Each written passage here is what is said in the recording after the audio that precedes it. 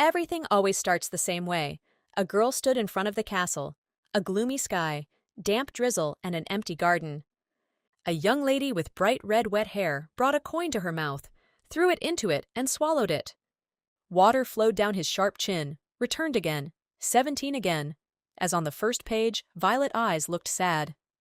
For the first 10 returns, the girl hoped that this would end soon. For the next 20, she was only concerned with escaping death, and after 30, she began to get used to it. After so many returns, I even forgot my name. My red hair was scattered. There was always a gold coin nearby. The girl tried to reach Miss, called her by name, did not get up, and had already raised her voice. The maid stood near the bed and tried to wake up the young lady. It was time to wake up and get ready, but covering her hand with her hand, the Miss did not want to get up. A woman with a long black braid opened the night curtains and let bright light into the room, reminding her with a smile of her birthday. She opened her eyes, put her hand to her forehead, sadly thought that this was not her real birthday, but remained silent. One day, the heroine woke up in a novel, and now she has been in it for 117 years, a very long time. The book describes a rather banal love story. Karen Hain, her father's only daughter, dreams of true feelings, a little girl lost in her fantasies. It is for this reason that the girl ends her relationship with the groom and becomes a servant to the daughter of an aristocrat. She endures humiliation and ridicule, and sometimes she was slapped in the face. She held her red face with her hand. Her cheeks were streaming from her eyes. But in the end, he finds his true love. The guy and the girl look at each other. Their love conquers all sorrows. Happy ending, twirling in the wedding dance. They do not take their eyes off each other, laughing and rejoicing that they have found each other. But on the last page, Karen dies because she drank poisoned wine, fell, and could no longer move. A year ago, I hardly opened my eyes, sat in some forest, near a tree, grabbed my throat with my hand. My wide eyes expressed horror. She overcame fear in order to reunite with her love, with Raymond, but it didn't work out. Everything turned out differently. Unfortunately, the end was the same as the very first time. Death awaited the girl. She could not do anything about it. Regardless of who she connects her life with, the ending is the same. Even if with no one, being left alone, death still awaited her. Only now her death was different. As soon as the girl did not die, a cut stomach and a pool of blood was one of her deaths. Karen drowned, burned and choked on smoke, covering herself with her hands, but always found herself in an empty garden. And every time she took a coin out of her mouth, and this time, in the pouring rain, there was a coin again. The heroine sat on the bed, twirled the 100th coin in her hands, looked at it again, and found nothing. The maid saw the coin in the Miss's hands, became curious, asked what it was, and even stopped with the cup in her hands. She yawned tiredly, closed her eyes, and replied that she was just a talisman for good luck, without going into details. The woman didn't know that the girl was interested in this kind of thing. She offered to tell fortunes on a coin. She knew how to do it, she assured. If it's an eagle, then everything will work out great for the lady, and she will be an exemplary young lady. She put a bowl of water and a towel on the table. If tails, Karen realized, the coin jumped up and fell into the palm of your hand, then everything would be bad. She lowered her head into a bowl of water, stayed there for a long time, thought about suicide. Even the maid got nervous and called. Black hair flew up. She extended her hand in an attempt to stop, but the girl would not die until a year had passed. Combing her hair, she tried to find out the reason for her bad mood, wondering if the engagement was the reason. Because the young man was a good match for her. No one had such mutual understanding. She turned her head towards Nancy, offered to exchange partners, give her Dylan, and waited for an answer. The woman laughed, closed her eyes. A drop of sweat rolled down her cheek. She didn't understand what the lady was saying. If a man even lays a finger on her, she will kill Karen, so she said that it was a joke, spared him this time, and thanked him. No matter how many times she was reborn, it was always painful. For the umpteenth time, the girl was preparing to become an adult. Continuing to get ready, the maid asked, if not for Dylan's sake, then who else was going to conquer with her beauty? Nancy tightened the corset as tightly as possible and said that she always wanted only the best for her. The preparations were completed. The high hairstyle emphasized the long neck, The dress matched the color of the eyes, a soft purple color. And now again, meeting with the hated groom, a man with a short haircut raised his black eyes to the girl. It immediately darkens when he says that a young lady is not supposed to make such a face in front of her future husband. She had no reason to love Dylan. She snapped that she wasn't her husband yet. She saw the man wet, and assumed that he had gotten caught in the rain while he was getting there. He averted his eyes to the side, tightly grasped the wineglass. A wife should be meek and humble, he taught Karen, so the girl was sure that love was not for him. She always knew. Everything was the same as always. The same people, the same speeches, and the same musicians. Everything was the same at the coming-of-age ceremony. She raised her head up, as if she felt like she was in hell, thought for a second, and then her thoughts began to bother her again. Dylan gloomily remarked, "There is no need to count crows. It is necessary to return to reality." He grew gloomier with every word. "This is fate." He threw these words, made him look at him with interest, and breathed out his question. In any case, they had no choice. He touched her hand with his hand, taking her hand. "Even if you don't like all this, there is nothing else." Karen knew everything by heart, everything that happened during the dance.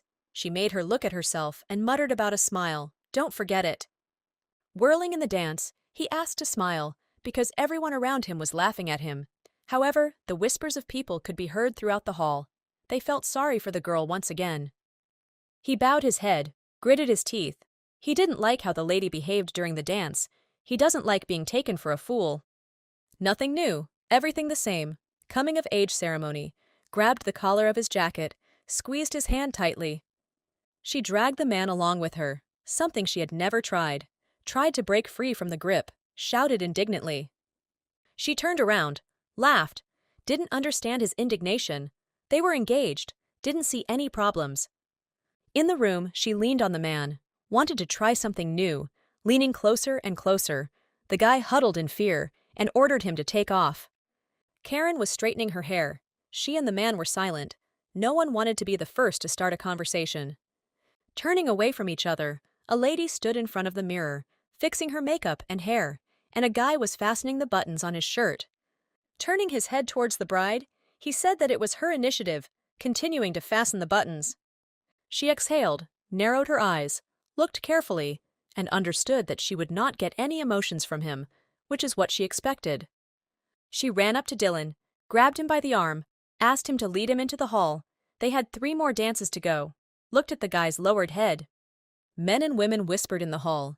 If there was a right of inheritance, then she would not need to marry a young man. Others whispered that the Duke was selling property to pay for his education. But the couple stood opposite each other and were about to dance, not listening to anyone. Dylan extended his hand, muffledly said that he needed to dance. No emotion appeared on the young man's face. She was surprised, but didn't show it. Extended her hand. There would be no grumbling. They would dance calmly, and that was that. People looked at the dance and discussed the man, did not understand what they were teaching in the monastery. The women whispered. It seemed that Dylan would endure all these jokes, gritting his teeth and making a detached face, as if these words did not concern him. A servant serving drinks on a tray tripped and touched the guy, who screamed and waved his arms in confusion. I couldn't stay on my feet and fell on my butt, let the air out of my mouth, and there was silence in the hall. Karen grinned. Nothing changes. Everything is as it was last time. Everything goes on as usual. She leaned towards the guy, extended her hand, offering help. Her violet eyes sparkled. According to the plot, Dylan will now pour wine on the servant. The girl will be shocked by such cruelty and press her hands to her lips.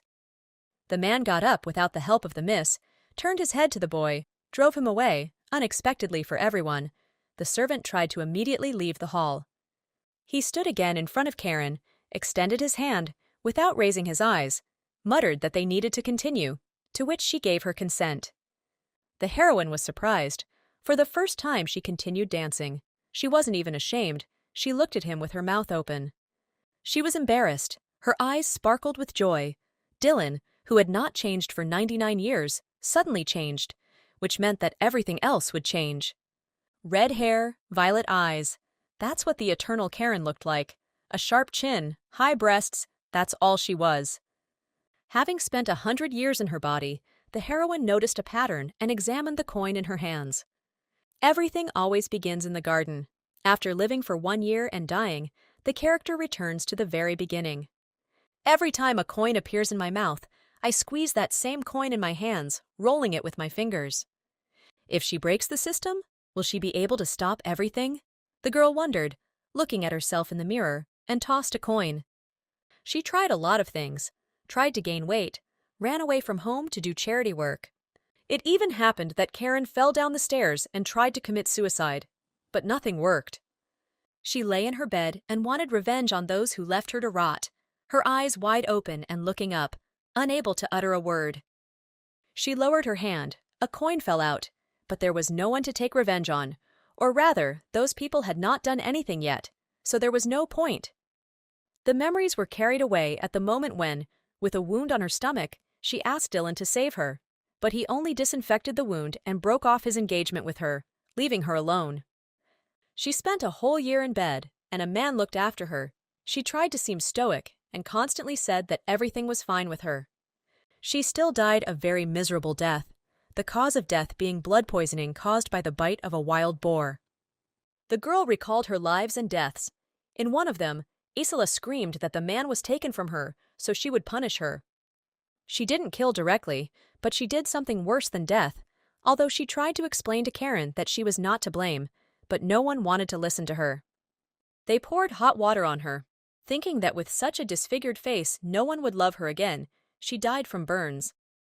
The 18th life and death, Isola's father, waited for the happiest moment and burst into Karen's room. The distraught man took revenge on the girl for his daughter, whose happiness was stolen, by raising his hand and breaking his neck with a blunt axe. Deaths were repeated many times. The book lay motionless. This was the plotline in this novel. Not only Isola and her father wanted Karen dead, too many people wanted death. Turning back, even an accidentally thrown phrase could lead to the end. But there is no one to take revenge on. These people don't yet know what will happen. It's pointless. She sat down next to the coin and touched it with her hand. Although they have not done anything in this life yet, the girl will not forget their sins in the past. They don't remember how they killed Karen, what perversions they came up with, but she remembers everything. She won't be able to forget. On the floor, the coin began to spin. It began to spin. A lot of people will have to take revenge. They will have time. There is a lot of time left. She picked up the coin, looked at it, and thought about the fact that the thought of revenge had not occurred to her, but now she decided to do it. I couldn't think about revenge before, but I was always sure that only love changes the world and people. I touched a flower, grabbed a rosebud, squeezed my fingers. Doubts crept in about love. I realized that it is not love that changes the world. The world is changed by death. On her 117th birthday, Karen decided to become a killer. Grinned. At the border of the Air estate, young people were discussing the broken knee of a horse that was lying on the ground and making wheezing sounds, unable to get up. Vern the moneylender, a man with blue eyes and a small beard, looked at her, swore, and clenched his hands into fists. He called his daughter, Isolu, looked out worriedly, and asked her father what had happened and why they were delayed. He stunned her, holding out his hand for her to come down. They would have to walk from here. The girl didn't really like this. Walking behind her father and clutching at him, Isola was indignant. She would not come here again. The imperturbable Vern talked about the fertile soil in these places. The man was delighted with this land. The man talked non-stop about harvesting. There are not many people, so the costs of improvement are low. He turned to his daughter, took his hands in his. If they were given these lands for use, he would allow Iselia to manage them. A smile appeared on Vern's lips. This would be a good lesson for a girl before the wedding. She touched her chest, thought that Raymond might notice her if he became a good manager. Her cheeks turned red. She turned her face to her father. Her shining eyes rejoiced at this chance and exclaimed that she would try to become an exemplary mistress for these people. We met in the room. The meeting was successful. Now we can rest. Everyone nodded in agreement. A young man with a monocle over his eye warned about their next meeting, which would take place in 6 months. Vern laughed. Although his eyes remained serious, his time would cost dearly. Iselia looked around when her father would give her these lands, put things in order, repair them, She heard the servants discussing someone, talking about her beauty. I watched the girls go out the door, still whispering about someone's beauty. The lady became curious. I didn't understand what they were talking about. It's just a church. Why could the girl be so surprised? I saw the crowd, tried to walk through and see what they were all staring at. Interest flared up with terrible force. In such a rundown church, Isla saw a charming girl sitting on a bench and not paying attention to the onlookers. She turned her head in their direction. All the people exhaled in admiration, comparing her to an angel. It was Karen, the daughter of Lord Hale. A girl approached her, and a smile lit up her face, becoming even more delightful.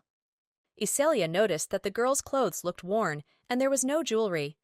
She looked at the lady with sad eyes, did not understand her anger at her, and wondered why she was feeling this way. Her face darkened, her head lowered. The young lady decided that this girl would become her personal scapegoat. In this village, Dylan read from the pulpit, calling on people to be as pure as white doves. Karen lowered her head, listened to his voice, folded her hands in her lap. The man's voice echoed throughout the church. Sinners will go to hell, closed her eyes. The prayer service is over. The guy finished it. The girl raised her head and looked attentively. She lowered her head again, muttered that God was deaf to her prayers. Bitter words burst out and were heard. Dylan put his hand on the girl's shoulder. "It's not worth desecrating the prayer service with heresy," hissed, leaning closer. She waved him off, removed her hand, and snapped that it was already desecration that this man was behind the pulpit. The girl was distracted. It was Isla Evans. She greeted Karen, smiled at her, hoped that they would become friends. She asked about the young man. The red-haired girl jumped up and introduced her fiancé, Dylan Lloyd. Resting her cheek on her hand, Isla was surprised that Karen was marrying him, even though she had heard that she was engaged. A smile played on her lips, but the lady's thoughts were angry. She thought about the beauty and her life with this man, and gloated over it. Isla cooed that the young people were very suitable for each other. Even if not, they would still be happy, which she felt and said. Karen grinned, raised her hand to her mouth. This was already the 100th time. The lady was surprised and wondered what it was. She raised her hand to her lips, examined Miss. She didn't change a bit. She was still the same. She grinned. I thought, closed my eyes. If she hangs it, it will shine like a silver bell. I mentally touched her legs with my hand. The voice would be like a chime. The girl wondered if she was hanged. Karen was brought out of her thoughts by Iseli's voice. She noticed that she was not taking her eyes off her neck, and suggested that she liked the necklace. A smile lit up her face. She exclaimed, explaining that it was a gift from her fiancé, and touched the decoration with her hand. Karen grabbed Dylan's hand, smiled a charming smile. It was sweet, but the guy looked and muttered about earthly blessings. She confirmed this very beautiful thing once again, but her thoughts were bloodthirsty, and she will hang it on this very chain, my dear. Isla died because of the necklace, but don't worry. Karen will put it in her hand. The girl thought it would be symbolic. The people on the estate looked in surprise and were happy for the lady. They had not seen her smile for a long time, and looked away. Karen Hale passed by and not just walked, but seemed to fly, as if she was dancing an invisible dance. And her fingers plucked the petals of a flower, covered her face with her hands, exhaled sharply, and that day she fell silent. The body trembled. A loud, ominous laugh was heard. She raised her hand to her mouth, and on that day Karen committed her first murder. Everything in the room was turned upside down, scattered. Isela was looking for something, screaming. Her braided braid was scattered. Her hands were rummaging around the dressing table. Her face looked frightened. Just yesterday she wore the necklace to church, and today it was missing. The door opened slightly, and Nancy came in with a jug of water. It was time to get ready, the girl announced. She stopped, turned to the maid, did not remember how she got home yesterday. There was a lapse in memory. Unfortunately, Nancy fell asleep during the prayer service, so she could not help the lady. She looked with narrowed eyes. She jumped up to the maid, shouting, pressing on her, wanted to know where her necklace was surprised, and retreated a little. She screamed that it was missing, but Nancy calmly replied that the things should be in the wardrobe, and together they looked around at the mess in the room. She rushed to her dresses, began to sort through and shout where it was. The girl kept repeating, frantically trying to find it. While the girl was trying to find, the maid calmly walked by and poured water from a jug into the lady's basin for washing. Without looking up from what she was doing, Nancy said that if he wasn't there, then she couldn't help. She turned to Isali, pointing at the basin with her hand, inviting her to wash, and warned that breakfast was coming soon and there was no point in being late. She jumped up to the maid. She was very angry. How dare he treat her like that? She puffed indignantly. From the blow, Nancy fell to the floor. Isali stood and clenched her fists, accusing the girl of stealing her necklace. With a darkened face, she screamed, ordering him to be found right away. She didn't want to hear anything more. She blamed the maid for the loss. Nancy looked up at Isali. Her lip was broken. There was an abrasion on her cheek. The blow from the girl was strong. There was a knock on the door. Karen came in. She looked amazing. A beautiful dress. Her hair was falling down like a wave, but her eyes showed coldness. She didn't like the noise. She turned her head in her direction, screamed about her necklace. It was gone. Isla was indignant. The lady was surprised, clarified what kind of necklace we were talking about, turned to her, and succumbed to Isla. She turned around and began to talk very emotionally about her jewelry, that yesterday she was wearing it, but today it's no longer there. She squinted her eyes at the maid, who stood up and rubbed her cheek. The young lady complained that she was acting too suspiciously. Nancy turned to her mistress, holding the bruise on her cheek. It was not her fault. Her voice rang out. Karen rubbed the bridge of her nose and would tell the servants to search the estate, but for now let the girl get ready for breakfast. Because Isela behaved and screamed this way, the servants looked at her strangely and did not approve of her such behavior. Why were they staring like that? The girl thought, immediately falling silent. Looking at the people with a frown, Karen called out to her. Nancy was Mrs. Personal Assistant, and she hoped that the guest understood that the warning had been received. Embarrassed, her cheeks turned red, but she narrowed her eyes and did not realize what she had done. The servants in the estate looked into every corner, sniffled indignantly that this lady had just arrived and had already caused a stir, and were surprised by the necklace. The search was not only inside the building, but also outside. Men and women looked down, continuing to search. They searched all day, but they never found it. It's better to keep an eye on your things. Unfortunately, the necklace was never found, and towards evening, Isla was rushing back and forth, fussing behind her father's back, wondering where else she could look. Vern was indignant. He was not going to question the deal just because he found a trinket. Isla sat down next to her. Tears flowed from her eyes. What should she do? It was a gift from Mr. Raymond. The man grabbed the bridge of his nose and turned dark. Since it wasn't a wedding ring, there was no point in looking for a necklace. She leaned her hands on her knees. She shook violently. For some reason she felt uneasy from the loss. The unfortunate son of the Baron became a hero. The boy who huddled grew up and matured, became a real man. The man wondered why he chose them. He could have taken someone higher, who had a higher status. Vern knew that Raymond owed their family. He was a man of his word, so he wouldn't go anywhere, he wouldn't run away.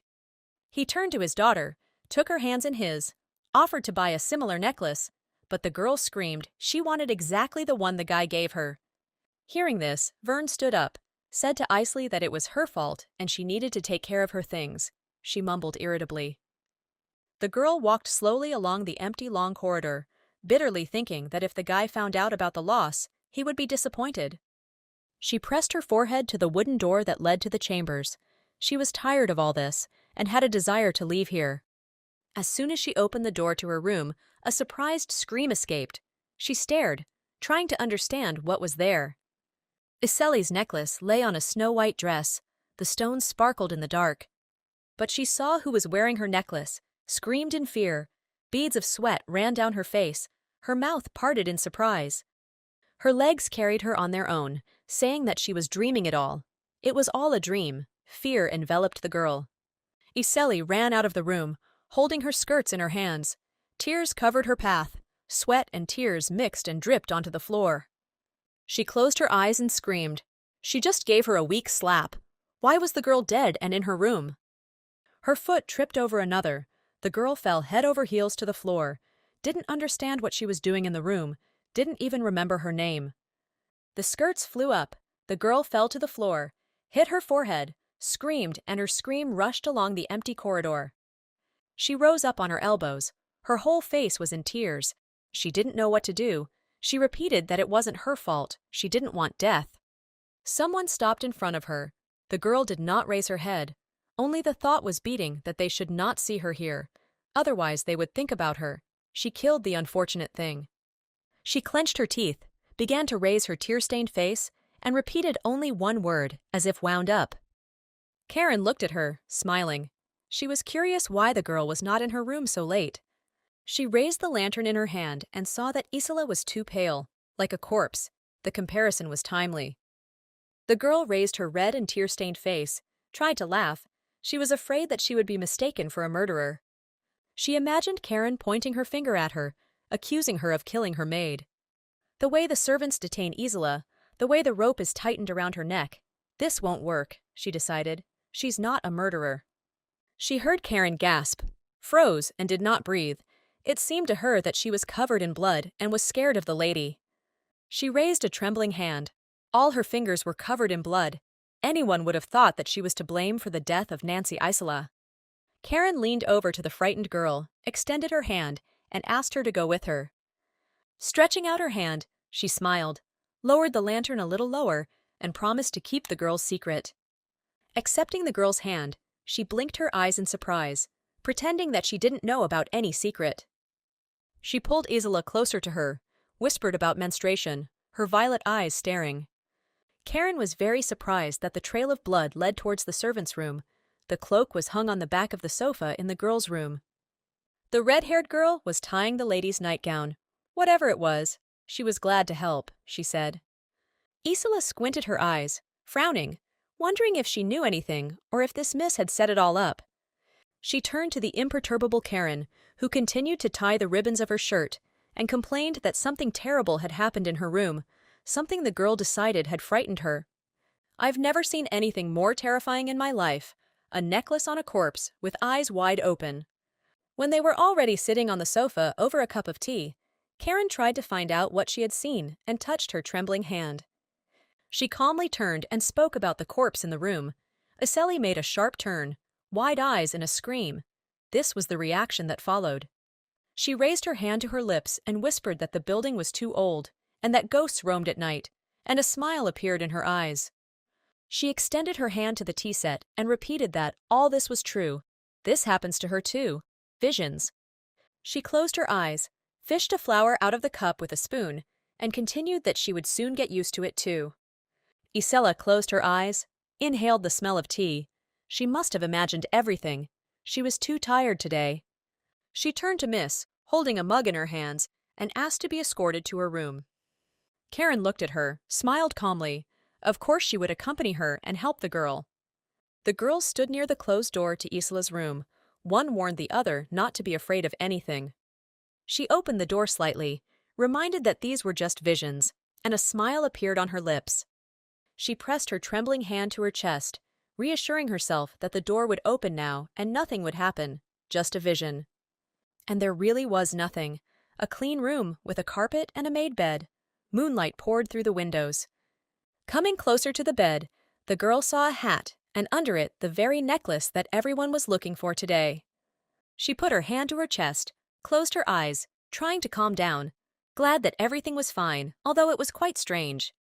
She lifted her hat to take a closer look at the decoration. Perhaps, she assumed, it was the top hat that had confused her. She picked up the necklace, smiled, pleased that it had been found. She was worried about the maid, she decided. She turned around and asked to spend the night in her room. She felt uneasy alone and was surprised by such a request. She repeated her request, darkened when Karen did not answer, asked again. The wait dragged on. She grabbed her hands and the girl spoke quickly, saying that she would clean everything up here tomorrow. Everything was fine. Violet Eyes looked with a hint of madness and said that it was already late and it was time to go to bed. She woke up and sat up in bed, lost. She was looking for where the girl had disappeared, looking for Nancy. Karen was sitting on the chair. The tied-up maid was lying on her lap. She smiled. Now they were left alone. Stroking her face, red and wet with sweat, Nancy looked with wide eyes at her mistress. Without thinking, she drank a sleeping pill. Karen laughed and told the maid about the day off. No one would notice her if she disappeared. She clasped her head in her hands. She had not killed for 100 years. She was wondering which death to choose for the girl. Tears were dripping from her eyes, all in vain. I saw that the girl didn't like it. Her hands tried to cling, sliding along the fabric. Her body was trembling. She let go of her hands, and the maid fell to the floor, wheezing. Karen apologized. Next time she will try to do everything more carefully. She picked up the necklace from the floor, grinned, looking down at the servant, shook her head and clicked her tongue, not changing at all. She threw the decoration on the floor. Since this was her first time, she would do everything according to her conscience, she warned. But if she doesn't like it, then next time he'll kill her. Nancy's hand stretched out and trembled. Tightening the scarf tighter, her eyes sparkled with a dangerous fire. The necklace was to blame for everything. The miss grinned.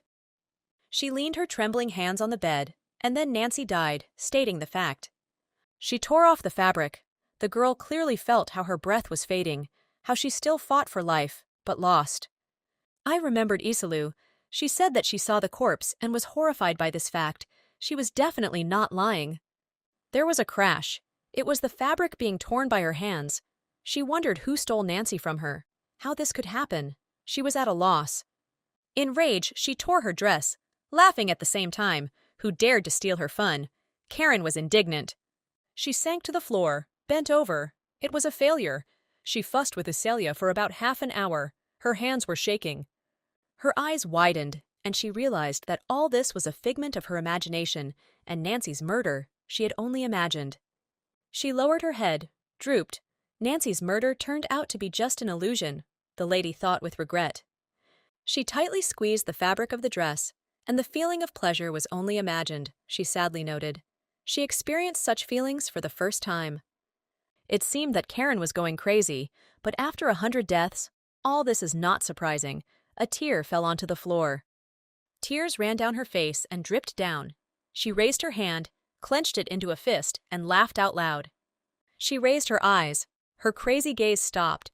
She didn't understand how hallucinations could be so real. She swung her fist. Anger bubbled up in her, unable to find a way out. "You can't deceive yourself like that," she screamed loudly. The fist fell to the floor. Her hand ached from the blow, but Karen did not feel the pain.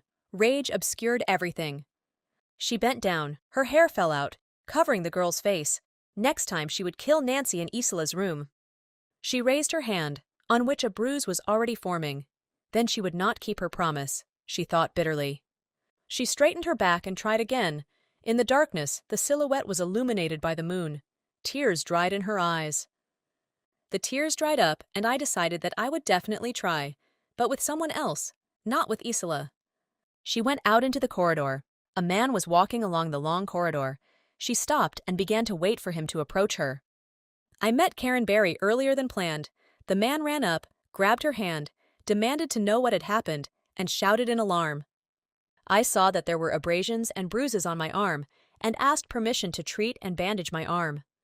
She removed his hands from hers, ordered him to take his hands off her. She didn't like the man's freedom. Karen grabbed her hand. Dylan appeared next to her, squinted his eyes at his hand, and thought that he would whine again. The man was bad at playing the role of a jealous groom, shouted and pointed his finger at Barry. He dared to touch his bride. She bowed her head towards him. What did she even want? If he weren't so clumsy, he wouldn't be Dylan. The girl gave orders to Barry to bring food to Isola's room, and she would have breakfast with her fiancé. He squinted his eyes. Dylan asked that the girl was trying to protect the servant from his anger, rolled her eyes, sighed. A thin female hand touched his shoulder, sending him to pray. Later she would drop into his room to talk. He turned to the lady, wanted to bandage her wound, take care of her, which was not typical for a guy. And now they were sitting in the room next to each other.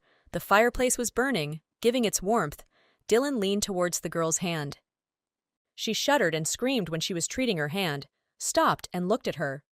He nodded his head, apologized for causing pain, didn't mean it. His eyes filled with sadness, tried not to look at Karen. I looked at how the guy treated her hand. Something changed in their relationship. Many things in this life began to change. There was a giggle in her eyes. She wanted to make sure of this again, to take advantage of the moment. to have something in mind. Karen suddenly found herself next to Dylan, pressed herself against him, batting her eyelashes, and asked a question about her beauty. The girl knew that she was undoubtedly beautiful, but she wanted to hear from the guy's lips. She looked and waited for an answer. A blush appeared on the young man's cheeks, sweat rolled down his face, and he stammered and could not say why his bride was doing this to him. She pulled them along the long corridor. This is a reward for trying something new. She raised his hand, left a kiss, teased the man. Everything was fine. He was the groom, she was the bride. She raised a sly glance so she could provoke Dylan, push him towards what they both needed. He grabbed the girl's head and pressed her to him. Obsession has such an effect, the guy is carried away. She joined in and merged in a hot, impatient kiss, mentally asking Dylan to conquer her, steal her from the main character, take her from Raymond. She gently stroked her cheek with her thumb, asking, begging, wanting her to fall at her feet. And then she hugged the young man tightly by the neck, covering him with her hair, and wished that Dylan would die. The gentle hand pulled the necklace, was glad that she managed to find it. Otherwise, she would have been very upset, maybe even died from the loss. She showed the jewelry to Karen, who was immersed in music, and the girl continued that she could easily buy a house with it. Without looking up from what she was doing, she didn't raise her head, muttered that it was simply incredible, and was not sincerely delighted. Raymond always gave Isla expensive jewelry and gifts, but never promised to marry. She turned her head, listening to the enthusiastic exclamations about her man, about how he was not like the others, and shook her head. Did the girl really not notice? Isla squinted her eyes, didn't understand why she didn't envy her, because she'd never seen such jewelry in her life. The lady came closer, did not give up trying to get the girl to talk, and was tormented by the question of why she was playing the harpsichord. But Karen liked this activity. Isla noticed that the strings were out of order and offered to buy a new piano, but Miss refused. She liked her old instrument. But I remembered Karen's concern yesterday, how she showed me to the room. The anger disappeared. It was flattering. I also remembered about the maid, and clarified by chance that I had not seen her today, the girl patiently explained. She looked at Isla. Probably the maid doesn't want to show herself to the lady after yesterday. Her face darkened when she heard about the obsession, where the maid with her throat cut was in her room.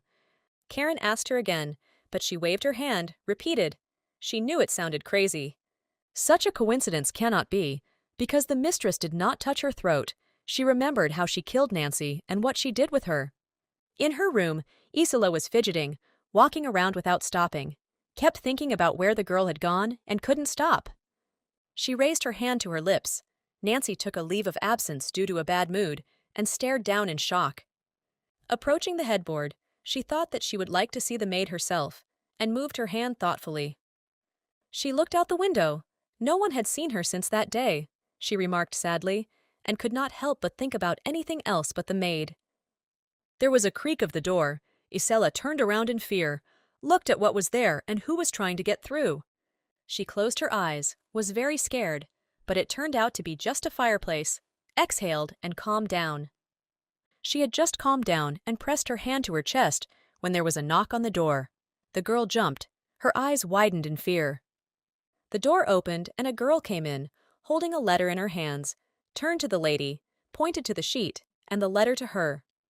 She exclaimed joyfully as soon as she saw the inscription who it was from. She turned around. A smile appeared on her lips. She impatiently extended her hand and ordered him to give the letter quickly. It was exciting and she couldn't wait long. A couple of days later, going out into the city, exclamations of admiration were heard from the girl. Donna, Karen's personal maid, clasped her hands to her chest, screamed joyfully. It seemed to her that she had found herself in another world. Only the mistress did not share the delight. Everything was predictable. She straightened the bows on her arms.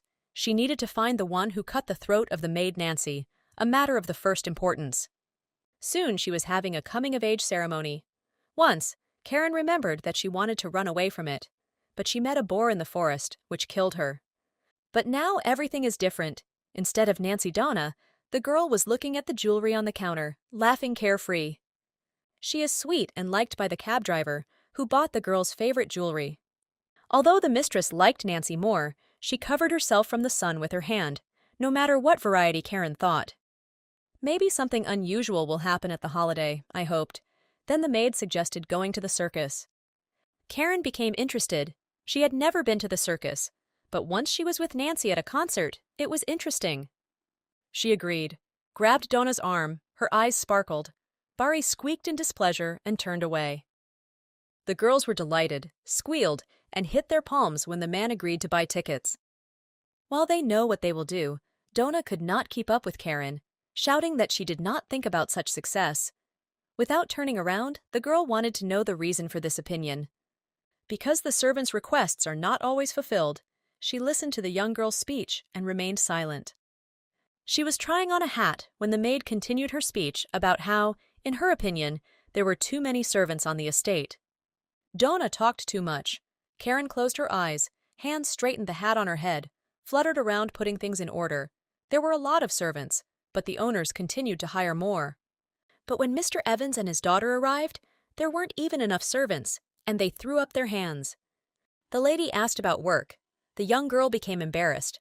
Her cheeks turned red. That's not the point. A lot of people came with the gentleman, and this became even more washing, explained Dona. The lady turned pale. With tears in her eyes, she tried to find out when they would leave, but Karen herself didn't know. She wanted it as soon as possible. Unfortunately, they will not disappear until they destroy the Karen family. Her face darkened and her violet eyes sparkled. Dona decided to complain to the mistress. She didn't really want to, but still said that other servants were discussing Isalu and her attitude towards them. Without hesitation, she openly told everything to her mistress, both the fact that she did not put the letter on a silver tray and how the girl reacted. The lady laughed and joked that Dona was embarrassed by how poor the heir family was, but the girl patted her on the head, reassuring her. The maid laughed, turned her head with shining eyes. The joke was a success and appreciated it. Karen thought that nothing special would happen because all maids were the same, but she looked at this sweet girl and doubts crawled under her skin. Nancy's death influenced many things. As it turned out, the girls continued their conversation about hats. We decided to decorate it with a ribbon. Dona tried on the hat. It was so beautiful. Her sparkling eyes looked at herself in the mirror. Karen looked at the girl, smiled. It's not the same Raymond who changes reality, but this maid. The girl immediately grabbed the scarf. The lady shook her head, but she really wanted to give it to Madame Dear. Dona burst out laughing at Karen's question and was surprised how she could not know this lady. She became gloomy, had no idea who this Madame Dear was. This was the first time I had heard about her. She tried to remember, put her hand to her lips. Dona was even more surprised how anyone could forget her mentor, because she had been there for 8 years. She looked away, didn't remember this woman, probably before she entered this body. Dora turned to her. She taught the girl everything, including ballroom dancing and etiquette. Karen pretended that she remembered her mentor. The joyful maid offered to go to her. She lives nearby, and it would be great to visit. She bowed her head, worked on the estate for 8 years, and the heroine heard this name for the first time in 100 years. Boring everyday life and people who have no influence on anything, but every little thing is important. She looked with a thoughtful look at everyone in the atelier. A smile appeared on her lips, her eyes shone. A little thing could help save a girl. Breathing heavily, Bari ran to the girls, shouting that the show would start soon and they needed to hurry. The girls ran out of the studio, chirping joyfully. They were happy that they would get to the circus. Karen thought about Madame Dear, what this woman could influence, what she could change. And now I couldn't wait to meet her. A blush appeared. My eyes shone like stars. The performance has begun. The girl above, right under the circus dome, is walking on a thin rope. Once, she pushed off and began to fall down, spreading her arms to the sides, and so did our heroine. She regretted that she couldn't die. They didn't allow her. The girl flew down. Her face lit up with a smile. She didn't fall. Her partner caught her, grabbed her hands, and the performance continued to a storm of applause. Dona and Bari whispered, shared their impressions, and Karen thought that no one could give her a hand to save her. She pressed her hands to her cheeks and tried to concentrate on the performance, which she was seeing for the first time. It didn't help. Just in time, a drink seller came by, shouting about cold drinks, beer. Karen perked up and called out to him. The man brought her a large mug of beer. The girl extended her hands, and carefully so as not to spill, took it. She started drinking cold beer. Donna was eager to try it too, but she had a lot of work to do. Bari kept saying that the lady could only have one mug. Karen heard about the highlight of the program. The eared guest looked and thought what it was. People jumped up from their seats to get a better look at this miracle. A huge elephant with large ears and a long trunk walked into the middle of the arena. He used his nose as a hand, showing what he could do, moving a stool, waving to people. There was a sound. The guy had a whip in his hands. "The best medicine for disobedience," he said, smiling at the audience. The whip ended up on the elephant's backside, leaving a red mark from the blow. Miss watched this violence and thought. They were similar to the elephant. No matter what surprises life had in store for them, they just had to endure it. I didn't understand why people laugh. I imagined that the girl was standing there, next to the animal. In his place you wouldn't laugh, I was sure. The man was angry. The elephant was guilty again, which means that punishment will follow. Her face darkened. She became uninterested in this performance and offered to leave here. People stared at her in disbelief, but she herself wanted to go to the circus, and this part is the most interesting, so they say.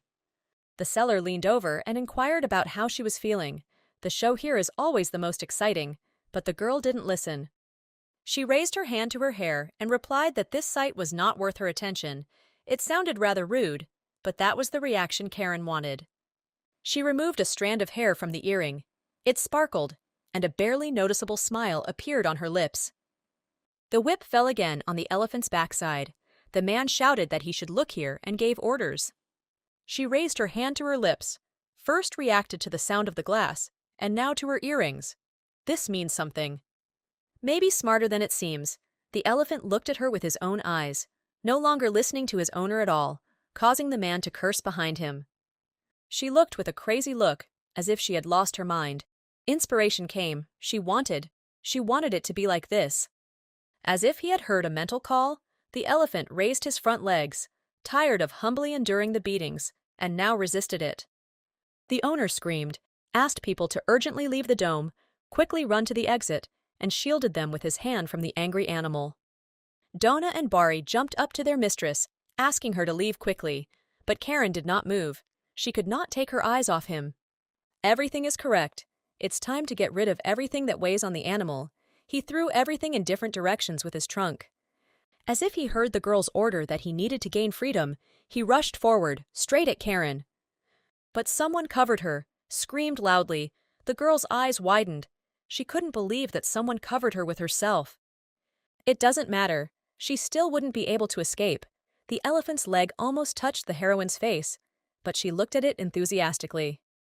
The servants surrounded the girl. Together they closed her eyes.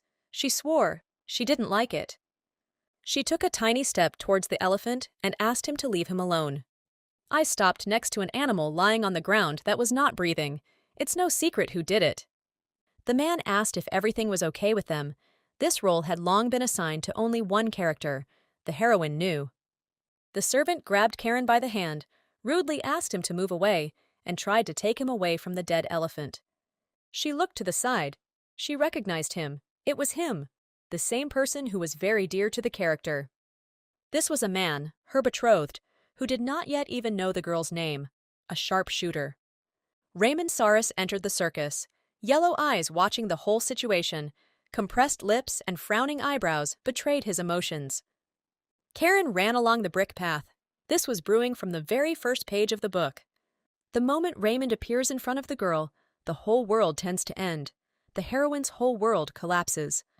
Therefore, she must grab her last chance, turn around so that she cannot be seen, and run away from the circus big top. She urgently needs to get to the Madame Donna spoke about before all the changes are erased. Exhaling air, the young girl rushed to Madame Dear's house.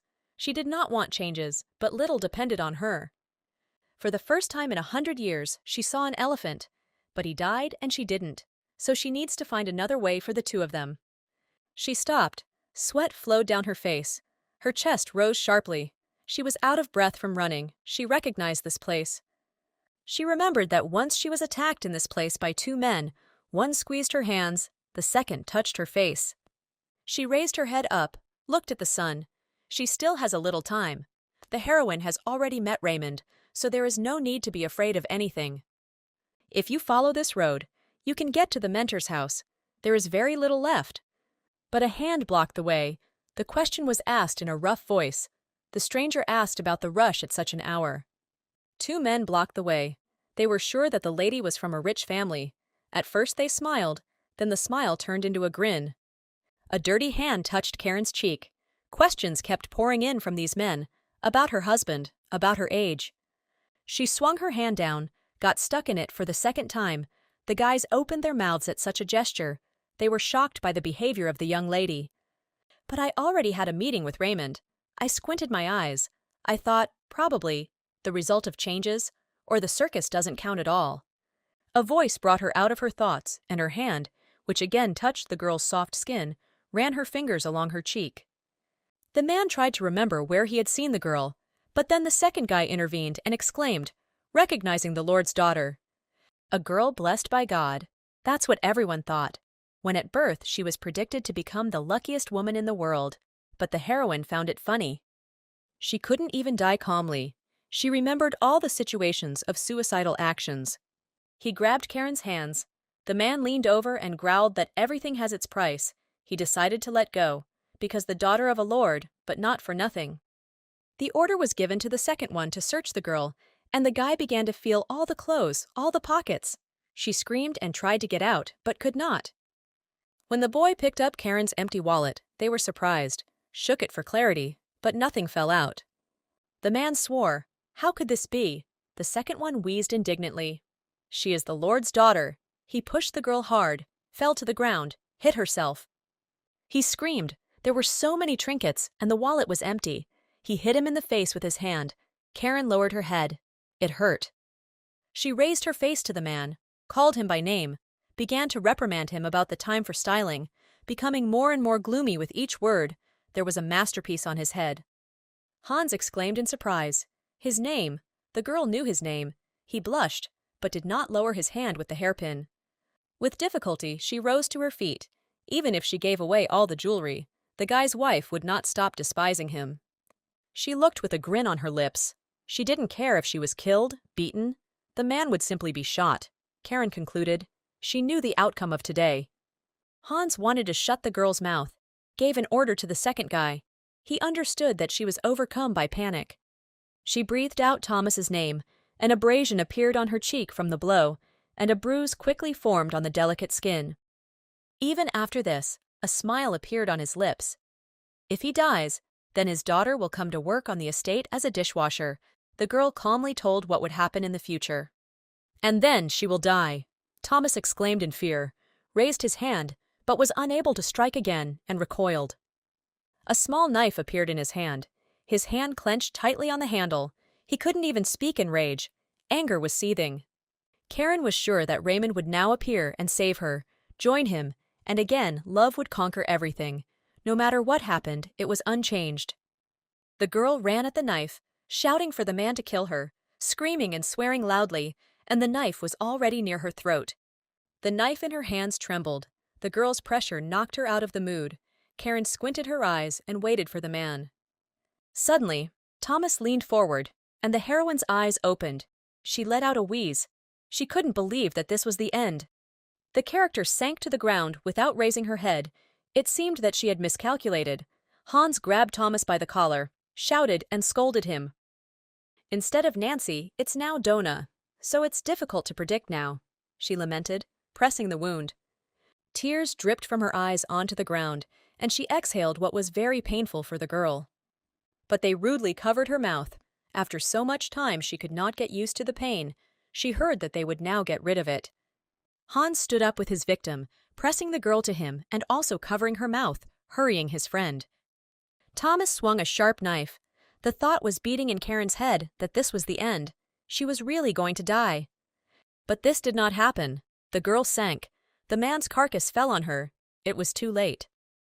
The heroine began to sweat, clutching her wound. It was strange to say such a thing to her savior, but she was not happy to see him. Because the yellow eyes of Raymond looked at her, who leaned over and anxiously asked about her well-being, At first sight, the man fell in love with her. She closed her eyes. Tears fell from them. Everything happened the same as 100 years ago. Eyes met, yellow and violet eyes crossed. Raymond fell in love with Karen again. The young man was not a noble knight, but he always tried to help ordinary people. Still, working as a sniper does not do you any credit.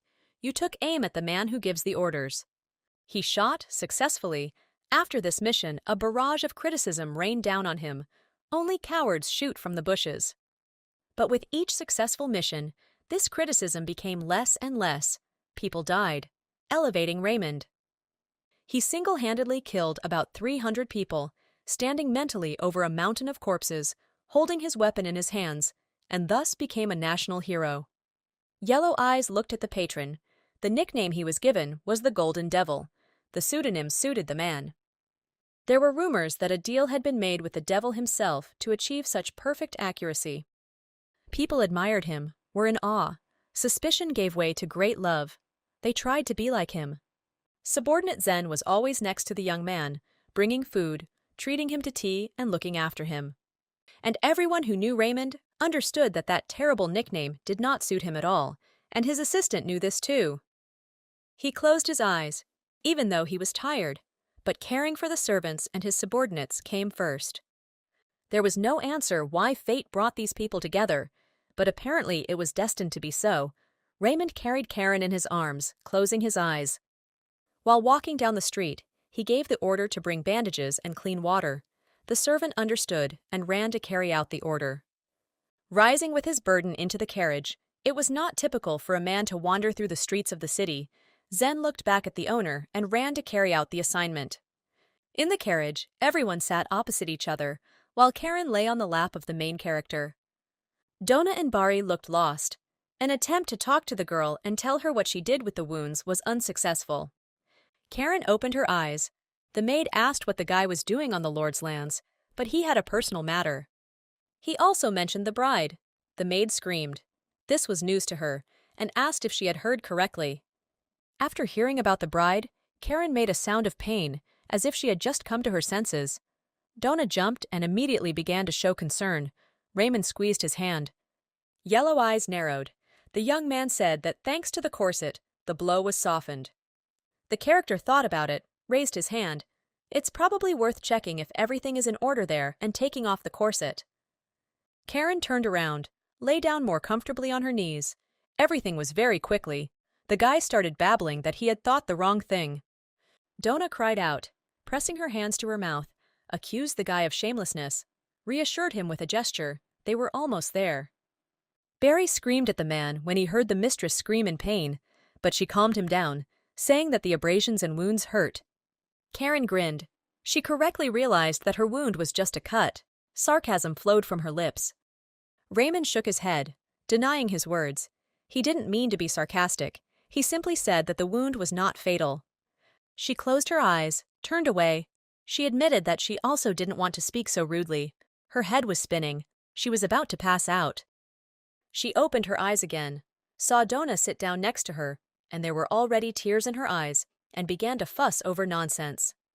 She propped herself up on her elbow. Raymond looked at her and inquired about her well-being.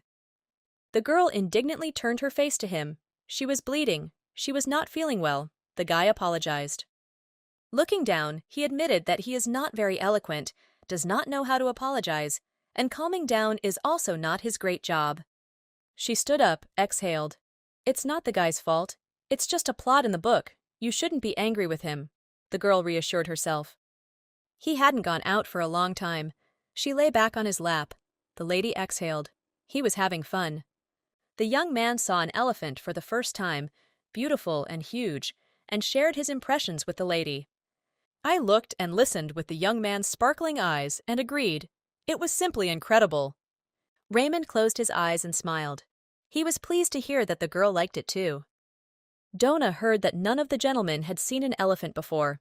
She burst into tears. She considered herself guilty. Karen clasped her hands. If it weren't for Raymond, no one knows what would have happened. Gratitude was in the air. The characters strictly followed the plot, considered the meeting to be fate. They could not see another turn. She pulled out her hands. She wanted to put an end to this farce. She was not satisfied with her role in this book. He hissed to Donna that fate was too cruel. Didn't it seem so to her? And leaned close. Face to face, Karen almost died twice today, the maid yelped, tears flowing from her eyes again. She asked the guy, turning her face to him, waiting for an answer, without looking away with her violet eyes. The yellow eyes narrowed. It didn't seem that all these conclusions frightened Lady Hare, no question. It was a fact of which I was sure. The next day, screams were heard in Isola's chambers. The girl tried to choose a dress, but everything was wrong, not elegant enough. The maid, smiling, handed the dress to the lady, but instead of gratitude, an evil voice was heard, claiming that this was a mockery. It was simple. Lowering her eyes to the floor, the girl muttered an apology, but the mistress only became angrier. Plebeians have no taste in screaming. Vern, who was leaning against the doorframe and folding his arms, comforted his daughter. Isola threw herself into the man's arms, crying, and said that Raymond had saved Lady Karen. She raised her eyes and tried to explain to her father that the girl was much more beautiful than her. There was fear that the guy could fall in love with another. She turned to the maid and whispered that in this house everyone was waiting for this moment. She suspected people. With his arms outstretched, Verna retorted that if Raymond fell in love often, he would have a harem. These words outraged Isola. The father put his hand on his shoulder and squeezed it. Quietly said that for the nobility, marriage is a deal. The girl blushed. So there is no place for love. He exhaled to the side, squinted his eyes. The man did not think that the young man would cancel the wedding in favor of a less noble family. It's hard to imagine such a development of events, Vern admitted, raising her sad eyes. He bent down very close, picked up his face with 2 fingers. Not everyone is looking for benefits, just like her. Removing his hands, he looked out from behind the girl, looked at the maid, wanted to know how they treat the lady. If it's bad, then it won't be good for them. She grabbed his hand. Isola closed her eyes, squeezed them shut, and decided to confess to her father, to tell about the nightmare. Removing his hand, he heard about the corpse of Nancy, the maid who served Karen, and was surprised that the girl really existed. He sat his daughter down on the sofa, soothingly, and suggested calling her, calming down as soon as she saw her alive and well. This would be the best way out. 2 days after they arrived, the maid disappeared, so she couldn't call. Her face darkened. She spoke quietly. This seemed very strange, because quite a lot of time had passed since their arrival. She raised her head sharply. Dark circles appeared under her eyes from worry. She had not seen Isola Nancy since she dreamed of a corpse. Next to the cosmetics, the table was set, cakes and fruits, small snacks, everything so that the lady could refresh herself. While tightening Karen's corset, the maid warned that she shouldn't change maids like gloves. She muttered in agreement. Headmaid Helen also believed that it was worth taking the candidacy of her maid seriously. The woman believed that it was too early for Donna to be near the noble lady. The girl in question lowered her eyes and clenched her hands. She turned her head, and the heroine replied that it was only thanks to the girl that she met Sir Ceres, which she was glad about. Helen was indignant, did not want to hear about such a thing, but the girl, as if mockingly, continued, "Today they are having dinner with this man." She laughed, raised her hands to her lips. She met her fate. But Donna knelt down, screaming that everything was not so at all. Karen closed her eyes. Even the servants know this, and grinned. Even though she was engaged to Dylan, there was nothing between them. When her fiancé's father dies, there will be a large inheritance. Marriage with him is only a backup option. Everyone hopes that she will meet someone better. For example, a yellow-eyed, tall, handsome man with a good reputation. Karen was brought out of her thoughts by the girlish voice of Donna, who was wondering how this happened. How it happened, the young girl did not understand. She laughed, closed her eyes. No need to blame her. It's all the lady's fault. She turned to Helen. But the woman remained impenetrable. She was firmly convinced that Donna would be guilty, and punishment would follow immediately. In general, Helen was a great guy. She freed the girl from all the work on the bills. The woman manages the entire household herself. Karen didn't want to give up on Donna, because she raised her face full of tears at her, her lower lip trembling in anticipation of an answer. She touched the woman with her hand. She took a liking to the girl. She didn't want to change the maid. Then she asked Helen to keep her company since Donna was being taken away, but the woman was too busy. The lady was indignant. She would be so lonely without her maid. The look turned to the woman was full of regret. Her cheeks turned red, but she was happy because the girl won and was able to persuade the formidable Helen to leave Donna. The woman didn't understand what was going on in the lady's pretty head. She just grinned at Karen. She squinted her eyes, a little flattery and enough to get her way. The girl was pleased with herself. But when she heard about Nancy's disappearance and that there was no one else to serve, she opened her eyes, surprised by this event. Helen screamed when she realized that she didn't know what had happened. No one told her. She turned to the woman, listening to her, and said briefly, she couldn't stand it anymore, so the maid decided to leave the estate. She became gloomy. Karen could not believe that she had left. She was sure that she had killed this girl. There were a lot of guesses. I didn't understand. Maybe the plot twisted like that, or it was the machinations of the one who dealt with her corpse. In the large hall, everyone was gathered at the table. Raymond was sitting at the head. He was interested in Lady Karen's well-being. He closed his eyes, did not accept gratitude. He regretted that he had arrived so late, because there were scars on his body. The girl was flattered by this attitude and thanked her playfully. No, he hasn't changed. He's still the same Raymond. It's just that then the heroine got worried. It seemed to her that the man was somehow different. While cutting the meat, she thought that she had become too suspicious. She didn't like the situation with Nancy. And Isela hasn't changed much. She still asks Raymond the same stupid questions, just to attract his attention. But he turned the topic of wine to the priest, because he understands this better, and Dylan, who stuttered, began to feel embarrassed. The young man was completely lost. He lowered his head. His hands were shaking. He needed to think and collect his thoughts. The inability to control oneself is a sin, and there is no taste for good wine, the assistant said, coughing into his fist. He reprimanded Miss Evans. It is also a sin to eat heavily. He taught the girl to distinguish between these concepts. Isela answered, throwing her head back, that in her opinion this is the fate of ordinary people. Vern looked with a smile. She looked at everyone around the table, studied the state of the local economy, and came to the conclusion that systematic changes were needed. Karen closed her eyes, taking a bite of meat, thinking that this little lady was also not sitting still. Isela reveled in her greatness as she talked about the work she had done, showing that she was worthy to become the mistress of these lands. The heroine was silent. She watched everything that was happening, assessed everyone, raising a glass of wine to her lips, waiting for Raymond's answer. Most of all, Cerceres values honor and dignity, not profit at all. He closed his eyes and enjoyed the food. Isela's father had neither honor nor dignity. Vern took a sip of wine and squinted his eyes. The man was cunning. The father praised his daughter so much that the girl blushed rather. They said about her that she was both inquisitive and smart for her age.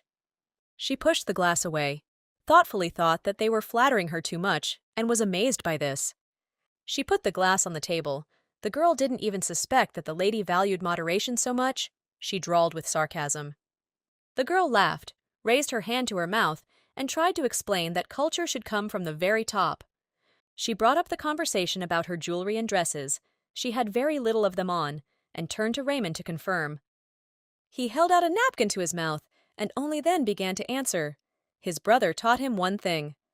It's better not to interfere in women's affairs. Isela laughed loudly at this, and repeated about her brother. But he immediately became gloomy. When the girl becomes his wife, then he will have to intervene, and ended threateningly. Karen beamed and put her hand to her chest, hoping that the lady started talking about excesses, since the dinner was amazing. The servants fussed around in front of their masters, changing dishes, serving and removing unnecessary ones. After removing the lid from the next dish, the aroma of meat filled the room. Ortolan is specially fattened for a month, then soaked in brandy. Isela looked at the dish dumbfounded, gluttony in the flesh, a drop of sweat running down her cheek. She heard it when Raymond turned to her and asked about luxury and clothes, which was not her only sin. Vern put his arm around his daughter's shoulders and tried to protect her. There was no need to judge her so harshly, because she was still young. Raymond nodded in agreement. He respected the fact that the lady was thoughtful. He liked that. Then he raised his hand and rested his cheek thoughtfully. In fact, my daughter had several reasons to worry in recent days. The young man confirmed that she is the daughter of a businessman, so she always has things to do, but that's not what the father was talking about. One of the maids made the mistake of placing her hand again on the shoulders of the girl, who did not look up.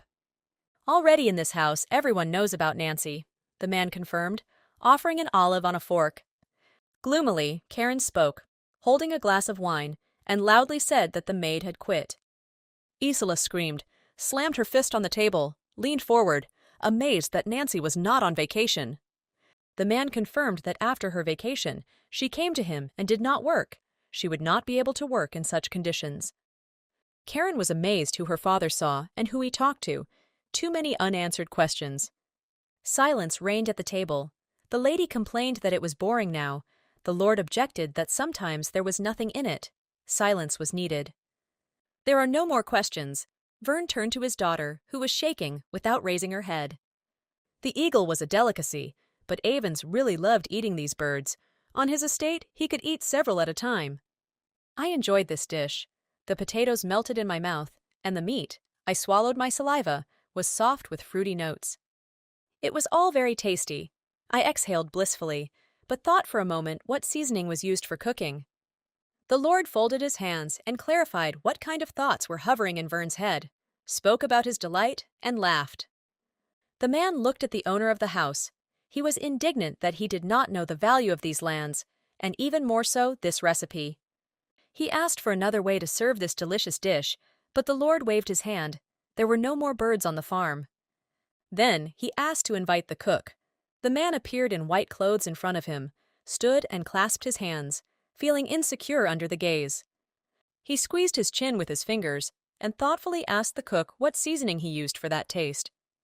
He grabbed the cook by the hands, asked him to tell him, even if it was a secret, begged him to allow the Lord to reveal it. Immediately, the man who tried to remain silent at the table spoke up. Dylan, he prepared it, said it, and his hands trembled. Vern looked doubtful, because he couldn't believe the priest was helping with the cooking. Raymond smiled and praised the guy. The food was really wonderful. He liked his praise. Isola got into the man's conversation, laughed, and scolded her fiancé. Why didn't he say so earlier? Squinting his eyes, Raymond remembered that the girl had prejudices regarding cooking.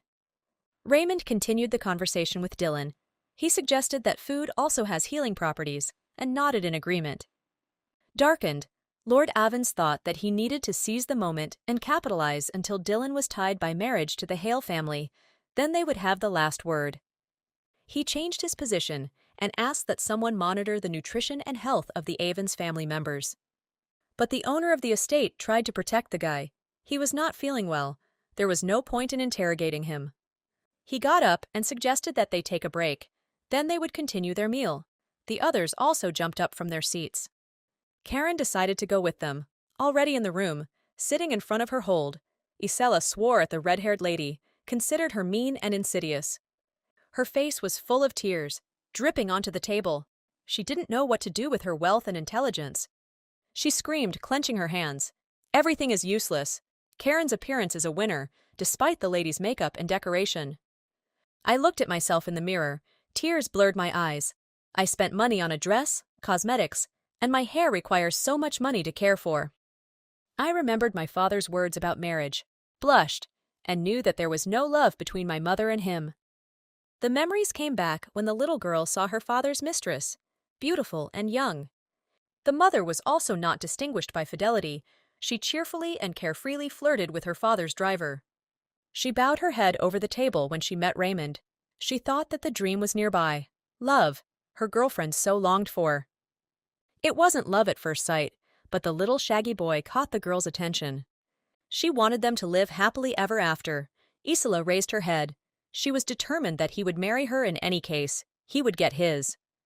After all, her family bought Raymond. He belongs to her. She rose from her chair. Isola was going down the stairs. It was already getting dark, holding her skirts in her hands when she heard a girlish laugh and Raymond's voice. She saw through the curtain how her fiancé was smiling, holding Karen's hand in his hand, by the way.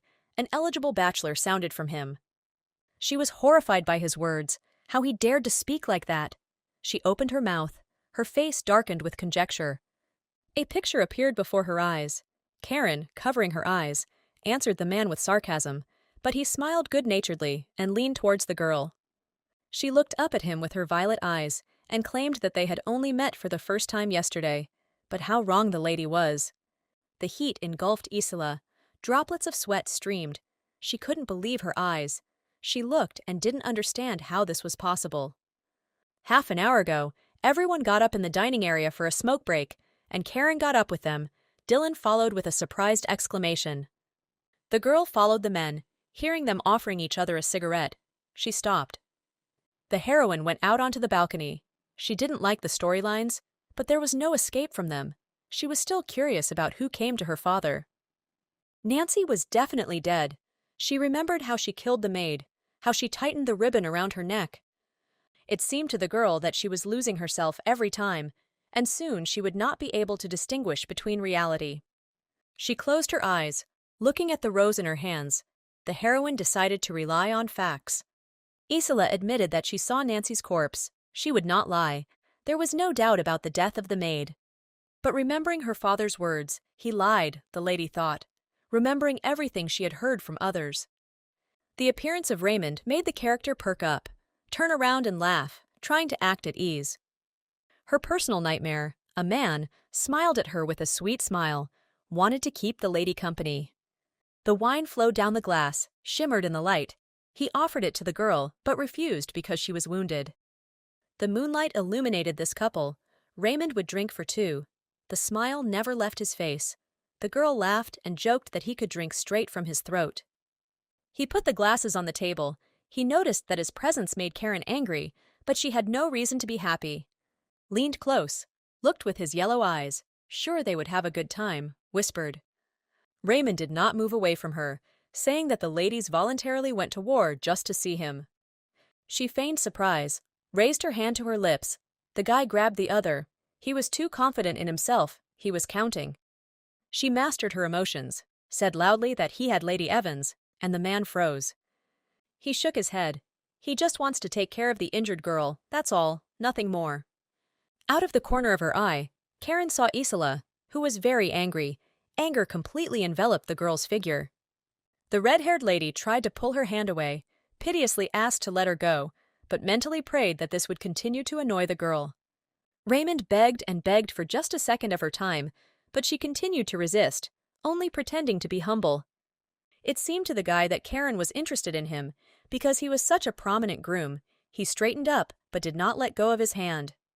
A smile on his lips, but the yellow eyes became serious. The Evans family wants to get him, he admitted openly. Bringing his face closer to the girl, almost touching his lips, it seemed that Karen wanted to take Isla away.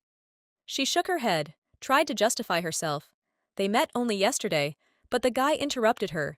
It's all a lie. The hand in his hand trembled.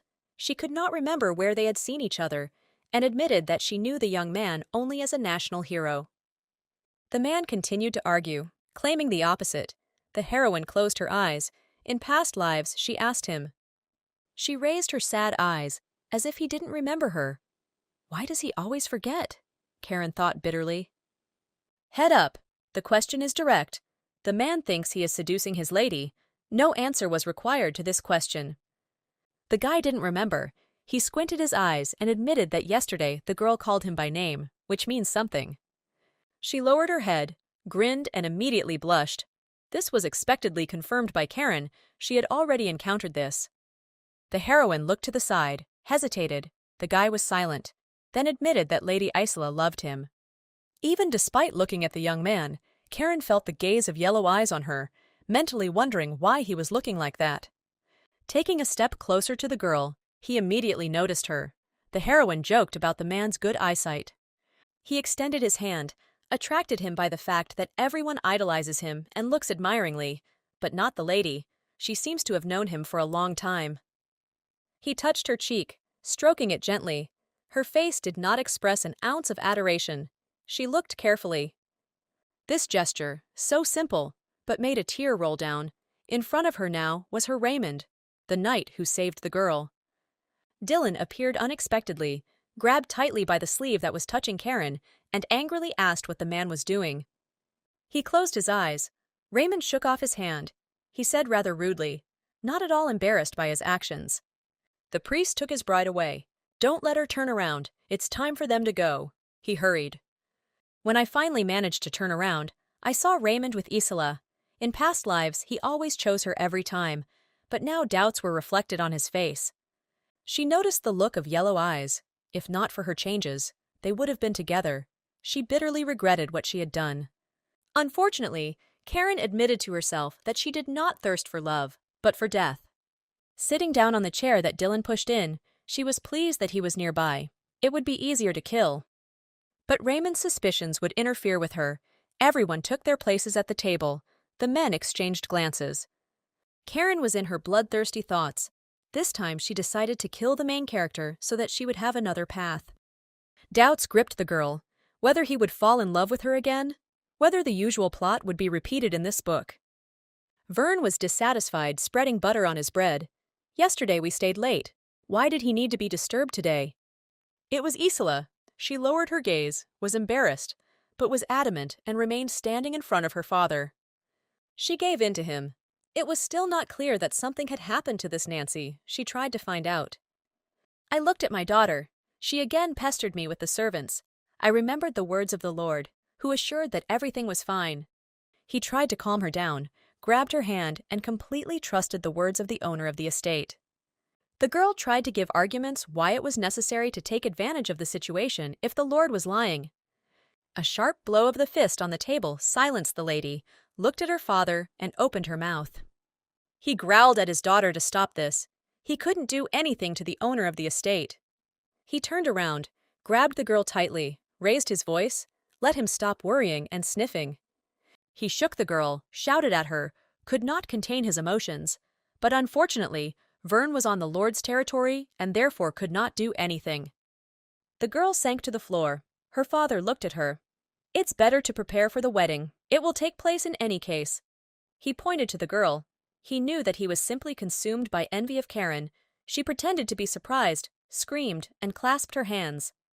He immersed himself in reading the newspaper without turning around and said that a broken engagement would be a scandal. A big one. The guy knows about it. He turned around and scolded his daughter. Don't jump over your head. This was not the first time he warned her. He closed his eyes. It's worth demonstrating knowledge if necessary. Excessive erudition harms a lady. Isela's face darkened. She was horrified. Her father didn't like the fact that she was educated, and she realized this in shock. Offended by this, she ran out of the room, not even hearing that Vern was trying to shout to her. The man, tired, pressed his hand to his face. How hard it was for him to cope with his wayward daughter, and swore. Isela was lost. She didn't like the estate, the same doors, the same type of furniture, the boring interiors. Opening the door to her room, she doesn't care about this house or its inhabitants, she muttered as she walked around the room. Unbearable, she sat down on a chair and looked at herself in the mirror, circles under her tear-stained eyes, pale skin, a sad look. That's what the girl saw. She covered her face with her hands, giving free rein to her emotions. She could not compare with her in beauty. It was bitter. Calming herself, persuading her not to cry, she opened her wardrobe where the dresses were hanging. Raymond will only be hers, fingering the dresses, tears rolling from her eyes, but gradually calming down. Karen Hale will be forced to spend her whole life with this Dylan, old people. They will be together, leaning on a stick. While Raymond would open the door to high society for her, to laugh a lot and cuddle up to her love. These were the girl's desires. She was daydreaming and sorting through the dresses, stopped, blushed. One of the dresses was not hers, and looked at it. I remembered walking down the long corridor that evening. She was wearing this dress when she lost the necklace. It was stained with blood. I put the dress aside, wondered where the blood came from. Only now I realized it. She didn't change her underwear. The blood was sure not hers. She stopped herself. She didn't care about the servants. She put the dress back in the closet. When it got dark, Karen thought, before another murder happens, she should check something. The red-haired girl looked at the knife with a bloodthirsty smile. Her eyes betrayed madness. Nothing would happen to the man, according to her father. But if he lied and Nancy died, she brought the knife to her back. pressing and dragging over her body with a light motion. I didn't know how they got rid of the body. Usually the body is cut into 6 pieces: the head, arms, legs, and torso. True, Karen wasn't sure that 6 would be enough for her. She looked at the knife, and saliva dripped from her mouth in anticipation. Nothing if she did it a little differently. Karen was sitting. Well, now she'll see how she can clean everything up here. She's already tried. All evidence must disappear, and this time, blood dripped from the knife onto the floor. It turned out to be a kind of trap. Isla hovered in front of the closed door, was afraid to enter, so she delayed as best she could. But she needed to go in to get the medicine. She raised her hand to knock. Her heart sank. While she was pulling, the door had already opened. Dylan jumped out, but when he saw the girl, he froze and asked what she wanted. Isla complained that she couldn't sleep. She had nightmares, and at night she heard someone crying. She talked about strange visions, but she was not crazy. The guy tried not to look at her, nodded. She folded her arms over her chest and looked from under her forehead. After all, the guy was very strange. If Dylan were normal, he and Karen would have been married a long time ago, and then Isla would not have to suffer. The girl exhaled to the side. It's not harmful to dream. The priest brought the medicine in a bag, but did not dare to give it away. He extended it and gave recommendations on how to brew this herbal decoction to sleep better at night. I remembered that Karen drinks this decoction every day. I saw these flowers, and the memories led to tea drinking. The young man suggested that it had a calming effect, but Isla did not understand why the lady should drink it. She is always calm. Without raising his head, Dylan replied, in order to continue to remain as calm, without going into details. He didn't explain further. He just became gloomy and strictly advised not to dig too deep. She turned around sharply, clenching her fists. She was unhappy, called him a rude man, and left. Dylan didn't say anything to the lady, returned to what he was doing earlier, sat down at the table, and opened the book. The book was about the atonement of sins, about the stages of purification. The priest was very interested. I read about sins and their atonement, what a thief, a traitor, and finally a murderer must pay. Stopped, tore out the sheet, and crumpled it. The murderer does not have to atone for his sin. He tore up the paper so that no one would ever find out. Because he is forever innocent, Dylan said and grinned. The smile did not bode well. He allowed the servant to come in, turned around, ready to listen to him, which the man did not understand. An important report. It concerned Lady Karen Hale. The man's black eyes settled on the servant expectantly. The red-haired girl exclaimed contentedly, spread her arms to the sides. Her body really disappeared, she concluded joyfully. She looked at the fireplace. Her secret friend even cleaned the fireplace. Karen was surprised. She looked around. If there was a priest here, there would be one more urn here, she reasoned. But she thought about it. On the other hand, she stuck her hand deep into the wall, looking for something there, closed her eyes, and stretched. The hidden tuft of hair did not disappear. She opened one eye slightly, which means it was definitely not a hallucination, I was finally convinced. Remembering his father's words that Nancy had quit, the man nevertheless lied at dinner. The girl became bored and threw a clump of hair over her shoulder, which means her father had not come to terms with reality. She closed her eyes, which meant the maid was dead, and Karen smiled contentedly. It was not for nothing that she tried so hard to kill her. That day, at about 3 o'clock in the afternoon, the girl dragged the maid's body to Isla's chambers, which took about half an hour. She quickly covered her tracks, put her to bed, straightened her hair. Memories flashed by, and now it was already 4. There was enough time to dispose of the corpse, but the servants were running back and forth along the corridors. The lady found the body somewhere around 10 in the evening and spent 10 minutes changing Karen's girl's dress to a clean one. It is impossible to get rid of the body and clean the room so quickly, so they were already standing in front of the door, trying to open it. Sitting on a bench, she smiled, pressing her hands to the tree.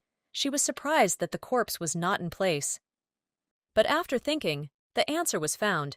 Judging by before reaching it, Isla went into some other room.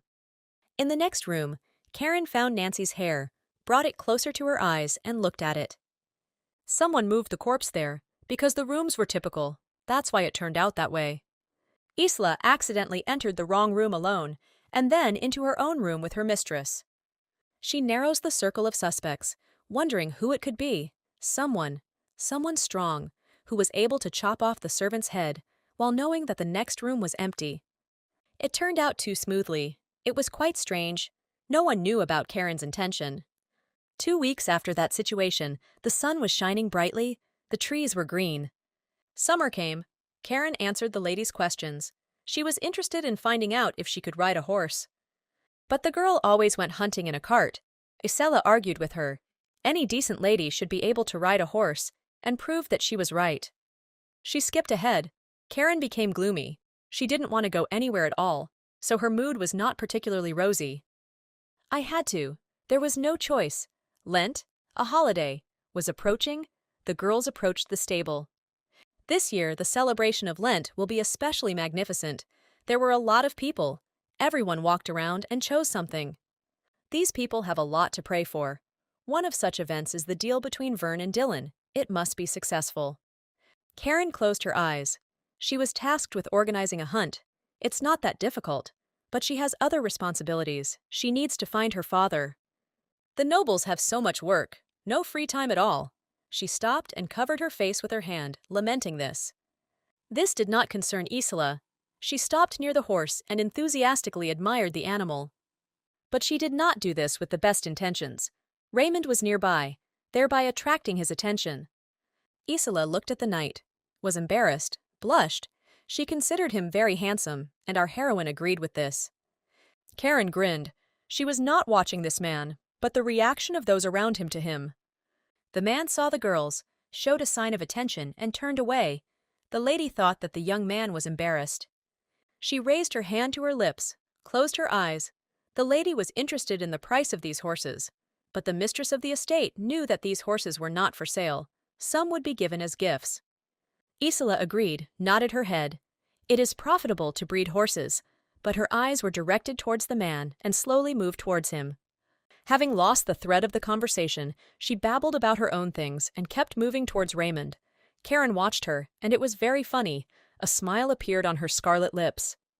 And having achieved her goal, the lady stopped next to the guy, but he didn't seem to see her attempts to get closer, but started talking about horses. She smiled, turned to him, and began to talk about her love for them since childhood. Karen walked away, closed her eyes, wished good luck to the girl, and it was time for her to go about her business. I stopped near the men who were sitting near the convoy, wondering if there were enough traps. The guys jumped up, approached the mistress. They interrupted each other, said that enough was enough. The girl folded her arms on her chest. Too much is also bad. I looked behind the young man's back, saw something small, asked a question, and clarified it. He laughed, knocked. The size is just right. When he grabs his ankle, the size won't matter. If the trap is too big, the animal will notice it. The girl warned that this is for a ritual. The more intact the animal is, the better. She saw the maids, asked to help them, pointed with her finger where they should go. The guys left, and the girl approached the carriage. The servants were distracted from her, and she had to climb in herself. She looked at her hand. No one came to her aid. Raymond was always there. She smiled. Even though she was not his wife, he was there and helped.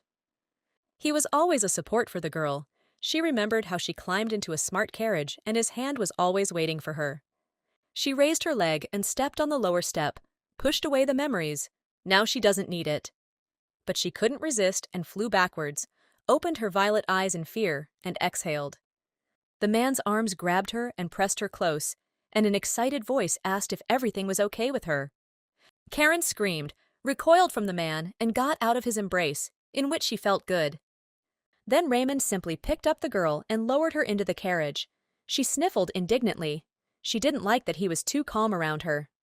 She sat down on the bench, lowered her eyes, and quietly thanked her.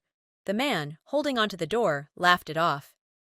Without hesitation, Raymond climbed into the carriage with Karen, who was surprised at this event.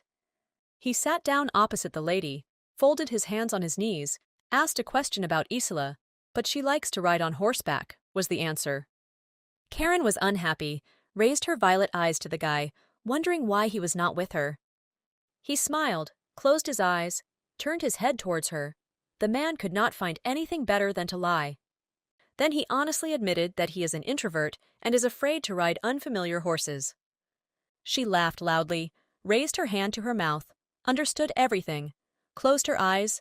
She did not think that she would hear such words. I thought that this moment was a little later, but a hunch dawned on the girl. She froze from this. At that time, Sir gave the order to get underway, and the two of them went hunting. She looked out the window. The weather was wonderful. The girl nodded in agreement. The young lady sat in her cozy little room and embroidered, not caring about anything or anyone. The war in which Raymond participated only affected the rich, who became even richer. Vern, Isella's father, made his fortune from the arms trade. The nobles played poker and lost the conquered lands. The tragedy passed for the rich, but the soldiers died, led by Raymond. The war was alien, but it did not matter. They were abandoned to their fate. If you ask those people what it was like for them there, the guy answered coldly. Karen lay in bed with him, ran her hand over her face. Her hand was in a grip. The young man did not like winter. There was snow then, and he was glad of blood, just not white. The man touched a strand of hair, squinted his eyes at it. That's why he loves her hair, red in color. She raised her hand to her hair. The lady was indignant. Only for the color of her hair did he fall in love with her. But this is not what the young man meant. He turned to her, hugged her, pressed himself against her hair, hoping that so many deaths were not in vain. The man longed for forgiveness, but did not know whether he could forgive everyone, enemies and friends. Emerging from her memories, Karen continued talking about the harsh winter in the mountains, as if she didn't know everything about the guy. Nodding his head, now they live in peace only thanks to the nights. These words made him look closely. She bowed her head. Her red hair covered her face. Gratitude. This is what he had been waiting for many years, she knew. The girl must eradicate doubts in him, wondered and wondered how much strength she would need. Doubts are terrifying, and once they enter your mind, it will be difficult to get rid of them. She closed her eyes, her hands on her knees. She could no longer believe in love, just like the man sitting in front of her. The guy straightened up and decided to discuss another topic with Karen, supporting the son sentenced to death, considering that one gold piece was too generous. She raised her finger to her lips. This wouldn't be enough for an orphan to live on, and she wondered how the young man could know this. The girl is simply paying for the body of the boy's father, who held the gold tightly in his hand. Raymond still tried to get an answer to his question. He was curious, because he would not remember kindness. The girl pressed her hand to her chest. Her face lit up with a smile. She believes in love, assures the man. She is trying to defeat the darkness with the power of forgiveness. I thought, raised my hand to my lips. Virtue is not always appreciated. It happens that people even take revenge for mercy. She lowered her gaze and muttered that if she was destined to die, then death would still take its toll. She brushed off this topic and asked to talk about something else. She knew that in a month the boy would die anyway. Karen looked at Raymond. He turned to the window, praised herself. She played her role well. A beautiful girl, with a decent inheritance, will remember her in the next life, hugged and kissed by a guy. From the intense gaze, the young man became embarrassed, touched his face and clarified what was on his face, and became alarmed. She turned to the side, exclaimed that she was just admiring him, and confused the guy even more. Karen has stopped looking for answers in him, but for now she is still ready to dance to his tune, as long as she lets him take advantage of it. But one small trap is enough to kill him, the girl decided, hiding her bloodthirsty thoughts. While everyone was preparing for the hunt, covering her face with her hand, Isola ran deep into the forest, trying to be unnoticed. She cursed, accused Karen of wanting to steal her fiancé, grew dark and thought about how to stop this. All the same, Raymond will be hers. Even if this marriage is of convenience, he will still become her husband. All the girls openly and secretly wanted to get a man. They sighed for him. They liked him very much. After the holiday, they will get engaged, Isola thought decisively, imagined her dress and herself in the arms of the desired young man, and she would still show this witch how to take away the suitors. She will bite her handkerchief in frustration and envy them from afar, because she is Raymond's bride and the future mistress of these lands. Peering out from behind a tree, she watched the couple, watched with a sad look and wondered why the guy was attracted to this girl. I saw how her fiancé helped Karen get out of the carriage, how he behaved with her. It was probably just witchcraft. She was curious about everything they talked about on the way, but so far she saw how gallant this man was with his hostess. The man was confident in his abilities. The hunt would take one day, but Karen argued she didn't think it would be so soon. It would take at least a week. She smiled, asked Raymond to stop boasting so shamelessly. She said without unnecessary anger. Isola darkened even more, could barely restrain herself. She would not allow the groom to be stolen. She clenched her hands in anger. She came out from behind the tree, exhaled. She will still take what belongs to her. No one dares to take it. Karen appeared before Isola's eyes, saw how she listened attentively to the men, how she examined the weapons and monitored the preparations for the hunt. The lady was surprised that the mistress should take care of such things. She did not understand. She was not taught this. Hunting allows men to demonstrate their skills in front of beautiful ladies, who then present their scarf to the most skilled. This is what the girl was taught. Out of the corner of her eye, she looked at the trap. If the lady could do all this, she thought she could handle it too. Karen saw her, called out, and became suspicious, but the lady pretended that she was just watching and not plotting anything. She got into a pose. Isola folded her hands on her chest, asked about her fiancé, hearing that they were looking for her and Raymond was hunting. I looked at Karen. She just smiled, didn't hear her name, and thought that she had lost it on purpose so that she could be alone with the man. She said offendedly about her interest in hunting. The girl laughed. Every year a lot of people get wounded. She just wants to be more attentive. She began to list the dangers here. Whoever lives there, bears should be especially feared. Isola looked around in fear. Sweat rolled down her face. She didn't think it was dangerous here. The lady was watching her. Don't worry. Karen tried to calm the girl down. There are traps everywhere, and hunters are prowling around in the vicinity. The animals instinctively stay away from danger. There is no need to worry about the animals, but a new experience overtook Iselu because there were only people of the air family here. They wouldn't want to harm her, the lady told herself, but Karen continued. Even if someone stepped here, they would fall into a trap. Isela left, screaming that she would not be afraid, even if the beast came point blank, but the lady still warned not to go far from the parking lot. She turned around and screamed loudly, angry at Karen. She didn't like that the girl was sticking her nose into other people's affairs. But the next words made her stop with her leg raised. If she took one more step, her leg would break like a reed. Now she turned around and asked why the girl didn't warn earlier. Because she could have been in danger. She was darkening in fear before her eyes. The red-haired lady put her hand to her lips, looked surprised, forgot to warn her earlier, and looked at the girl with innocent eyes. From her scream, all the people in the parking lot looked, put aside their business, and turned towards the screams. The girl thought it was strange. Karen hugged Isola to herself, keeping her from falling. The lady became pale, apparently very frightened.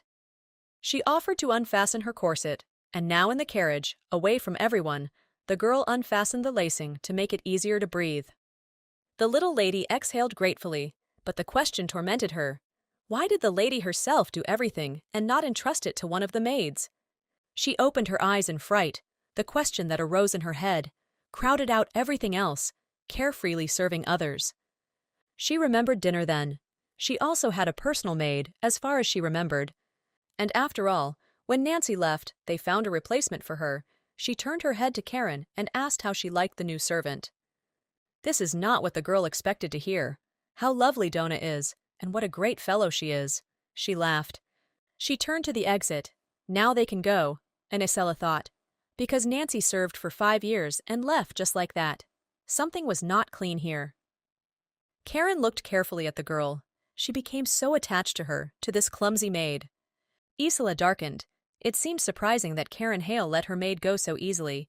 She didn't care at all about the missing girl. Dylan was sitting in the room, turned to the girl. It was 3 days later. In the evening, he considered the wedding an indicator of shame. The wedding ceremony of Isola and Raymond will be held on the last day of the celebration. Karen folded her arms, reported.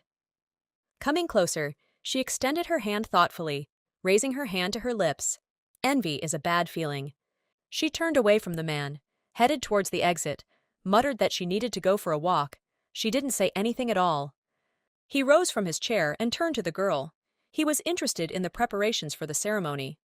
Isla will take care of all this herself. She brushed off Dylan. She needed to see her father. They had not seen each other for a long time, but the guy was taken aback by the fact that the gentleman was busy. Then she turned around and extended her hand, demandingly asking to give her the key to the library, and looked in surprise at the outstretched hand. The girl was embarrassed, blushed, and wanted to look at her mother's portrait, at least to feel the family warmth. And still, Dylan didn't trust her. And what if something went missing? He drawled suspiciously and narrowed his eyes. Grabbing the key and squeezing it tightly in her hand, she turned her head towards the man. This was her house too. There was no point in stealing something. She laughed, leaving the guy to think. She would lock herself in the library and conduct an experiment. The girl sat and looked with a dissatisfied look at those present in the carriage. She could not get rid of them. The man and the maid rode together, trying not to look at the girl. Dylan ordered not to lose sight of her, to stay with her. She bowed her head, angry, but her anger did not show how she could get rid of them, Karen thought. I remembered Dona's words that it was time to visit Madame Dear, who had worked in their house for so many years. She raised her sly face, smiled, her violet eyes flashed. It's time to pay a visit to Madame, she chirped. And so 2 women were sitting at the table. The lady did not expect that Karen Hale would lead the family, and said.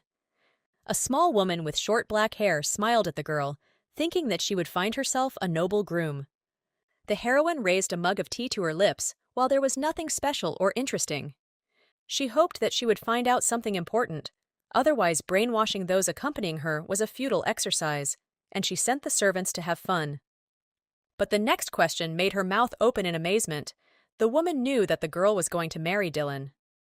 Madame Dear brought the cup to her lips, grinned, and wanted to know how things were going with her boyfriend. Although she was surprised, she didn't show it. She replied that everything was fine with them, but thoughts wandered in her head one after another. It did not seem that Madame knew Karen well, so she stood up, citing her business, of which there was a lot, and was about to leave. The girl was leaving, but a strong grip stopped her. She did not finish her words of farewell. She stopped. She was curious about what was going on, but Madame was worried that something or someone was threatening the lady. The woman reminded, smiling, reaching out, Dylan had promised to kill the girl. 10 years ago, the day of the engagement, the sunset illuminated the Hale estate. The spears of the towers glowed beautifully. All the hounds were free.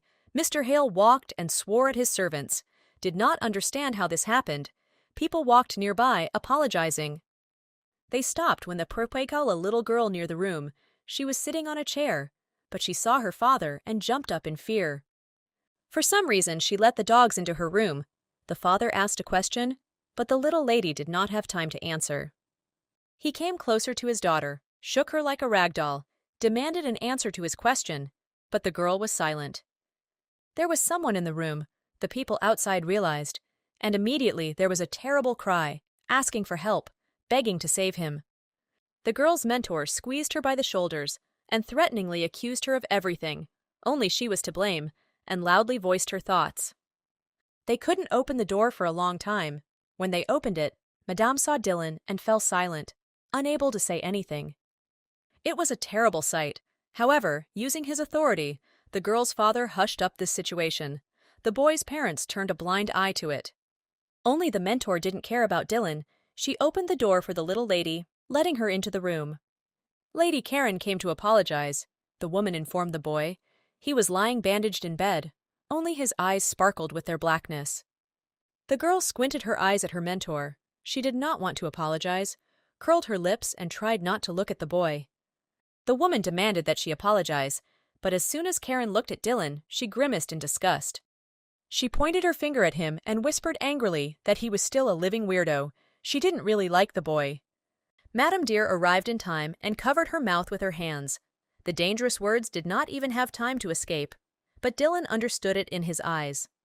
He gritted his teeth. The abrasions on his face hurt. Sweat ran down his cheeks and accumulated on his chin. Tears flowed from her eyes, covering the girl. He promised her that he would definitely kill her. It would happen, for sure. Holding his hand, the woman told all this, after which Dylan began to stutter and spoke accusingly. She squinted her eyes and answered carefreely. It was a long time ago, but she thought that she didn't know this at all, because the heroine took over the body later. And then a hunch dawned on her. She remembered how the woman pursed her lips and a grin appeared, asking about her and Dylan. She thought for a moment.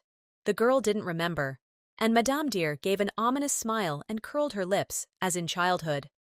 Since childhood, Karen was surrounded by love and admiration for her intelligence, until that terrible day, she sobbed on her knees, buried in her mother.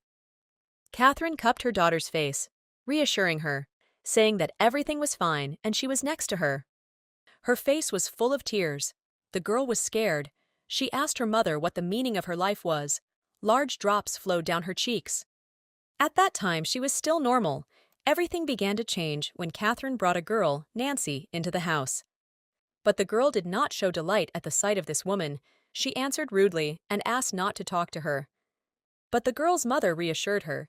It was she who invited Nancy to them. The teacher was not delighted with the new assistant. Sleepwalking was common among children her age. Adults had to help her straighten out. Madame Dear turned to the girl's father, was indignant that this woman had become a personal maid. But the father was busy with the affairs of the estate and did not want to solve his daughter's problems. The woman saw a picture of Nancy giving medicine on a spoon to a girl, a smile wandering across her face. She calmly turned around and told everything with the same smile about what the medicine gave to the young lady.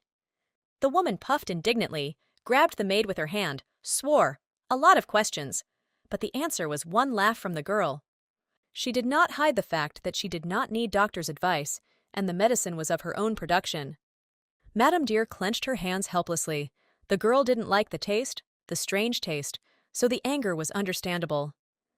The teacher sat down on her knees next to the girl and asked her not to listen to anyone, especially the servants. This was just the beginning. The stranger Karen became. Emotions dimmed. She began to forget loved ones. Madame Dear told all this to the girl's mother, who was chained to the bed. Catherine was sure that she was doing the right thing, because the attacks had stopped and she would not harm anyone. Madame Hale left this world clutching a miniature portrait of her daughter in her hand. When there was a funeral and the girl was dressed in black, the color of mourning, she was told that Madame Catherine had gone to the next world. There were no tears or melancholy. Since the girl did not know who Catherine was, she forgot her closest people. Madame Dear screamed and banged on the door, telling Karen's father that she had forgotten her own mother and that this was not normal. Tears flowed down her cheeks. She pounded so hard that her hands hurt. She couldn't take medicine, but having lost his wife, Lord Hale closed in on himself. She still held the girl's hand, stroked it soothingly. Sad story. Asked about her well-being. The woman was surprised by the reaction and was calm. Many people would be upset if they heard something like this. She pulled her hand out of the grip and admitted that Nancy's witchcraft had broken her mind, but it was too plausible for hallucinations. She got up from the table. The girl was absolutely sure of something, that her father knew about her abnormality. She looked at the woman, nodded. Besides, Nancy disappeared, she admitted. You can't prove anything, unfortunately. Hearing about the loss, the woman jumped up and rushed to the lady, shouting that she could always count on her in everything. She brought her face, wet with sweat, closer, screaming, splashing saliva, asking to become her mentor again, asking to tell the Lord. Narrowing her eyes, she looked carefully, asked whether her desire to take this position was so strong. She was surprised by this. The woman was waiting for this, sitting within four walls, or she wants to take Madame Hare's place. Madame Dear darkened, did not know what to answer to this. Everyone in this room is crazy. The former mentor fell to her knees, grabbed the hem of Karen's dress, and kept repeating only one thing, that this was all just taking care of her. But the girl didn't believe it. The woman raised her head, breathed out her name, looked pleadingly, but to no avail. I couldn't trust. Before the next murder, I need to be sure of something. I remembered my words. My mind is clear. I proved it when I dismembered that guy. With a trembling hand, she reached into her dress pocket. A weapon was visible from there. Karen was the main character of this novel. She refused such a turn. It was not nonsense. She pointed the gun at the woman. The heat scorched her cheeks. Madame Dear tried to crawl back. She babbled in fear that she knew nothing and did not understand what was happening at all. The heroine could no longer restrain her emotions. She screamed loudly, demanding an answer. There is no need to pretend. This is enough. She grabbed her cheek with her hand. The girl admitted that she had killed a man and dismembered him into pieces. Her figure darkened. The woman raised her hands in a conciliatory gesture, tried to calm Karen down, but did not hear her, insisted on her own. Madame blamed Nancy's poison for all the lady's strange behavior, lowering her hands and leaning on them, confident that the girl would not commit an act that she would later regret. Her eyes sparkled when she heard the babble that Lord Hale had finally thrown out this girl. Karen knew the truth. She repeated that everything would be fine if she had stayed instead, but a shot rang out. The woman fell on her back. All this was nonsense, the lady cried. The former mentor misunderstood everything. Her father did not kick Nancy out, continuing to insist on his own. She smiled. The girl's gaze changed. Madness hovered in her eyes. She personally killed the maid, so she knows where she disappeared. The woman rose to her knees, grabbed the wound on her head. Her eyes widened with the realization of who was in front of her, and exhaled. No more hallucinations. In any case, Madame will come to life. She was sure of it. The weapon was aimed at its target. Everything is fine, the heroine reassured herself. In any novel there are sad scenes. She lay on her maid's lap. The whole world is just a dream. Soon to fall in love with a handsome prince, the lady stopped, bowed her head, lowered her weapon. As soon as this happens, all troubles will end. She closed her eyes, exhaled, as if she was deciding on something. The man came in, apologized for the delay, came to pick up the girl, turned to him, didn't think it would be him. Karen's beautiful face darkened, exhaled, recognized the newcomer, but was not surprised. It was the guy accompanying her in the carriage. He asked, carefully taking the weapon from his fingers, why she had taken it into the room. Putting the handkerchief in his pocket, the man muttered displeasurely another misfortune on his head. He took out his gloves, sitting down in front of the woman, and sent Karen out into the street. There was a carriage waiting. He needed to wait for him there. Before leaving, the girl asked what he was going to do. Without turning around, he would do his job. But Karen was characterized by curiosity. Like all women, she leaned over, asked if she needed help, and the man looked up at her. She had to go out. There was no other option left. They opened the door for her and extended a hand. Remembering my earlier actions, I realized that I had gone a little overboard, but it was difficult to deny that a crazy person most often has no idea about his illness.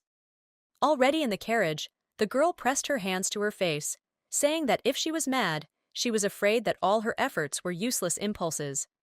She stopped herself, removed her hands and looked at them. What should she do now? Rush to extremes. This won't happen, she decided. Straightened up, she had a good idea, to start everything from scratch, from the very beginning. The man threw a suitcase into the carriage, swore at the young lady, demanded rest. Karen caused so many problems. When the young man threw in the second suitcase, the girl wondered if it was too much, but there was also a maid upstairs. She raised her legs. It was strange that the maid also had to be killed, but the man asked a question about what he needed to do. She folded her arms over her chest, closed her eyes and exhaled, ready to listen to the villainous monologue about his past. He closed the door, answered simply, "He needs this job, that's all. There's no need to look for something." He called it strange. She also asked about Nancy. The guy removed her, looked to the side, exhaled. It was his doing. She didn't understand why she needed this, but the servant tried to explain that there were a lot of people walking around and something had to be done. Raymond repeated the question about the decision after the man. He heard an excerpt of the conversation and showed curiosity. Karen and the assistant exchanged glances, as if they had something to hide. There was a common secret between them. Without taking his eyes off the lady, he wanted to catch a ride, but he saw a familiar crew and approached them. She pressed her hand to her lips, laughed. Her little carriage stood out among everyone. The man looked attentively. He would answer honestly.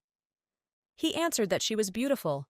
The girl blushed and smiled, but the guy also paid attention to the suitcases, which took up almost all the space in the carriage. Again, he began to ask about some kind of common decision, but the lady interrupted. "You shouldn't ask such questions." A smile appeared on her lips. She rested her chin on her hand. This was their private matter, and answered without hiding her smile. But Raymond tried to find out. He wouldn't tell anyone. Her face darkened. It's better not to tell this secret to anyone. Otherwise, she will repeat the fate of Madame Dear. She laughed loudly. No secret, Karen lied. Bowen ran into Nancy today. The guy turned around. He was angry. Raymond was surprised by this. He heard that the girl was trying to avoid old acquaintances. The assistant became gloomy. Then he turned back to the lady, scratched his temple, clarified, pointing to the suitcases. These were all purchases for today, and showed curiosity. She joked that she could show them. She thought that a cold-blooded killer was hiding the corpses in front of the night. The suitcase in the carriage was stained with blood. She closed her eyes, changed the topic of conversation, asked about Lady Evans, but the guy sent her to look for a carriage because his leg hurt. A black-gloved hand closed the window. Continue searching. There is no room in her carriage. Bowen bowed. Raymond looked up. The weather was very good, and the celebration was already in full swing, and the girl was leaving this place? Karen nodded in agreement. He glanced sideways at the lady, asking her to confess what kind of terrible secret she was, and began listing all possible sins, waiting for an answer. She picked up the game, leaned against the window, and flirtatiously replied that if the man knew the truth, he would be shocked and give in to the girl. The heroine turned everything into a joke about the secret of her birth. Raymond picked it up. He also had doubts. Maybe he was the illegitimate son of the emperor. The guy grinned and snorted, but the character couldn't get rid of him. Isla needed help. She would have dealt with this quickly. Fingering her fingers, she spoke carefully about the engagement and her reaction to it, pretending to be upset. She smiled, looked up at the man with sparkling violet eyes, and admitted that she had hoped to beat him off, because he was such an eligible bachelor. The guy laughed. She was unlucky, but Karen easily scolded her. You can't hurt the feelings of a young girl so easily. Keeping a smile on her face, she thought that when everything was revealed, she would be executed or, at best, put behind bars. The young man blushed slightly, tried not to look at the lady. He would live a good life with Isla. Afterwards, the girl was in her father's library, standing in front of a large table and thinking. I looked at the portrait of Karen's mother, Catherine Hale. The heroine thought that she died in childbirth or something like that. Hearing people talking about her mother behind her with admiration, the girl turned her head and agreed. Lord Hale walked down the stairs. His wife was a real beauty. She didn't think that there was something deep hidden behind her personality. The character admitted to the Lord that she was now in confusion, thinking that the mother was partly to blame for breaking her daughter's psyche. The father came closer and closer. Without listening to his daughter, he did not tell the good news that Madame Dear was dead. The man tiredly put his hand to his face. He needed to pay for the funeral of his daughter's former mentor. The assistant had already told the Lord everything. Then the girl ventured to say that she had killed Nancy and Madame Dear. Her father looked at her calmly. He was only interested in the reason why she did such a thing. Remembering her action, she was not in a good mood, so she stained her hands with blood. The memories brought her to the moment when she pointed the weapon at the target. There were no revivals. The man almost pushed the girl out. They went to drink tea and talk. In the office, Karen sat with her hands folded. Preparing for the festival would be more enjoyable if we spent it together. Raising the cup to her lips, she heard something from Madame Dear. Because of her madness, she claimed, the girl had lost her memory. Her father looked away and exhaled about tactlessness. She looked into the cup. A slight smile appeared on her lips. Then she was overcome with rage. But now she felt a certain lightness in her soul and admitted that with death, everything comes to an end. She took a sip of warm tea. It would be better if she knew that what was happening now was just an illusion. The man could not stand it, folded his hands and lowered his head. His daughter talked so simply about life and death.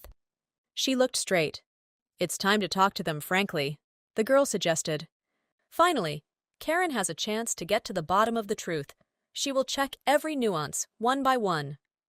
And with each confirmation from her father, the girl became more and more sad. She really had problems with her memory, and Nancy filled in the gaps with other memories. She put down the cup with a trembling hand. She didn't understand why they had to hide the maid's corpse, but if Miss Evans had caught the lady, it would have been difficult even for the Lord to clear the name. The girl admitted that she now felt like some kind of doll for a show. She swore. What was the man thinking about? The man spoke calmly, but fiddled with his hands. Everything was done in order to protect his daughter. She gritted her teeth for protection. Her father completely destroyed her life, she clarified. The angry one turned to her father and screamed that even now she doubts that he is not a hallucination, whether her dad is real. She really killed them all, and the Lord sits in front of her, touches her with his hand, and tries to calm the girl down.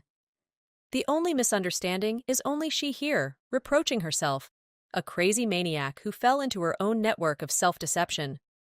Karen's shoulders trembled. She wondered why. There was no point in hiding the truth, and squelching sounds were heard. She covered her face with her hands, bent over.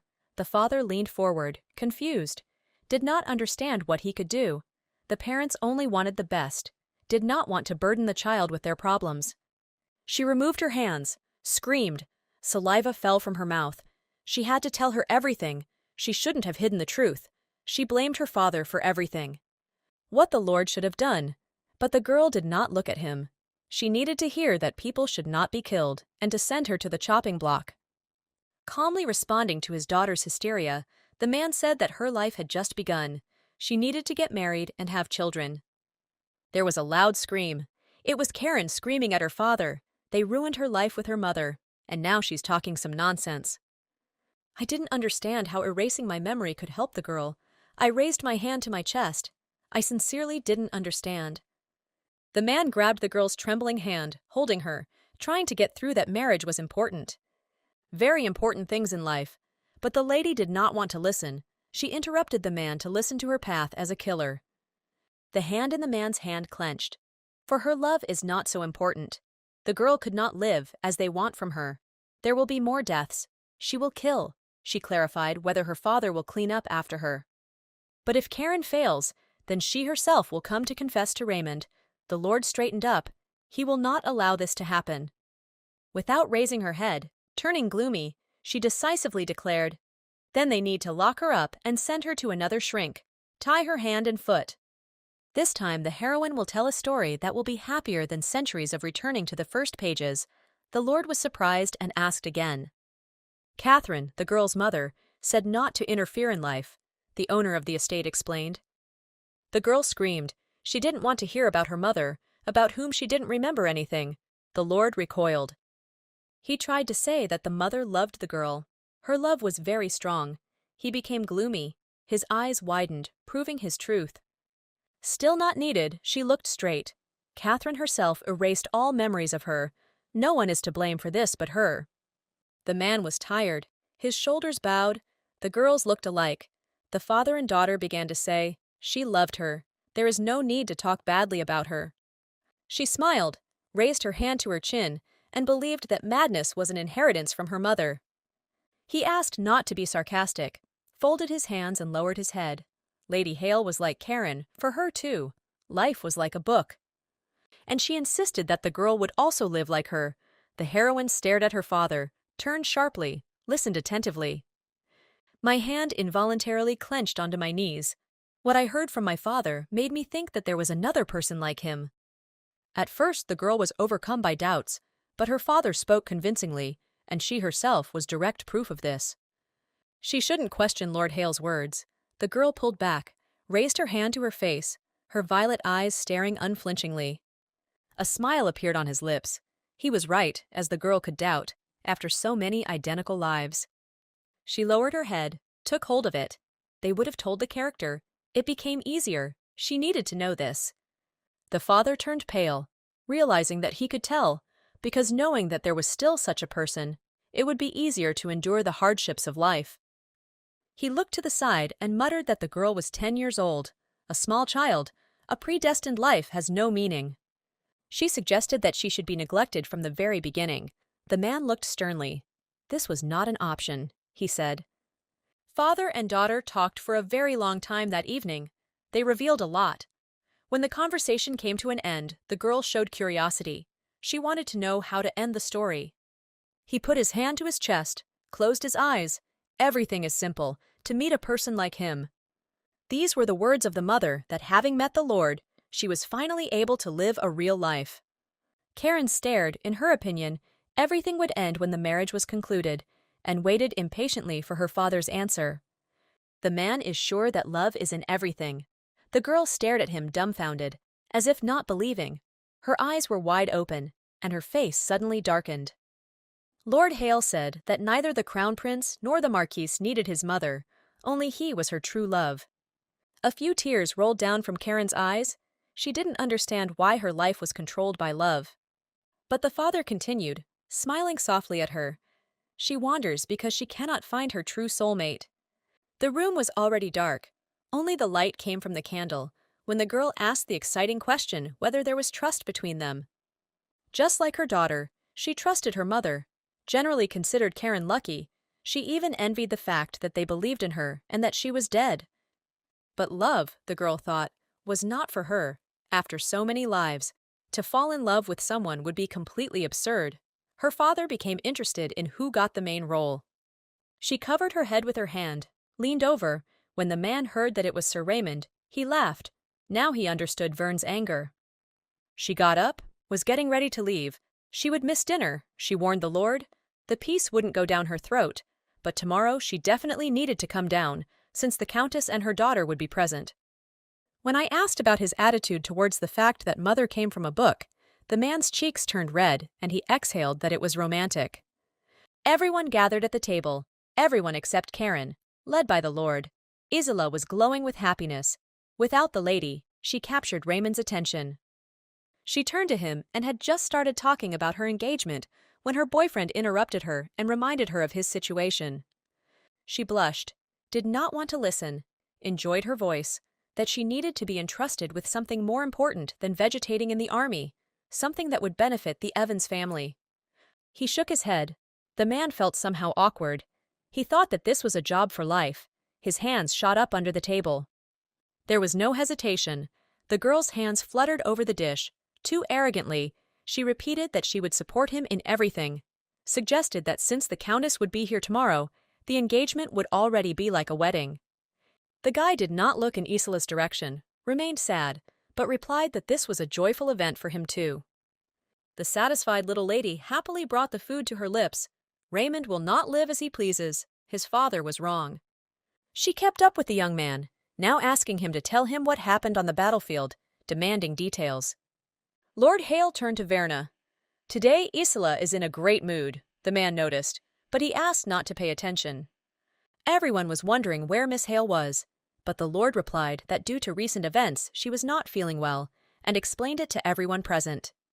Sir Raymond showed concern for the young miss in front of everyone, not even listening to Isola, completely ignoring her.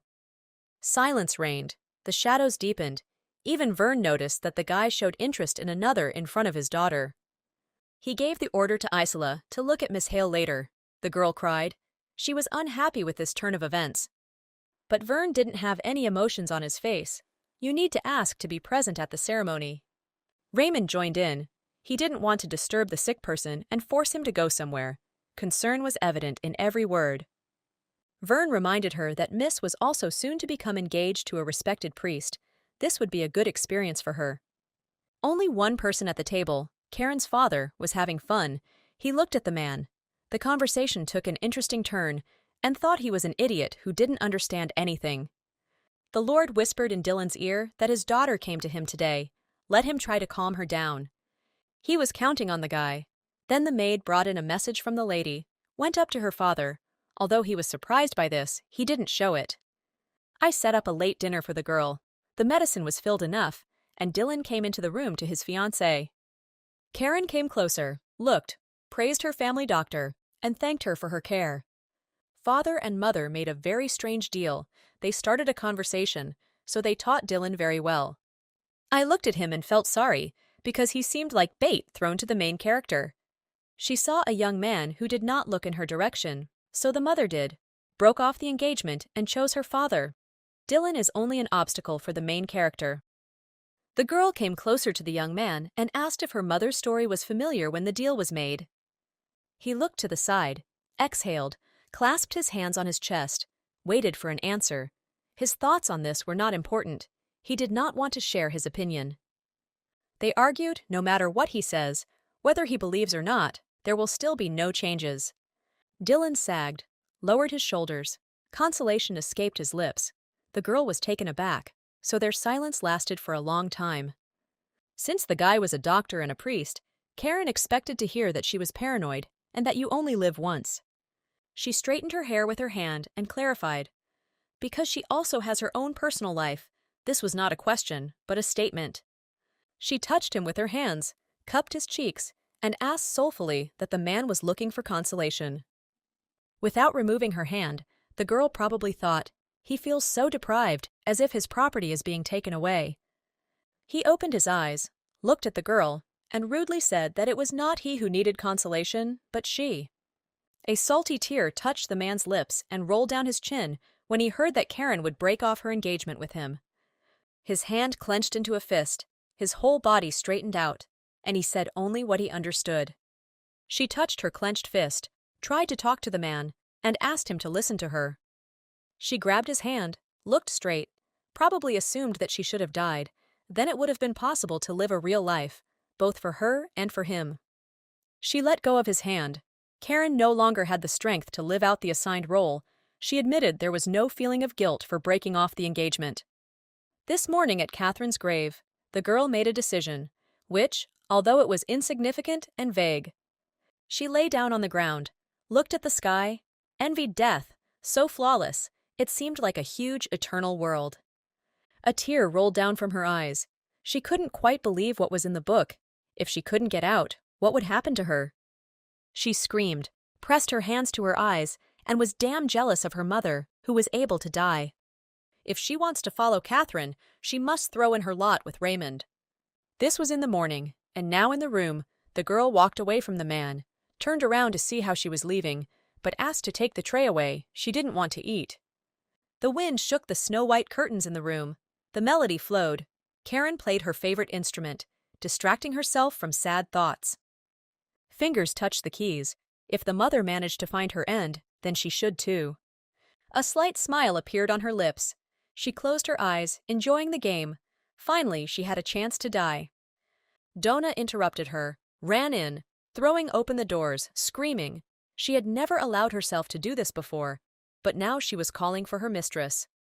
The maid was angry with the girl because she was not ready yet, because the Countess was coming, scolded and scolded Karen. She persuaded me to go and try on the outfits that were brought yesterday. Very beautiful. The lady rolled her eyes. Slowly, they sewed them right to the point. She handed the letter to her father, did everything as told, showed a thumbs up, smiling. After reading, the Lord suddenly became gloomy, Donna shared. She became curious about what Karen had written. Miss flicked her finger on her nose. The girl pulled back. If she wanted everyone to know what the letter was about, she would have conveyed it in words. Tears appeared in Donna's eyes. She clenched her fists and sniffed indignantly that this was too much. The mistress grinned and put her hand to her mouth. A dissatisfied Isola appeared at the door, showing with all her appearance that she did not want to come here. She had heard that Karen was unwell. I tried not to look at the girl. I didn't see that she was feeling bad. The lady laughed, thanked her for caring about her health. She liked to watch. She squeezed the fan tightly in her hand, although she said loudly that she would be glad if the lady attended the engagement ceremony. She pretended to be sick, grabbed her head. Most likely she would feel bad. Isola exploded. She didn't understand how a person who had played so joyfully early in the morning would now be sick. Folding her arms across her chest, she asked menacingly that if they were sick, they wouldn't be at dinner when the Countess arrived. She squinted her eyes. She would have to be there, because this is the wife of the Minister of Finance, with whom Vern wants to get close. She opened her fan. That is, you will arrive today, and in 2 days you will simply ignore the girl's engagement invitation. She was indignant. This is already too much. She looked straight at Isola. This was Vern's order, and thought that it would have been better for her if she had not come to the engagement. She covered herself with a fan and looked over. It was her wish, so she sincerely hoped that she would attend her engagement party. At the same time, we can have an engagement party with Dylan, Isola suggested sweetly, realized what she was up to, and narrowed her eyes.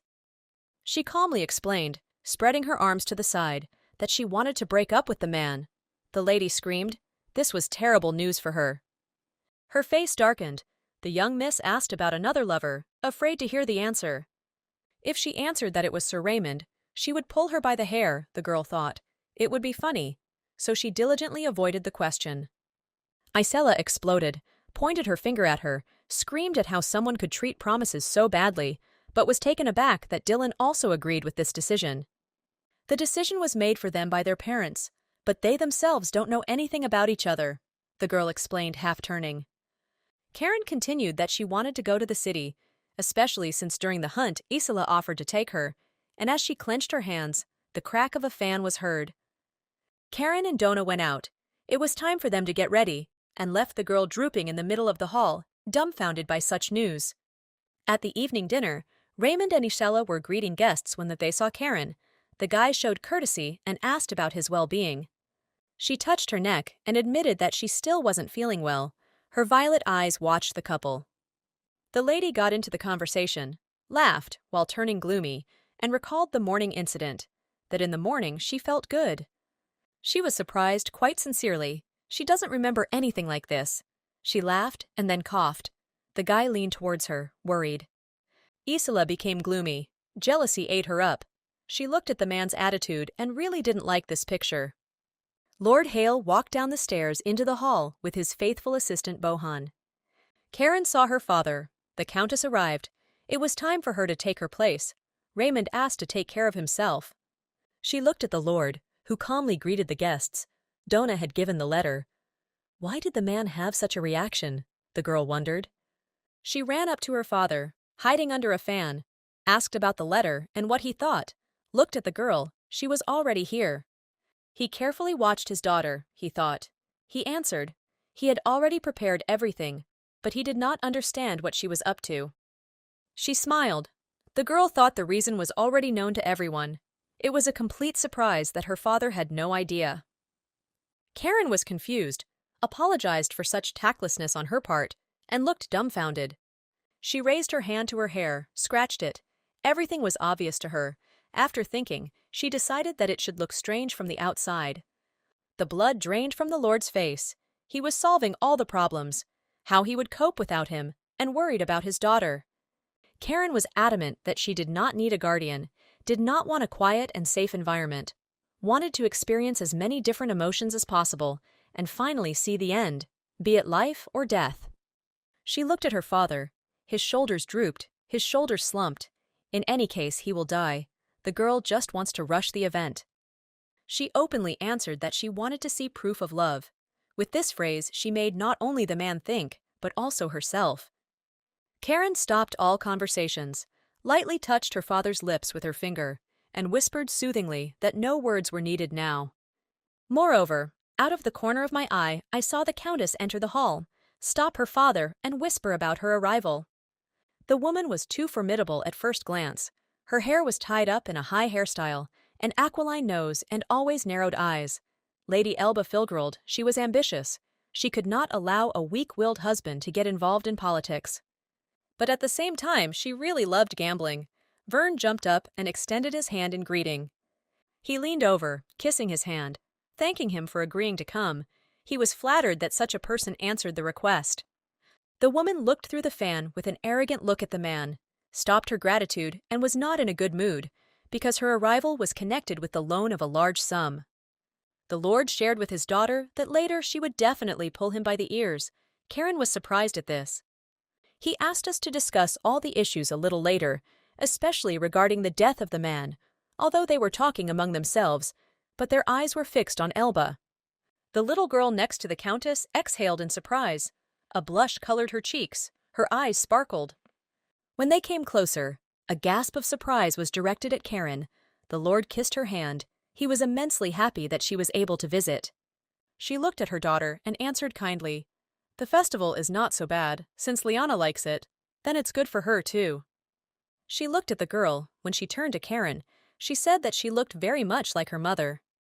Her open face, direct gaze, immensely happy to meet the Countess, her honesty captivated her. She inherited her mother's beauty, and as she passed by, fanning herself, she asked to visit the salon when she was in town. Hearing such an invitation, Vern darkened and reminded the woman that today the main hero of the occasion was his daughter. he said, pointing to Isla that she was getting engaged the day after tomorrow.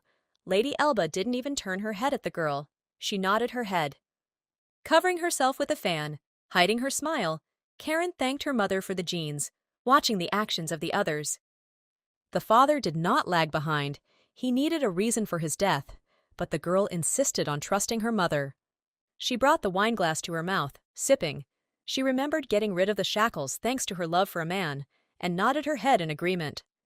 "I couldn't trust such a truly temporary feeling," the Lord cried. "How can you say that?" scolded.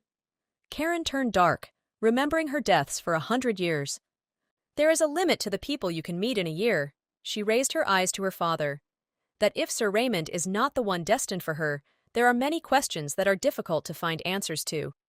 She wanted to touch her hand, but she sharply threw it away and screamed, "How can she find out who her true love is?" She pursed her lips, becoming serious. Even Raymond could not save her, whom she considered her destiny. But besides him, there was no one who loved her. She squeezed the stem of the wineglass. Her hand trembled. Probably there was no such strong love as that of a father for his mother. He leaned closer to the girl. "It turns out that the man understood everything. Only he can help.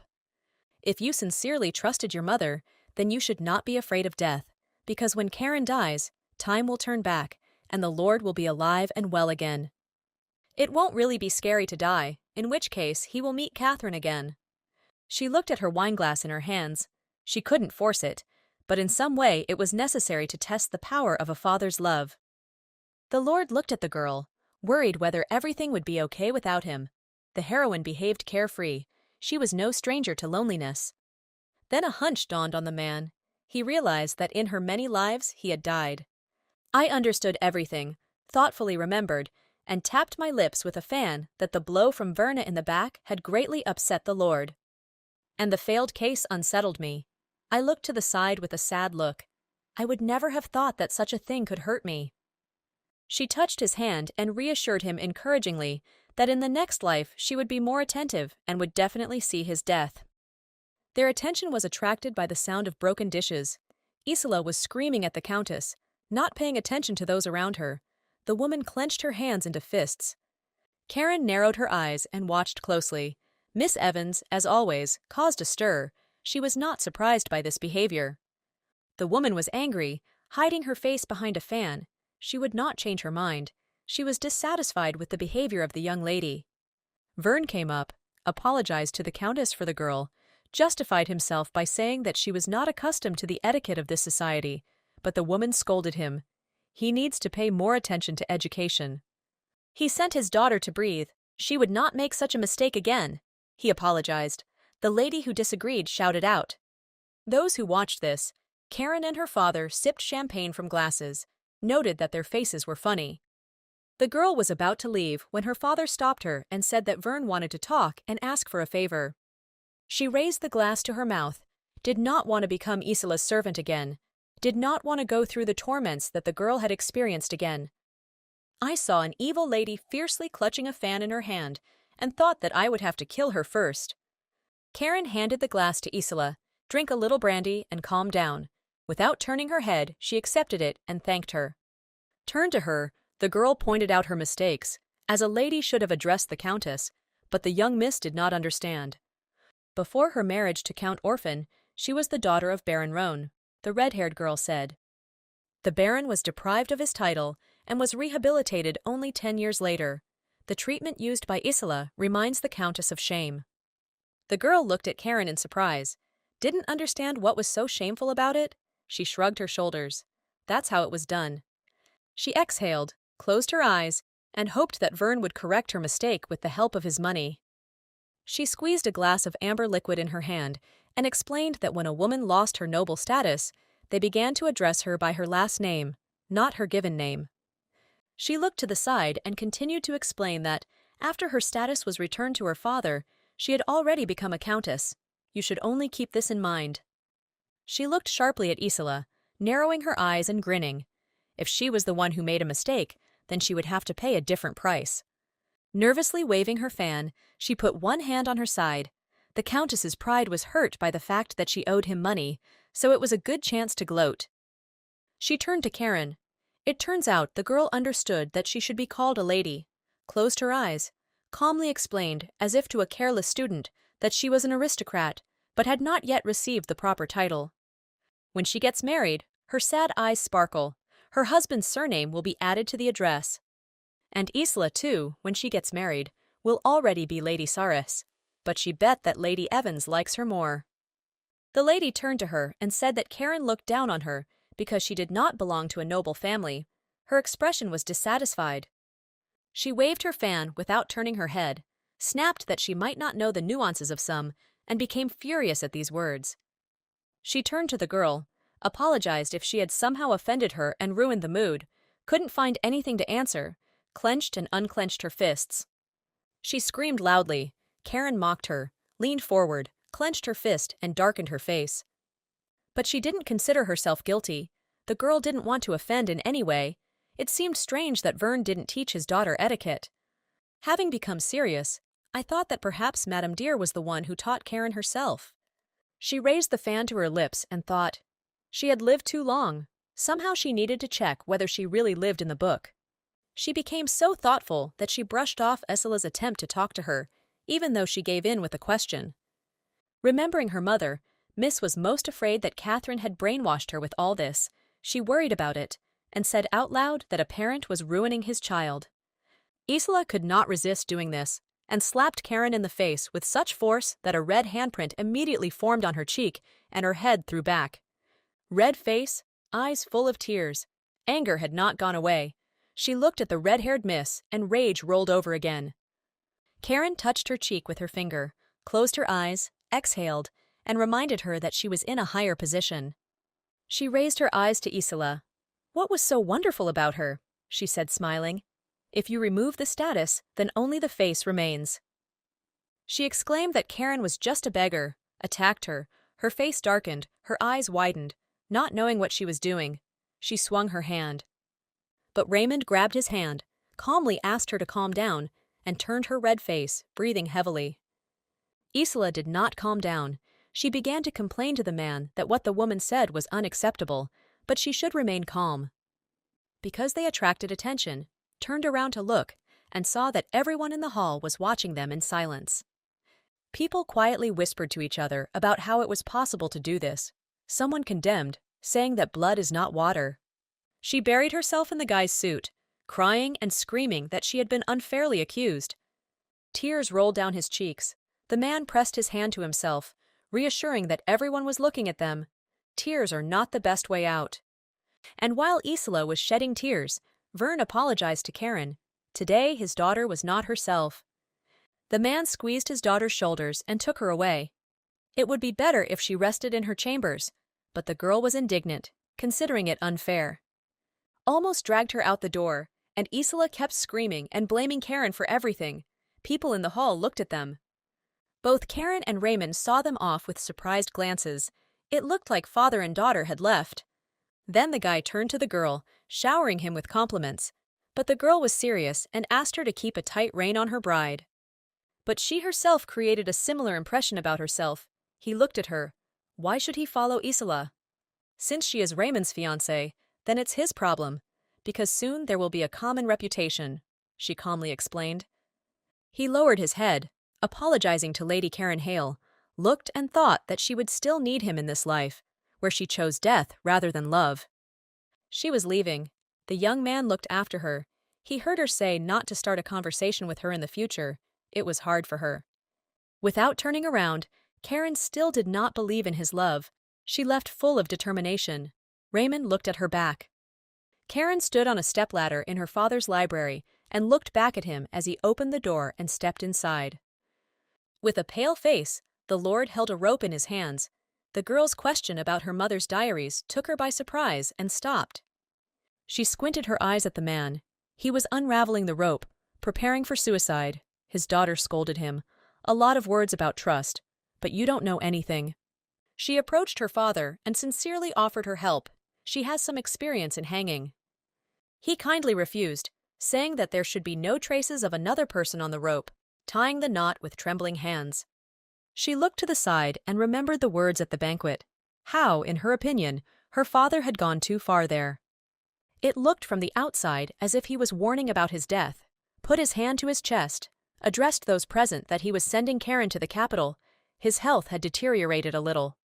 Vern and Lady Elba stood in front of him, asking these people to take care of her, nodding their heads in agreement. In small steps, with her back turned, the girl began to move towards the exit. Then she needed to go out. The father looked at his daughter, already holding a stool in his hands, nodded, but the man remained serious, because he now had an important step to take. She came out, stopped near the door, lowered her head, folded her arms on her chest. If her father really hanged himself, then Karen's love should also make such a sacrifice. Only then will he acquire equal value to the girl who has died so many times. But for now, remembering Raymond, he doubts her. In his every look and gesture there is torment and doubt. Hearing strange sounds and whimpering, Karen decisively opened the door, remaining serious and collected. Lord Hale grabbed the rope around his neck, lowered his head, tears dripping onto the floor in large drops. Coming closer, the girl carefully asked her father about his fear, covered his face with his hands without answering anything. He looked at his daughter with tears, lied that he was not afraid at all, held on to the rope with trembling hands. His whole body resisted such a decision. She understood that he was afraid of death, and she perfectly recognized the emotions that the man was experiencing. No matter how much you get used to it, every time you get a frightening and painful feeling, despair, this is the end. She raised her head, exhaled that everything was fine.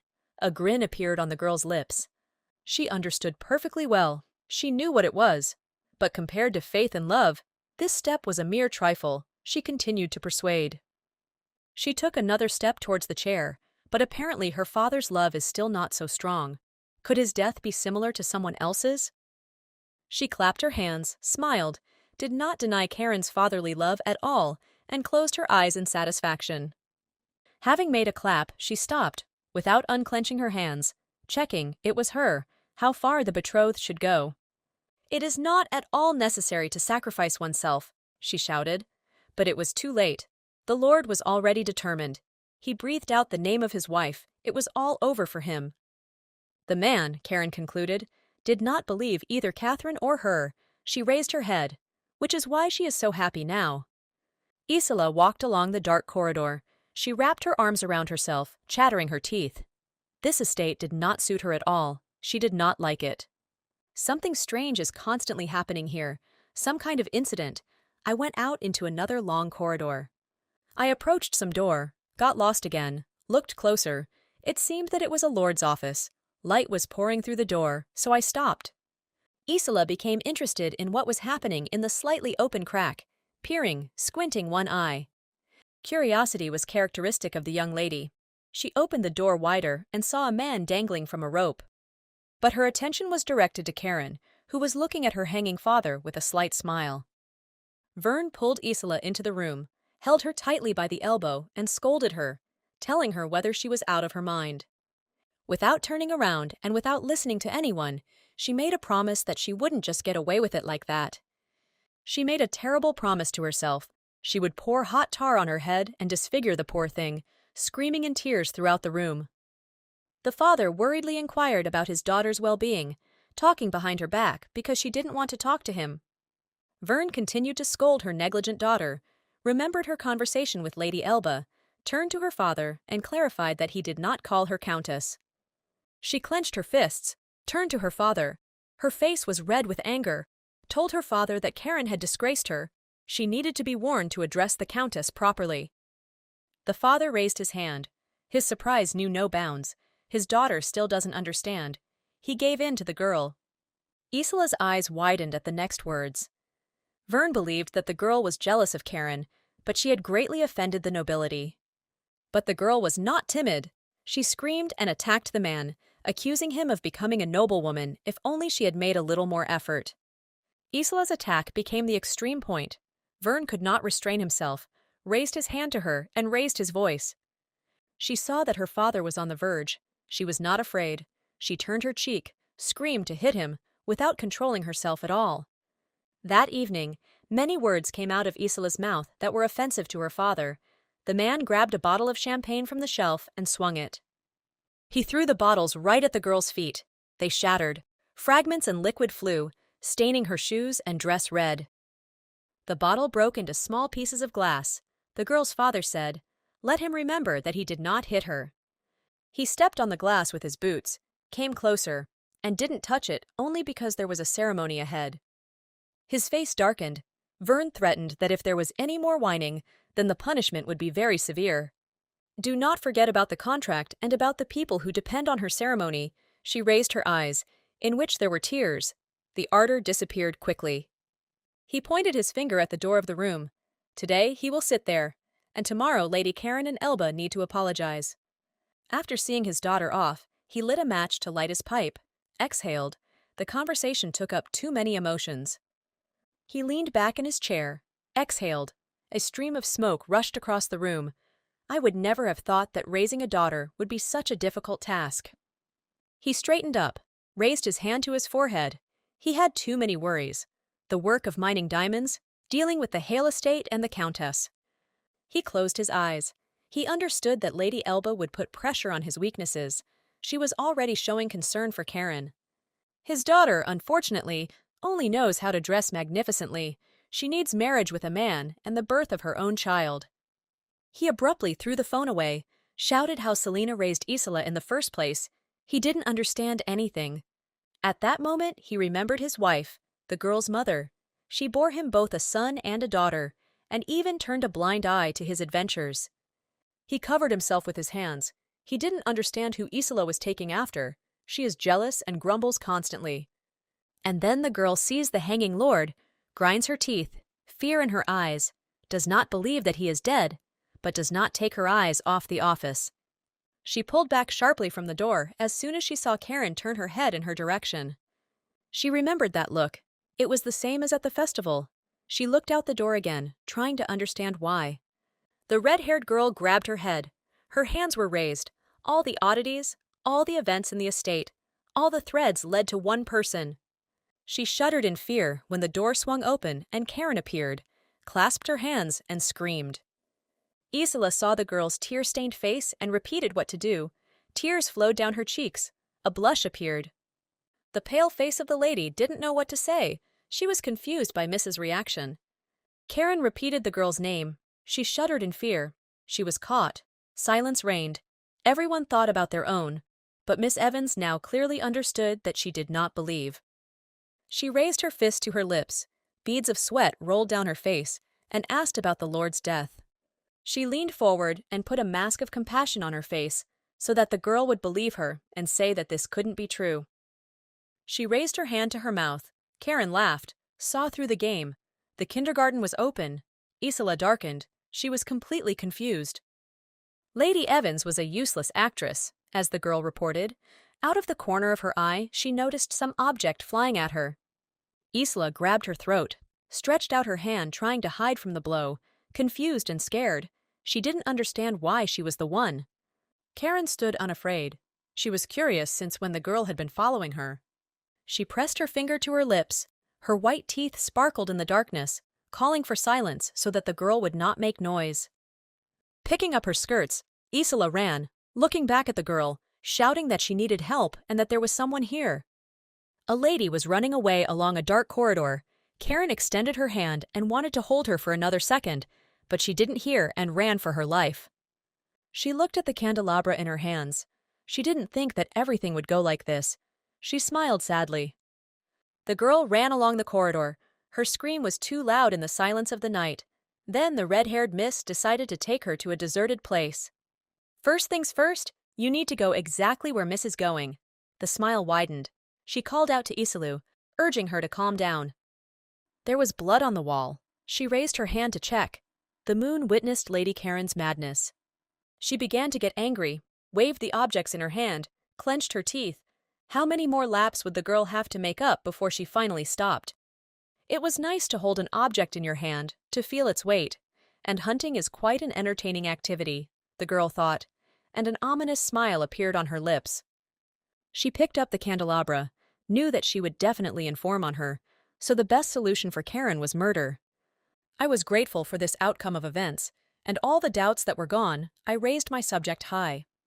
It didn't matter whether it was an illusion or reality, The main thing was that Karen decided to kill everyone, and that was the end of it. She assumed that in her next life she would become a killer again. She took off her shoes and remained barefoot, so as to make less noise. She would not descend into obsession.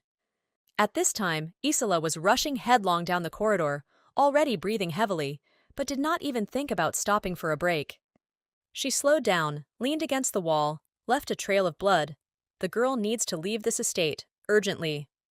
I noticed a door nearby, turned my head, and didn't want to stay there even for a second. Unfortunately, the door to the next room was closed, raising a tear-stained face, tears flowing incessantly. I turned the wrong way again, went up the stairs, and it seemed surprising that there were no people, no servants or assistants. Isola swore at the mistress of the estate, all because of her. Blood from her temple flowed down her face, mixed with tears and sweat. In the middle of the stairs, she breathed heavily, leaned on her knees, and realized that Nancy's murder was also her doing.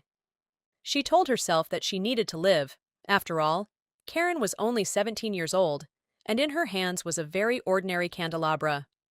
She made promises, thereby reassured herself, again buried herself in the door, so immersed in the upcoming threats that she did not notice anything around her. I already imagined how Karen would be sent to her death, and Raymond would finally notice her and apologize.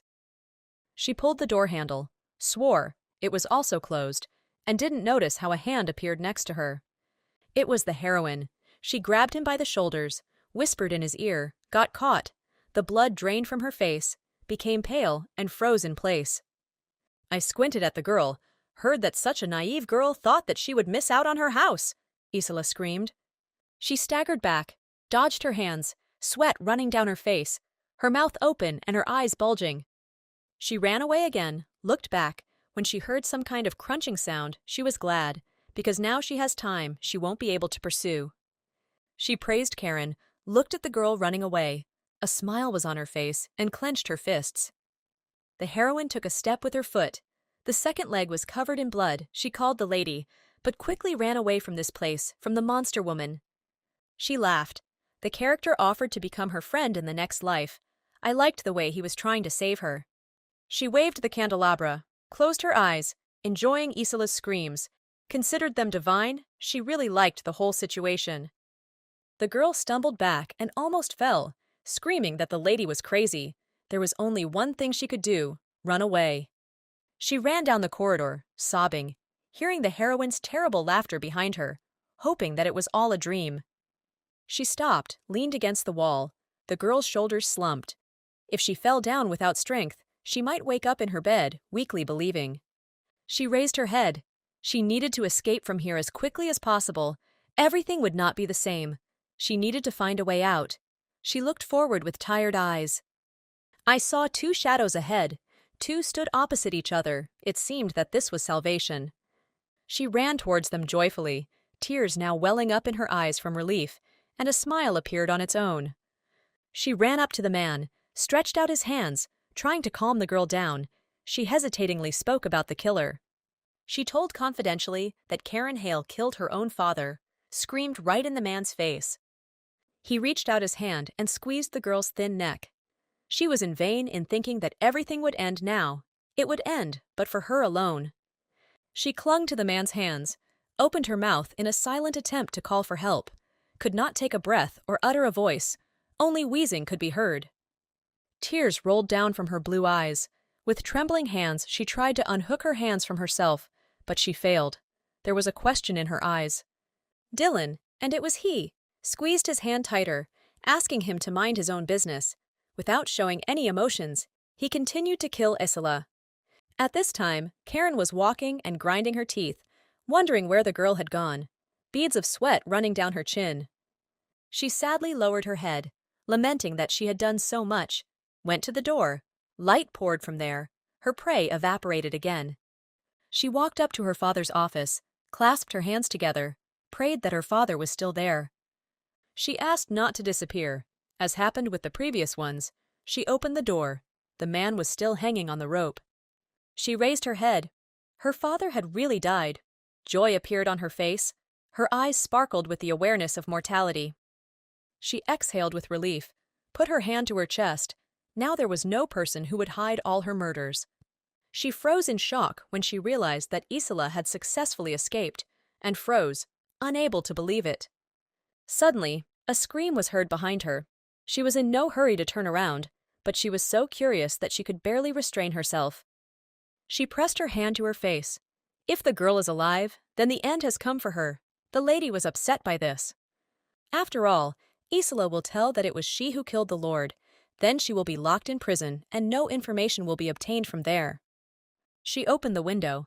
She should have killed Miss Evans first, wondering what she should have done before all this. She climbed out onto the windowsill, sat down comfortably, saw the only way out. She could only reach here. It was bitter to realize.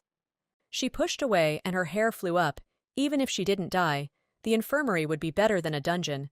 This decision came to her pretty little head. It almost happened. Karen flew, but someone's strong grip held her hand. She looked up, surprised that someone was trying to save her, and the next scream at her made her exhale in shock. And this time, Raymond came to save her. The man's pale face betrayed concern. He clenched his teeth with effort. She lowered her eyes, with regret, asked Sir Raymond to let go of her hand. Hopelessness was visible in her words. The girl didn't want to live anymore, which she told the guy about, asked her to think about it later, and pulled her upstairs. And he managed to drag Karen back, hold her close, hold her shoulders tightly. The young man saves her every time, remembering absolutely nothing about her. Looking over his head, Raymond saw the Lord and asked what happened to him.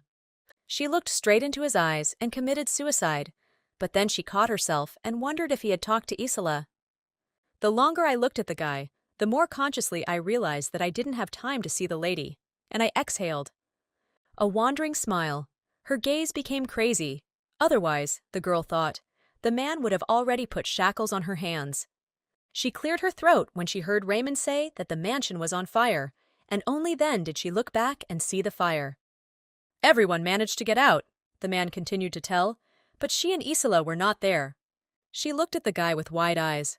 Nothing like this had happened in past lives, and the sparks of the flame were already getting closer. Smoke filled the office, and the fire was already eating the Lord's trouser leg, instead of his father. Now covering his tracks, Dylan guessed Karen. The girl saw that her father began to burn, screamed, and rushed towards him. The man held her back, not letting her near the fire. Playing for the audience, a good actress, she was eager.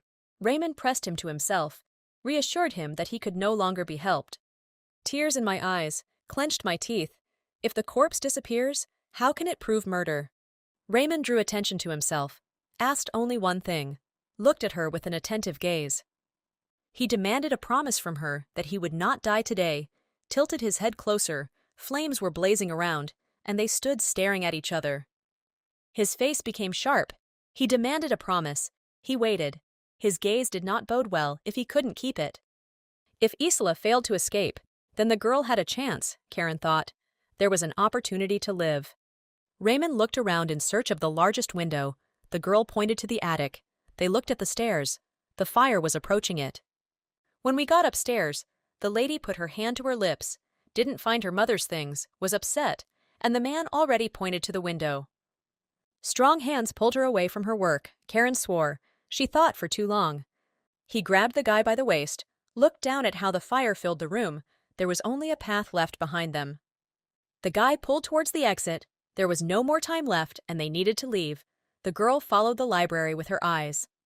As a result, the entire estate was on fire. Everything was lost there. If there was a diary of the late mother, then it is finished.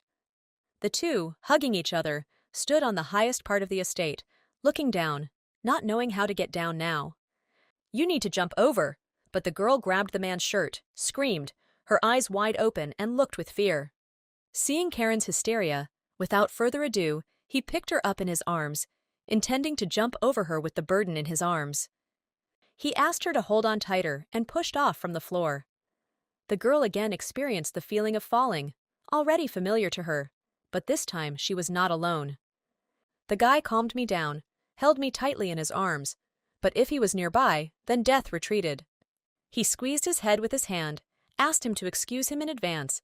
He was about to shake him a little, and took a step forward. He lingered with his hand on the branch of the tree. This saved him from falling to the ground, and with one hand he still held his precious burden. He lowered Karen to the ground, immediately jumped up and bent over, checking to see if she had hurt herself and if she was okay. Donna immediately jumped up, pushing everyone away, including the man, shaking the girl, shouting out her concern. The maid blushed. Tears sparkled in her eyes. She was very worried. Vern stopped behind, looking out for his daughter. Coming closer, he exhaled. He did not see Lord Hale and his daughter anywhere. Concern was evident in his voice. He ran up to Raymond and asked him about Isola, but the guy turned his head and clenched his fists. Karen listened to Donna's howls, but her eyes were directed at the men. From that evening, no one saw Miss Evans again. She did not know what to do, be happy or sad. She asked her eyes to continue to remain closed. She wanted everything to end once and for all, but it was just a vain hope. She would survive again. She wrapped her hand around herself. It was always cool in the garden, but the girl did not feel the cold. She wondered who killed her, then remembered that this time it was she who killed. A grin appeared on her lips. She raised her head. Would stop the endless cycles. Would the girl be able to find the answers? Wondered and was tormented. Karen lay in bed. Donna looked after her, wiped away the sweat, straightened the blanket, and showed concern. The girl stared at her, joyful. Her eyes were shining, and there were tears of delight in them. She got up in bed, put her hand to her head, and asked how long she had been unconscious. For 3 days the answer came. She gave the surprised miss a glass of water. She was worried and thought that death would overtake her too. Pushing aside the glass of water, I asked Donna who died. The girl yelped and blurted out too much. She squinted her eyes at the girl. She hesitated and did not know how to say that the Lord was actually the red-haired lady was waiting. Before Karen passed out, Donna had already said that her father couldn't get out and covered her face with her hand. The maid was actually saddened by the death of the Lord, she whined. How can the girl live alone now? And touched her with her hand, calming her down. She looked around the room and asked where they were. Although the answer was already known to the heroine, she had been here once. Vern spoke up, stood propping up the wall, folded his arms on his chest, and informed Karen that this was his house. She looked at the man, was very worried, feignedly asked about Isola, whether they had found her. The man clenched his hands into fists. She touched her hand to her throat and thought that if little miss were alive, she wouldn't be lying here now. Vern sat down on the sofa with his head down, sending the maid out. He would come in later. He wanted to stay with Karen. Leaning on his knees, he never raised his head. The man clarified that he already knew about the current situation and nodded his head. The man raised his head, became gloomy, and apologized to Miss Hale, although the girl remembered there was a time when he laughed, as if something funny had happened. Karen had only one regret, that she had not strangled Isilou with her own hands. He sighed heavily. Vern suggested that the girl become his daughter, and immediately got down to business. A young man stood in the office, his hands behind his back, conveying orders to the Countess that she was waiting for a man. Redvern leaned his hands on the table, swore. He wanted to see Lady Elba right now, not to hesitate for a second. He raised his hand, grabbed his head, felt weak and took advantage of it. He would meet a little later. He insisted on his own. He bowed his head. Then he would be left alone. Sir Evans did not even raise his head. He sat down on a chair, covered his face with his hands, and raised his head up. He didn't have time to mourn his daughter. He didn't care that such a coveted castle was on fire, but the memories of his daughter and their last conversation were bitter. If only he had known that this was the last meeting, he would have behaved differently. Then, that evening, the man looked for his Isola in the crowd, wondered where she was, but he never found her. When I saw Donna and Bowen, I ran up to them and asked about my daughter, if they had seen. Vern turned around and wanted to go in search, but the assistant stopped him with his hand. It was impossible. It was impossible to get through the fire. He looked back at the gate, which was on fire. Isola Evans remains in this hellish flame to this moment. The man didn't listen to anyone. He wanted to find his daughter, but Raymond stopped him because it was no longer safe. He rushed to him, shook him, begged him to save his daughter. He would give everything he had. The main thing was to find her. Raymond left Vern dumbfounded by the guy's words, and he went to ask the servants about the girl. He turned around and saw a young man standing next to Karen. The man his daughter wanted could not find her. Now in his office, Vern was giving vent to his emotions. Why didn't her boyfriend find her? Tears rolled from his eyes. The Evans family had invested so much in him. The door opened and Dylan entered. It was the one who snatched Isella from the clutches of the fiery chimera. The young man spoke about the critical situation. The priest turned out to be a saint. Despite all the insults of the girl, he saved her. Then he was very sad. He lowered his gaze. Although he is constantly next to the girl, he does not promise improvement. He sat down on his knees. The man persuaded Dylan, promised him a huge donation if he was near Isella. He squinted his black eyes at someone who begged him to save his daughter. He would do anything to make sure she lived. If you look at the documents, then by law the title of Lord passed to Dylan. And in the girl's chambers, Vern said that her inheritance had all burned down, so this option was very profitable. Karen agreed with him. She looked at the paper in her hands. Here it was the result of all her actions, and narrowed her violet eyes. I remembered that when my father died the last time, Dylan always took his place and became a lord. Why didn't this moment particularly concern the heroine? Because at that moment she was Isella's servant. It turns out that now she has become Karen Evans. She bit her lip, the girl said, checking with Vern. He leaned back on the sofa, looked straight. The last name is not important for a woman. She will get married anyway, and then it will be with her husband's last name. She handed the papers back after putting her name down. Now the time had come for the very question that had been put off. The man took the papers, his hand trembling at the question that Karen was now Isella's younger sister. Vern closed himself off from the flow of the girl's questions. It was hard for him to talk about his daughter. The girl seemed to be worried about her condition. The man warned that she would need to attend one event. She raised her head and became interested. Vern was already leaving, muttering that the event would be tomorrow. A minimum number of people, Karen cried, grabbing the blanket. What is it? Without turning around, he glanced at the girl and also gave her word that there would be an engagement. Since Isella and Karen made their debut in high society, then her daughter's dress will be hers, and from now on she will act as the daughter of Sir Evans. The following words opened my eyes. There will be an engagement to Raymond Saris. Now she will marry him. Leaving Karen's room, Donna turned away. She was with a tray, bowed her head, and did not look at the man. She looked back at him. The maid grimaced. She didn't understand why Vern was pretending to be an important person. She exhaled, went into the room, knew that he didn't say anything good here, she muttered, bringing in a tray of food. She went up to the bed, put down a tray, and ingratiatingly asked her to eat. She needed to gain strength. With tears, she sadly watched as the spoon went down. It seemed that the girl was holding her breath. And when Karen exclaimed that it was very tasty, despite everything, the taste of the food remained just as amazing, Donna exclaimed contentedly. A blush appeared. The maid said with tears that even with all the losses, we need to move on. It was sad, not because of the loss of money, but because I couldn't take my mother's things, because there might be truth hidden there. Dawn threw herself at Karen's neck and hugged her tightly. The girl couldn't cope with her emotions. The girl patted her back reassuringly. There is no need to cry, especially now she is Vern's adopted daughter. The man will now take good care of her, who has completely replaced his daughter. Pulling away from the mistress, holding her hand, she looked. It couldn't be that she exclaimed, because in fact she fell silent. Eyes widened when Donna collected herself and answered that Isella was in fact alive. The news was surprising.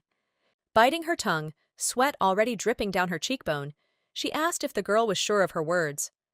Pressing her hand to her chest, the maid said that Miss Evans was still unconscious, but Dylan was with her, and Karen had already guessed that if she woke up, she would be drawn into another whirlpool of events. My mouth hurt from smiling, but with sparkling eyes I asked what Dylan answered. She was very curious. Pressing her hand to her cheek, she closed her eyes and quietly continued.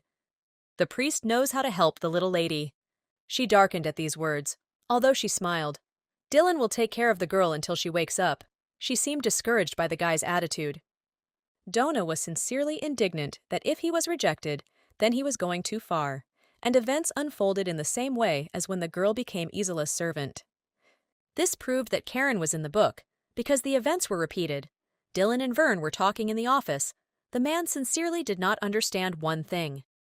Sir Evans believed that the priest loved Karen, but the young man denied this with one word. He hated this woman, and once again repeated his request. Let her begin to look after Isola. She was destined to serve the girl. A blush appeared. Asked to make her life terrible, that's all the guy asked for. The next day, the mistress was getting ready. The maid stood, fingering her hair. She thought it was some kind of nonsense. I clenched my teeth and couldn't understand how a person who had just come to his senses after a long illness looked like that. Too beautiful. Her eyes are expressive even without any makeup. They don't need to be emphasized. And her hair is silky, not like Isela's, but she spent a lot of money on its care. The girl had nothing, but even the tragedy that happened seemed to adorn this woman. Surprisingly, even the dress made for the mistress fit Karen perfectly, as if it had been sewn for her. As if the true owner of a beautiful dress would find it, blue suited the girl very well and emphasized her figure. She glanced sideways at the girls and remembered that in her past life she fulfilled her obligations very well. Maybe people have changed. Suddenly, the door swung open, and Donna, out of breath, screamed at the lady, wanting to warn her. She had just voiced her thoughts about Ramond when the smiling guy looked at the maid, narrowing his eyes. He took a couple of steps towards the girl. He came to accompany her, ready to perform the duties of the groom. A little girl with blush on her cheeks and sparkling eyes was carrying a box with a ring. Raymond bent down and beamed with a radiant smile, thanked Lady Liana, and took the ring. Karen watched the man, unknowingly charming the little girl again. He walked up and touched the lady's fingers, putting a sparkling ring on her finger. He touched her hand with his lips, mockingly said that jealousy was inappropriate. His eyes sparkled and laughed. We approached the cake. The man smiled. He was sincerely sorry that jealousy would not come from the girl. She was told that now she can legally dispose of it as she pleases. She rolled her eyes at these words. Hand in hand, they cut the cake. Raymond looked at Karen and whispered that, as expected, she stole him from Isola. And everyone in the hall clapped and rejoiced at their union. Everyone except Vern, who frowned and sipped his wine, turning away. Karen looked at the guy offended. She didn't want to fight him off like that. She didn't like the reaction. He looked at her carefully, understood everything, because no one could have imagined that everything would turn out this way. Lady Liana handed the box to the girl. She sincerely congratulated her on her engagement and handed her a gift. Karen was pleased. She thanked her, giving her a warm smile. The Countess was also next to her daughter, smiling, also wanting to present her gift. Wrapping her arms around the girl's hand, she didn't know whether it was worth holding such an event, but it was a consolation for her deceased father. The Countess was happy because this girl was more suitable for Raymond than the one from the merchant's family. He was lucky. She raised the fan to her chest. It was a pity that Vern remained afloat because of this engagement. Lady Elba answered after a little thought. She looked around, realized that the Countess had deliberately spoken loudly so that everyone could hear, and felt other people's gazes on her. Most of the people in the room were dissatisfied. The Lady of Elba, all Vern's debtors, agreed.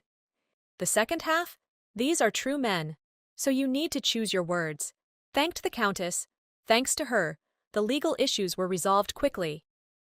Raymond saved the situation, extended his hand, smiled. To be engaged to such a charming lady is a rare success. She placed her palm in his, thanked him, and immediately darkened at the young man's words about the fate bestowed upon him. She snuggled up, upset that history was repeating itself again. Everything had already been written down.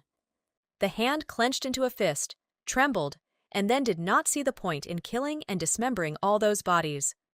As if by chance, Raymond uttered a phrase about Isola's heels, that they were sharp. Her eyes widened in fear. Her face became dark. He pressed her close to him, but Karen was already tormented by questions about how he found out that the lady had pierced her leg with her heel and was tormented by guesses. He turned around, showing concern. If your leg's hurt, you shouldn't move much. Then the girl's guesses were confirmed that the guy knew something. She grabbed the man's sleeve, understood that she was testing the waters, but she just didn't know why he needed it. Vern walked towards the couple, smiled, spread his arms to the sides. Today is a wonderful day for smiling. The guy did not succumb to open provocation, closed his eyes and shook his head. He was just keeping his promise. Raymond did not raise his eyes. Vern's will is above all. Karen looked at him almost in fear. He smiled barely noticeably, told about the letter from his relatives. The father considers the young man to be a 10-year-old boy, and answered harmlessly. He looked at the girl, saw that she was pale, showed concern, and inquired about her well-being. She wanted to turn away, but she couldn't. The man's hand turned the girl's chin. He leaned over, whispered that if it becomes difficult to be here, let him speak right away, and looked into his eyes. Karen's shoulders trembled, and she assumed that it was the young man's lack of love for her, but she guessed that perhaps he didn't love her at all. Violet eyes blazed with rage. Right now there was a desire to smash this man's head. The last time, when a girl was sleeping peacefully in the arms of her beloved, a strange sound came from him, which still forced her to open her eyes. Raymond jumped up in bed, breathing heavily, his shoulders tense, resting his hands on the bed. Karen jumped up after him, worried about the young man. Covering his face with his hands, the man said that there was nothing wrong with him and apologized for the concern. Sometimes, Miss had to listen to stories about the war, touched her soothingly, and realized that she was dreaming about the battlefield again. He turned around sharply and embraced Raymond in a tight hug, but as it happens, each story is good only once, and after listening several hundred times, it becomes boring. Closing her eyes, she stroked her hard shoulders. Her torment lasted 10 years. He raised his head to Karen, but still held everything in his hands. At that time, she should not have taken a man's love for granted. I had to carefully examine the expression on Raymond's face when he confessed his feelings and talked about love. Now he was reproaching himself. Isola lay like a beautiful angel in her bed, peaceful breathing, eyes closed, and a question ringing in the air from Karen. Reaching out to wipe the girl's cheeks, the red-haired nurse asked questions that no one but the lady should have heard. She bowed her head, propping it up with her hand, looking at the lying woman, discussing what love is and how to understand it. The breeze fluttered the curtains in the room, but Karen was not distracted from Isola. These girls had very different concepts of love. She twirled a lock of blonde hair around her finger, continued comparing love, wondering how and why it turned out this way. She leaned over and whispered in her ear that only true love would save her and pull her out of this hell. She brought a strand of hair in her hand to her face, tormented by guesses, thoughts about love with Raymond. Maybe it is not sincere. Unable to bear it any longer, Karen lay down with Isola. She turned out to be a good listener, whatever one may say. The lady always waited for equal love. She pinched the tender skin and confessed to the girl that Raymond had always disliked Miss Evans. Haven't been able to love a girl in the past 100 years. No girl wants a guy who is kind to everyone. Everyone wants to get someone who will only be with her. Karen was no exception. She also wanted this. She got up on the bed and wanted to ask questions directly to the man, but lately they had not been alone. She looked and turned to Isola. In fact, it is likely that Karen is simply sick, and it is her illness that has such an effect. She took a pillow and covered the girl's face with a pillow. If not, then she would lose her head. The man froze in the middle of the room, listening to the sounds that came from the door. She folded her arms across her chest. Karen stood in her nightgown, smiling, her hair cascading down. Raymond looked at his watch, was surprised at such a late visit, and reminded him of the rules of decency. She pursed her lips and looked at him sadly and surprised at the same time. It was strange for her. The embarrassed man sent Karen to his room. He was embarrassed and wanted to get rid of it faster. He began to close the door in front of the girl, thereby indicating that the conversation was over. But he didn't do it to the end. The lady's hand rested and held the door closed. She did not complete her goal. She gently touched the man with her hand and quietly whispered his name, urging him to turn and look at her. A blush appeared on her cheeks. A smile shone on her face. She confessed her love for him. He removed the girl's hand, was indignant that she didn't find more time for confession, and muttered under his breath. Karen was also not silent, righteously indignant. There was no other time, since they were not left alone. She turned around to leave, but the guy exhaled to the side and admitted that he was touched by the words, but the sarcasm still showed through. Closing the door, leaving a crack, a stream of bright light poured out, and we decided to drink tea together. She looked around the room, noticed the collected things, Everything screamed that the person did not want to stay here for a long time. Raymond sat down with the steaming teapot, as if making excuses, and said that it was convenient for him when everything was at hand. And in complete silence, they drank from their cups. Smoke came from the mugs, but the silence did not bother them. They enjoyed each other's company. They sat opposite each other, each thinking about his own, but both the guy and the girl were on guard and smiling. Raymond buried his face in his cup, while Karen thought how much he knew and watched him. He raised his head as soon as he heard the girl's words about what he said at the festival, how to understand these words, and asked again.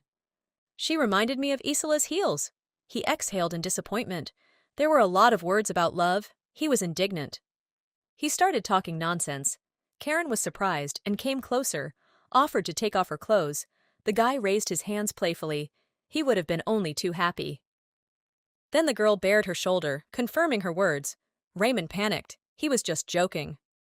He abruptly dropped his jocularity.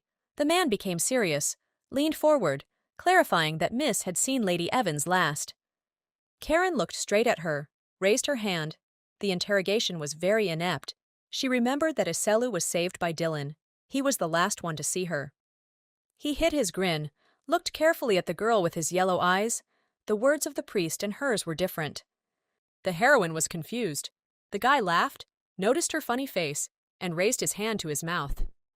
He removed his hand from his mouth, showing an evil grin, caught these two in collusion, and scolded them. The moon gave its bright light. She watched the girl's torment. There were many questions, but most importantly, she was curious what the man knew. Approaching Karen, he grabbed her shoulders with his hands, leaned over, almost pressed his forehead.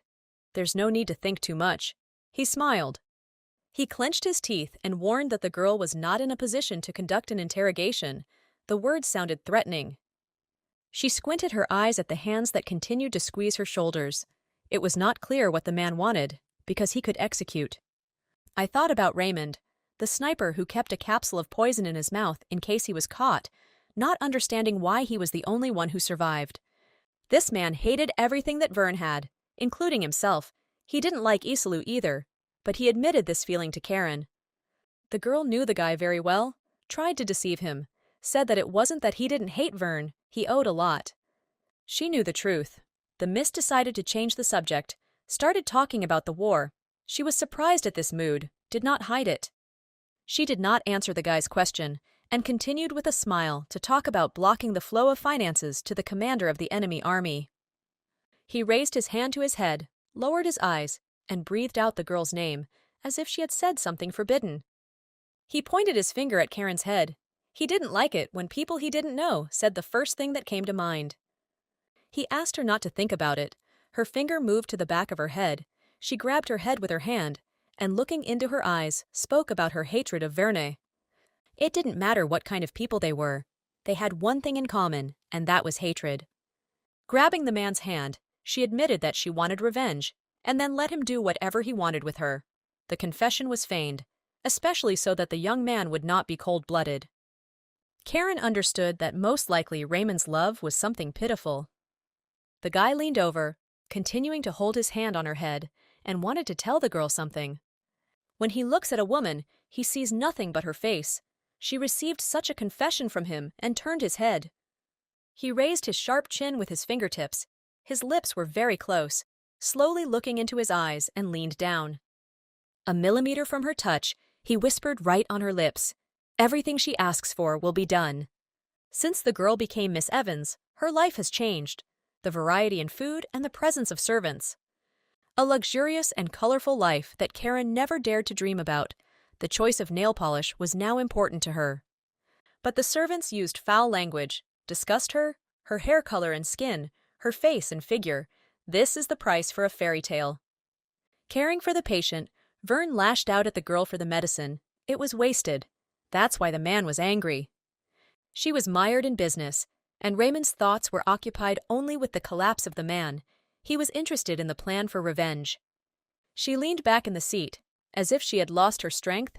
A little patience. Only recently she made a confession. The man started talking about bracelets. Namely, they began to attract silver ones, a hidden meaning whether he wanted to go to prison.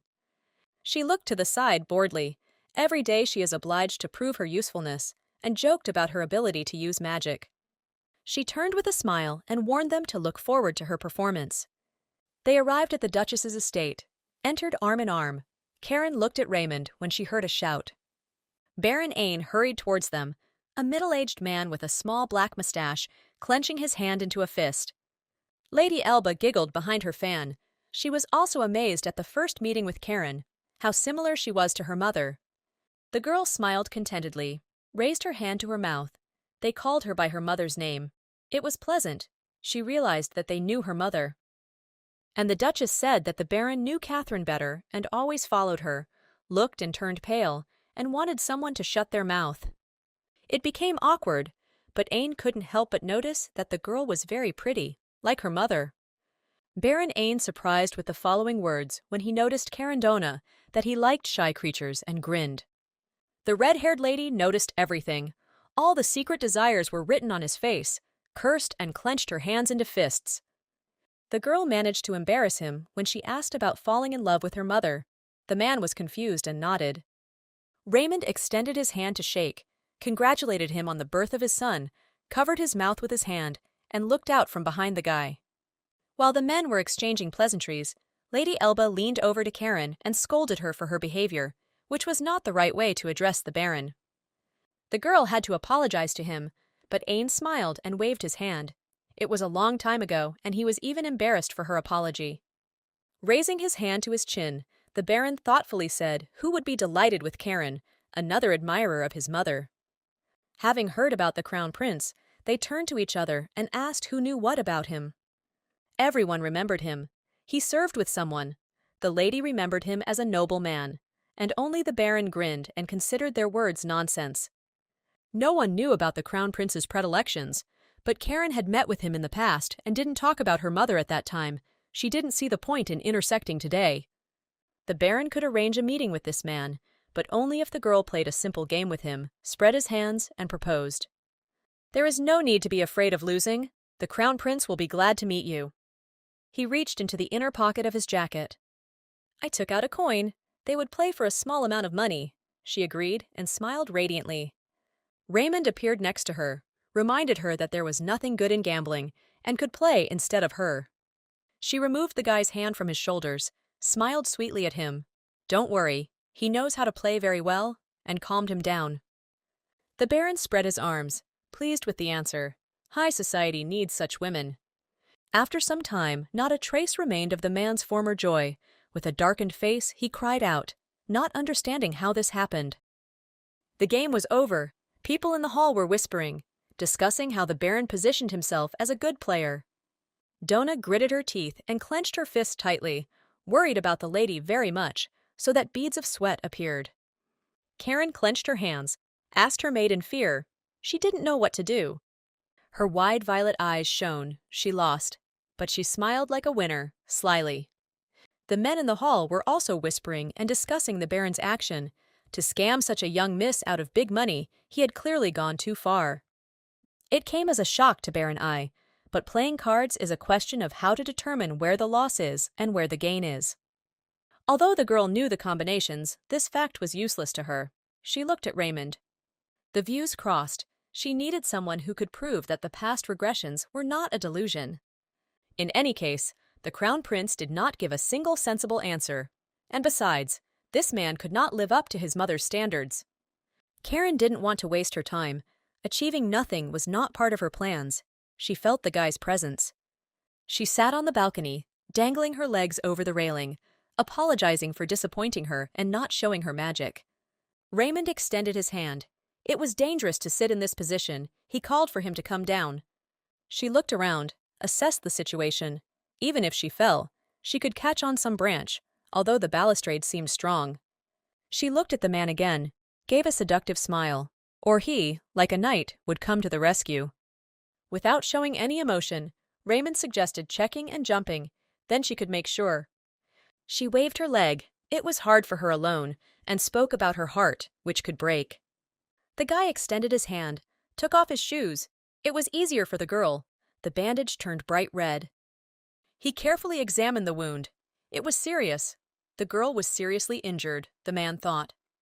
He got so carried away that Karen felt uncomfortable and asked to let go of her leg. Still, it was decency. The young man was confused and let go abruptly. He noticed that her shoes were too big. She calmly answered this, waved her hand, that all this was Isola's property. She thought that Vern was too shocked by the loss of his daughter.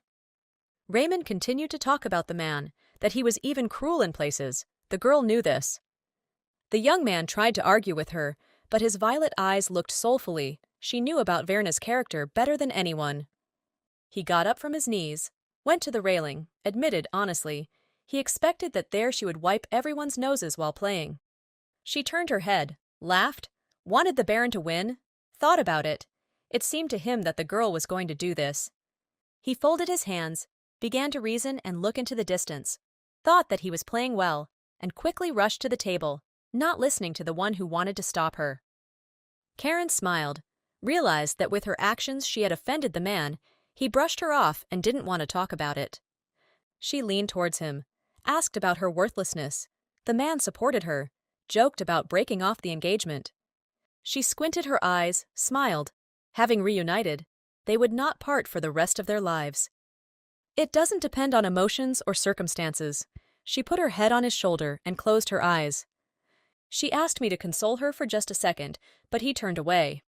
Raymond didn't agree to this, he just didn't want to. He raised his head and looked at the night sky. Every night he accompanies a lady somewhere. The girl bitterly noted that the rest of the time she was mostly with Vern's servants and assistants. This morning they found a prostitute in the river with a cut-out uterus and gouged-out eyes. She clarified and squinted her eyes in anticipation of an answer. He turned around sharply, leaned towards Karen. How did she know this? There was no light anywhere, and he began to get nervous. She showed 3 fingers on her hand. 3 more girls will die next month. Her hoarse voice rang out.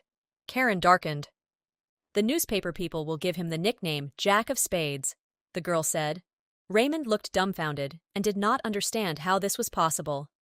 She folded her hands, and all because the shape of the dagger with which he pierces the victim's heart resembles a lance. She leaned closer to the man. Today's victim is not the first to reveal the secret. Knew where the first victim was for practice in the birch grove of the Evans estate. He turned his angry face and warned that today the girl would have to go home alone. Raymond left. Karen remained on the same balustrade, waved her hand to him. Okay, she understood. She rested her hand, trembled. All events were predetermined. Nothing new. The culprit would be caught soon anyway. Returning home, Vern met her, twirling a thick tourniquet in his hands. He was very angry. The girl was wasting his money.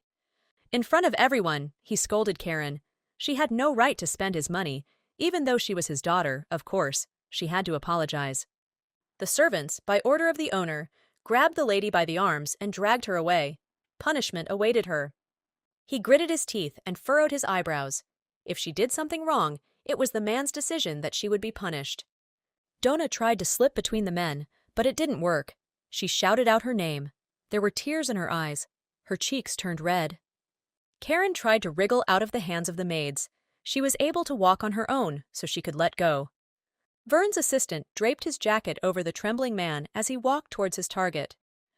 The man did not consider himself the main villain. He was angry that when his daughter was lying, this girl was taking advantage of everything that was for Isola. This irritated him.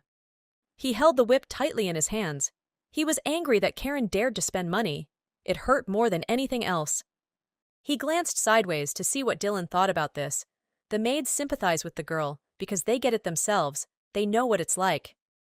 They are relatives. There could be affection for the lady in his soul, but the guy stood with folded hands and did not raise his head. He slowly approached the young man. If his guess was confirmed, he would completely destroy Karen. There was a click. It was Vern who decided to strike next to the priest, asking sarcastically if he had scared him. It is necessary to thoroughly knock down the arrogance of such arrogant bitches. He looked closely into Dylan's eyes and spoke clearly. The young man did not flinch. He only clarified that if Karen had really crossed all boundaries today, the man was too close. He clenched his teeth, opened his eyes. The priest doubted his words. Vern was indignant. Dylan put his hand on her shoulder and whispered that he didn't care. Didn't care even if she died. Muffled words hammered in his head. At this time, Raymond and his assistant were wandering in the grove of the Evans estate. The guy asked the owner what they were looking for here. Maybe they needed love advice, but he brushed it off. He fired, handed the weapon to the servant, missed. The guy tried to argue with him. It seemed to him that he had hit. He looked down sadly. The shot did not bring instant death. He was upset that his skills had deteriorated. They found an animal that was still breathing. He was convinced, and showed his companion what he was talking about. He sat down next to him, hugged him by the neck, flashed the knife in Raymond's hands, and admitted his mistake. He turned to the guy, gave him the knife, asked if a deer's head would be a good gift. The servant was surprised. Vern would probably be surprised. He turned away, raised his hand to his lips, Karen, but heard an offer to buy a larger stone in a jewelry store. But the man was sure that the deer would be more to his liking. When Raymond gets married, he will return to the family estate. News should not be sent there. I heard from the servant that Vern couldn't wait to get married. Doubts were reflected on the guy's face. He narrowed his eyes. Trying to make sure of his intentions, since he hesitated in front of the woman, the young man turned away, exhaled air, and drawled, which he understood. Everyone loves certainty. This is understandable. It's time for them to leave. But he turned to the deer and didn't want to leave him. But he was already leaving and did not turn around. He went to check Karen's words, although the servant called him, showing curiosity. And they saw what they were looking for, the corpse of a girl. The servant was horrified, waved his hands, but Raymond was absolutely calm. The men noticed the stench. The corpse had lain there for at least 3 days, they decided by the smell. He called Xena to calm down, asked for a notebook, but he could not take his eyes off the girl. It's a different matter in war, and here. When the notebook was in Raymond's hands, he confirmed to the assistant that he was still in love with Karen. Without turning around, he said very clearly, "Do not approach her under any circumstances." He was in love, at least he thought so himself. When he first saw this beautiful girl, his heart began to flutter. It was easy to talk with her. Not only her beauty captivated him, but also her sharp mind, sarcasm, and sincerity. Now he was racing as fast as he could on his horse, urging his horse with his feet to get there faster. His thoughts were confused about how deeply Karen was involved in this matter, remembering her words that night, playing with him like a puppet. The man wondered at what moment he fell into such a skillfully placed trap. He could not remember the moment. Pictures flashed before his eyes. Many questions, too many, and all these questions revolved around one person. Raymond was sure that the girl was somehow connected with all these incidents, but she shouldn't be discounted. She could have committed these murders herself. He rushed at full speed. So soon he would be glad to dance to Karen's tune. Thoughts carried the guy further and further. He needs to explain things to the girl as quickly as possible, which is why now he is rushing headlong. The young man is determined, as her fiancé and ally, to take full responsibility upon himself. If Karen kills for the sake of atrocities, without the slightest principles, then he should put an end to it, took out a weapon and headed towards the house. He raised his hand, standing near the door to the girl's room, hesitantly knocked and called by name. His other hand was down and holding his gun. Everything about his posture screamed defense. Without hearing permission, the man entered the room. There was no one there, only there were some stains on the carpet. He looked around the room, saw bandages on the bed, and peroxide on the table nearby, came closer. Someone was wounded, and he was given proper medical care. He squeezed his hand with the weapon tighter, cursed. Did the guy really think Karen had already managed to do something in his absence? Suddenly, Dona's voice was heard. She begged him to help. There were tears in her eyes, and her voice trembled, and the girl herself staggered, holding the tray in her hands. He saw that the girl was alone, put the pistol in his pocket, began asking questions about the mistress. The maid began to tremble more violently. She said with tears that the girl was in Isla's room, but she was badly hurt, lowered her head and curled up into a ball. Vern punished her. Suddenly, Dona fell to her knees and reached out to Raymond, asking her to help her mistress. Tears and drool mixed together. It was a pitiful sight. He agreed, rubbed his tired face near the door, swore, and didn't understand what had happened here. And just in time, I heard Karen's voice, and when I entered, I saw that the girl had swung scissors at Aselu. She was about to lower her hand with her bladed weapon when the man grabbed her hand, thereby stopping her. She looked up at him with her tear-stained violet eyes, a question falling from her lips about love for a lady. I just started to tell her, but as I came closer, I stepped on something below and something squished. Frightened, he pulled the blanket off Acela, afraid that he was late, but the girl was safe and slept peacefully. Nothing disturbed her sleep.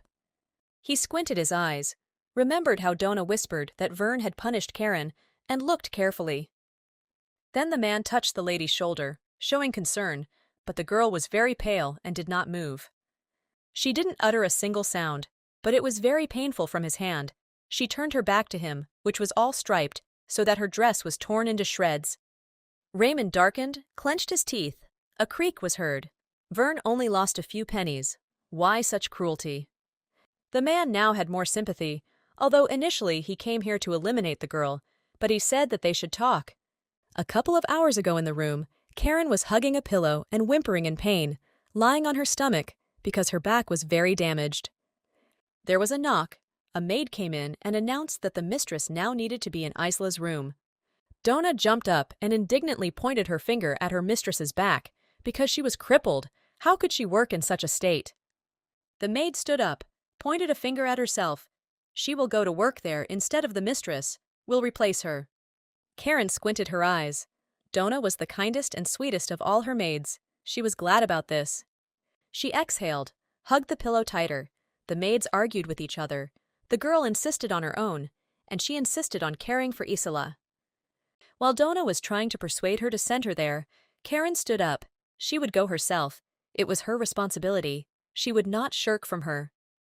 And now, standing in front of the lady, envying her a little, she sleeps, without pain. Nothing bothers her.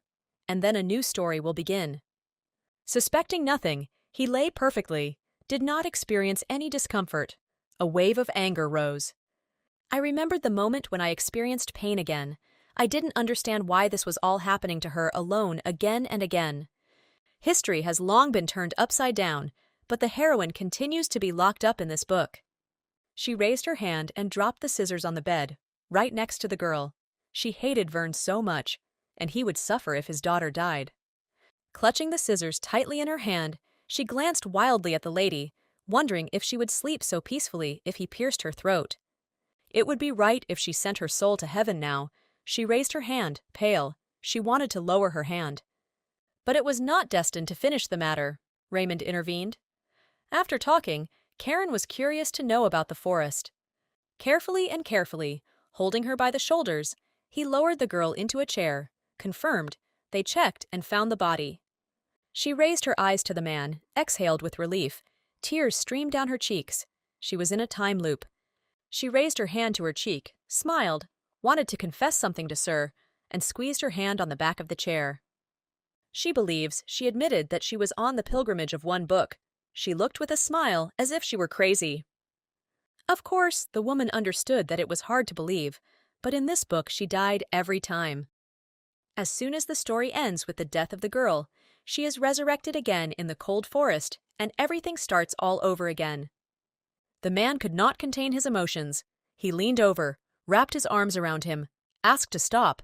Karen snapped, screaming so that they would believe her. The girl started babbling about how she could take better care of Isola than a nurse, and she also knows about the murders. Let him believe her, because now she will remember what a man always told her when he hugged her tightly and pressed her to him. Dark circles appeared under her eyes.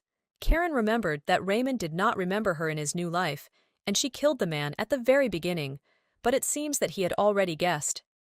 She grabbed the guy's hand tightly and said that Mr. Vern had killed her 100 times already. The young man knelt down in front of the girl. This time it might be difficult for him to fall in love with her, I thought. Now Karen asks for help, then she will get a bit of his sympathy. The guy wiped away the tear with his hand. Metropolitan Police Station. Silence and only the sound of a typewriter could be heard. Captain Albie strained, with his arms wide open, walked towards Ramond and smiled, teased and joked. He hugged me like an old friend. The guy squinted his eyes.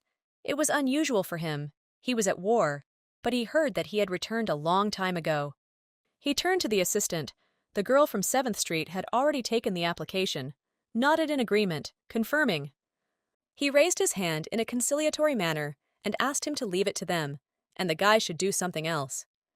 He bared his teeth, wants to cooperate, is burning with a great desire to help. Albie did not cave in. If he wants to investigate with them, then there must be good reasons for this. He put his hand on Raymond's shoulder again, lowered his eyes, flashed a smile, and joked that he was the main suspect. He patted his fingers. He couldn't make concessions, just because he found a corpse and was trying to get through. I remembered Karen when she said that the next body would be found on 7th Street, then on 17th. A smile appeared and turned into a grimace. The girl even knew the culprit of these crimes, Baron Ain. Although there were doubts, I did not willingly believe in the lady's words. But here they sat with Zen over a glass of beer and looked at 17th Street. Raymond jumped up, told the servant that he would be back soon, saw the maid Karen, and hurried after her. He followed Donna, in no hurry to show himself to her. Suddenly the lady was involved, and the maid was helping her. This cannot be ruled out. Suddenly, the man saw the girl's path blocked by a man who was talking about a lucrative offer, but the girl indignantly reprimanded and did not accept it. Suddenly, the guy swung his hand at her. Tired of persuading the disobedient girl, Donna closed her eyes and screamed. Raymond managed to grab the man's hand. He pulled it back, and anger appeared on his face. Everything is in order. The guy pressed this man to the wall, hovered over him. Jane serves Baron Ain, finally admitted. He brought his head closer to him. Raymond muttered. There was a murder in the vicinity? Was this man involved? He put a pistol to his head. The guy screamed. He was scared. He made excuses. Hastily told that the Baron liked the maid. The man answered honestly, could provide confirmation of his words. There was a letter in his trousers pocket. He needed to get it. Then Raymond turned to Donna, asked her to get it. The girl was indignant why it was her, but she still obeyed. When I took it out, I saw that there was a seal of Baron Ain. The man ordered me to read it out loud. The man at the wall pressed his head against the wall and closed his eyes, listening to the girl's voice. She read and turned pale. The Baron will forgive the debt in exchange for the maid. The guy squinted his eyes, raised his weapon, and wanted Ain to receive sexual services for money. He let the guy go. He shook off invisible specks of dust from his shoulder. Donna looked at him unkindly, and Raymond apologized. Then he touched his hair, closed his eyes. Most murders are committed by those who are able to satisfy their desires. The Baron is not the last person in society, so he needs to keep his face, but the guy could not say with certainty that he is not a criminal. He turned to Dawn, because she began to speak, addressing the young man. Sparkling eyes looked at the man with a slight smile, thanked him for saving her, thanked him sincerely without any thoughts. When they returned and walked along the corridor, the girl spoke again, asked not to tell the lady, stopped and froze, and asked again. Her face darkened. She did not want to go to the Baron. She clenched her hands, but the man raised his hand, did not turn around, and said that Karen would not give it up. He turned around in surprise, stared at her. Donna believed that if she had given up her body, the mistress would not have been punished. He tried to calm her down again, but completely naively raised her face to him and asked a question about her love for Karen. Everything will be sorted out. Be that as it may, they opened the door and instantly flew inside. There was a girl lying on the floor. He touched his neck. His hands trembled. Time stood still. A quiet curse came from Raymond. He raised his eyes to the frozen Donna and ordered to urgently call the priest, because the lady was not breathing. Left alone, I carefully held my burden in my arms, listened. I could feel my breathing. A bead of sweat was running down her cheek. Her breathing was slow, and the girl was as cold as ice. I just wanted to think, but it was not meant to be. The door opened, and the maid ran in, shouting her name. He carefully laid Karen on the floor, did not ask, but stated the fact that Dylan was not there. They closed the door. The girl replied that the priest was in the owner's room. The man wondered why he didn't come. Pressing her hand to her chest, Donna admitted that she was told that they were having some kind of important conversation. Raymond said, he will interrogate Karen, but only after treatment, and then he stopped in front of the door to the office. But they couldn't let anyone in. They nodded, agreeing. They could just invite Dylan here. The guy left to clarify. The young man disappeared through the door, and a few minutes later, a loud cry was heard from Vern, who ordered to get out of here. The The door opened after these screams. Raymond entered without fear of the master's anger. He saw that the scent guy was sitting on the floor. There was a broken vase near his feet. Vern had thrown it at him. The owner himself was sitting at the table and covered his head with his hand, and Dylan was standing next to him. As soon as the door was opened, the servant ran away. Raymond said about Karen that a doctor was needed and the priest should help. The gentleman raised his face, squeezed the hand that was lying on the table, and asked to leave Mr. Sarris's office. Then the guy ignored and walked up to Dylan, stood up screaming and pointing at the door with Vern's hand, loudly yelling at him to leave his office. Not paying attention to the gentleman, he continued to tell what was wrong with the girl: heavy bleeding and slow breathing. The guy doubted whether it was really worth going to the lady, because she told him not to meddle in her business. Taking his hand to the neck of his clothes, Raymond growled that as a doctor he must fulfill his mission, but the guy resisted. Still, he showed sympathy and pulled the young man along with him. Vern continued to shout to let Dylan go and go out, but no one listened to him. I glanced at the guy, let him see it for himself. His face was gloomy. He didn't understand what the situation was. He grabbed her harder and squeezed her throat with his hand, after saying that there was no point in him going since she was no longer breathing. A flame raged in his yellow eyes. If he doesn't look at his bride now, he will strangle him in this very place, he warned. Vern came up, called the guy, put his hand on his shoulder, trying to calm him down, but he could no longer contain his emotions. Raymond didn't understand how it was possible to let a woman who had given up die. Continuing to drag him along, Dylan asked to be released. Now Vern didn't seem so menacing. He was able to say in confusion, pointing to his room with his hand, what they allow themselves. The man turned around and said that he had paid off his debt in full and had also fulfilled all the terms of the contract. He threw out that Karen Evans is now the master's daughter and the guy's fiancée, so the attitude towards her should be appropriate. The man clenched his teeth, barely restraining himself. How dare he talk like that about a consumable who got a chance thanks to Isola? A dull voice came from behind the guy that he would give him everything: love, property, and even life. He decided so. A couple of hours ago, Karen was feeling well. She came in to check on Isola, running her hand over her cheek. She asked if Raymond would believe her. Thinking, I checked the drip. I had never managed to start a fire before. The servants came running and put it out. She pulled out a catheter and put it in her vein. Only one person planned all this. She realized it was all Dylan. In the room, Dylan checked on Karen, adjusted her hands. She would be fine. She was in shock. Raymond waited for an answer, folded his hands on his chest. What caused this condition? Stuttering. The priest spoke about the medicine. Despite her wounds, she worked day and night, but now she will be released from this occupation. Although the man expected something different from Dylan, he thought he would swear and forbid him to approach Karen, since she was his woman. He was interested in what connected these two, because the girl never started talking about the guy. Respected her, Mr. Sarris, so whoever won her affection would still not interfere. Dylan was silent. He just put his hand on the girl's forehead, announced that there was no fever, and was sleeping. He tried so hard to stay away, but he was invited to her room. He couldn't pull away. He was dragged by force. That's right.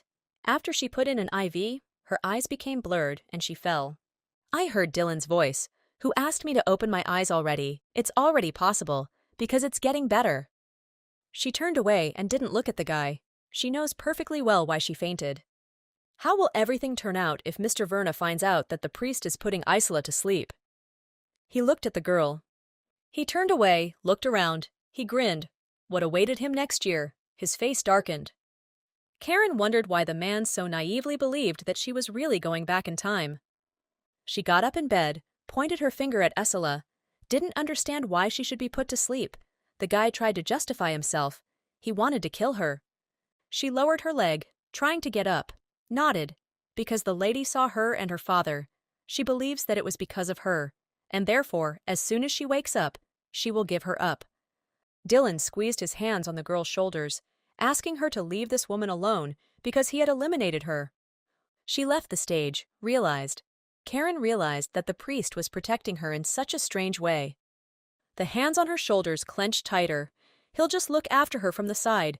Everything will start all over again for her. There's no need to meddle in things. She threw back her hands, raised her dark eyes to the young man, grinned. Do as she pleases, just don't kill. She jumped up, walked past the guy, and headed towards Asile, scolding him for his actions, turning the lady into a vegetable. She grabbed the scissors and pointed it straight at the girl's chest. Don't let it stop her from killing her, because everything will pass anyway. Turned his head in her direction. It would be a sin, Karen heard Dylan say. She held back her hand with the scissors, screamed at the guy with special zeal, tried to free her hands, let him believe her and go together to the end. He squeezed her hands tightly so that she wouldn't do anything bad. She screamed that it was none of his business to simply suffer from boredom.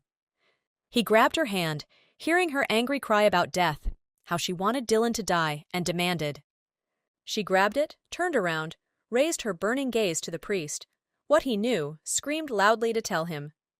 Karen grabbed hold of Dylan's fabric and demanded, screaming, that he tell her everything he knew. The guy, confused, tried to escape from the steel grip. Suddenly, the girl's actions changed. Her voice dropped to a whisper. She grabbed the guy's head with one hand and whispered what he wanted. A smile appeared on her lips. She brought the man's hand to her face. If he wants to sleep with her, then he doesn't mind. Then she lowered her hand to her chest. Maybe she could take it with her to the temple, where even Raymond wouldn't be able to arrest him. He shouted her name loudly, waved it away in such a way that it hurt the girl. She screamed, but did not pay attention to it. She lowered her head. Doesn't understand what is needed then. If it's money, then she's ready to give everything she has as much as she wants. A woman, fame and marriage suggested various options. She did not understand what goal Dylan was pursuing. She looked at the guy with a crazy look, asked, begged to tell him, even if it was just a guess. A tear rolled from her eyes. He grabbed and lightly squeezed the girl's hands, taking them away from him, and ordered her to come to her senses. She shook her hands, throwing off the shackles, screamed that she was behaving normally. It couldn't be otherwise. The man just chuckled at this. Something strange was happening to Karen. She attacked the young man and fell to the floor with him. He hit himself, but she was only worried about the clue. She sat down, wrapped her legs around the guy's waist, put her hands on his chest, knew that he wanted her. She asked. The man swallowed, looked away. The girl's answer was that she didn't even love him. She pulled away, her eyes widened, and in a surprised voice she asked if he was speaking to her in all seriousness now.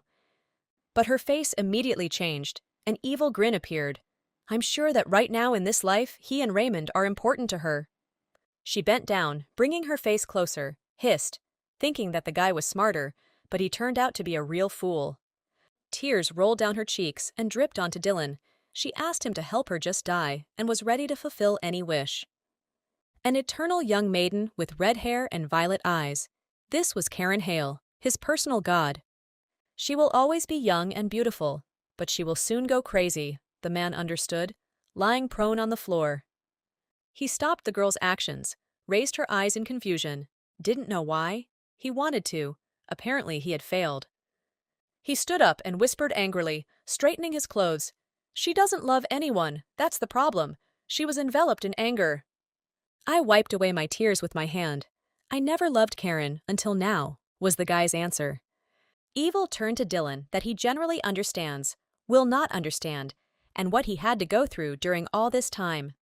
She clasped her hands, closed her eyes. She would take care of him in the next life, she promised, but now let him stop his stories and undress. If he truly loves someone, if he ever falls head over heels, he doesn't know for sure yet. She didn't listen to the end, interrupted. It's better to let her sleep with her and tell her everything, or even better, just tell her, and waved her hand. He covered his face with his hands, looked at Karen through his fingers, let him love him deeply, so that he could recognize her love. Raymond calmed down. The girl didn't kill anyone, and Dylan was sure that she was in the book, pressed his back against the wall. Now she is not in the best condition, so there will be no interrogation. The man decided to look after her for a few days. Later, when the full moon was shining, the girl sat and squeezed her hand, thinking about the task of falling in love again.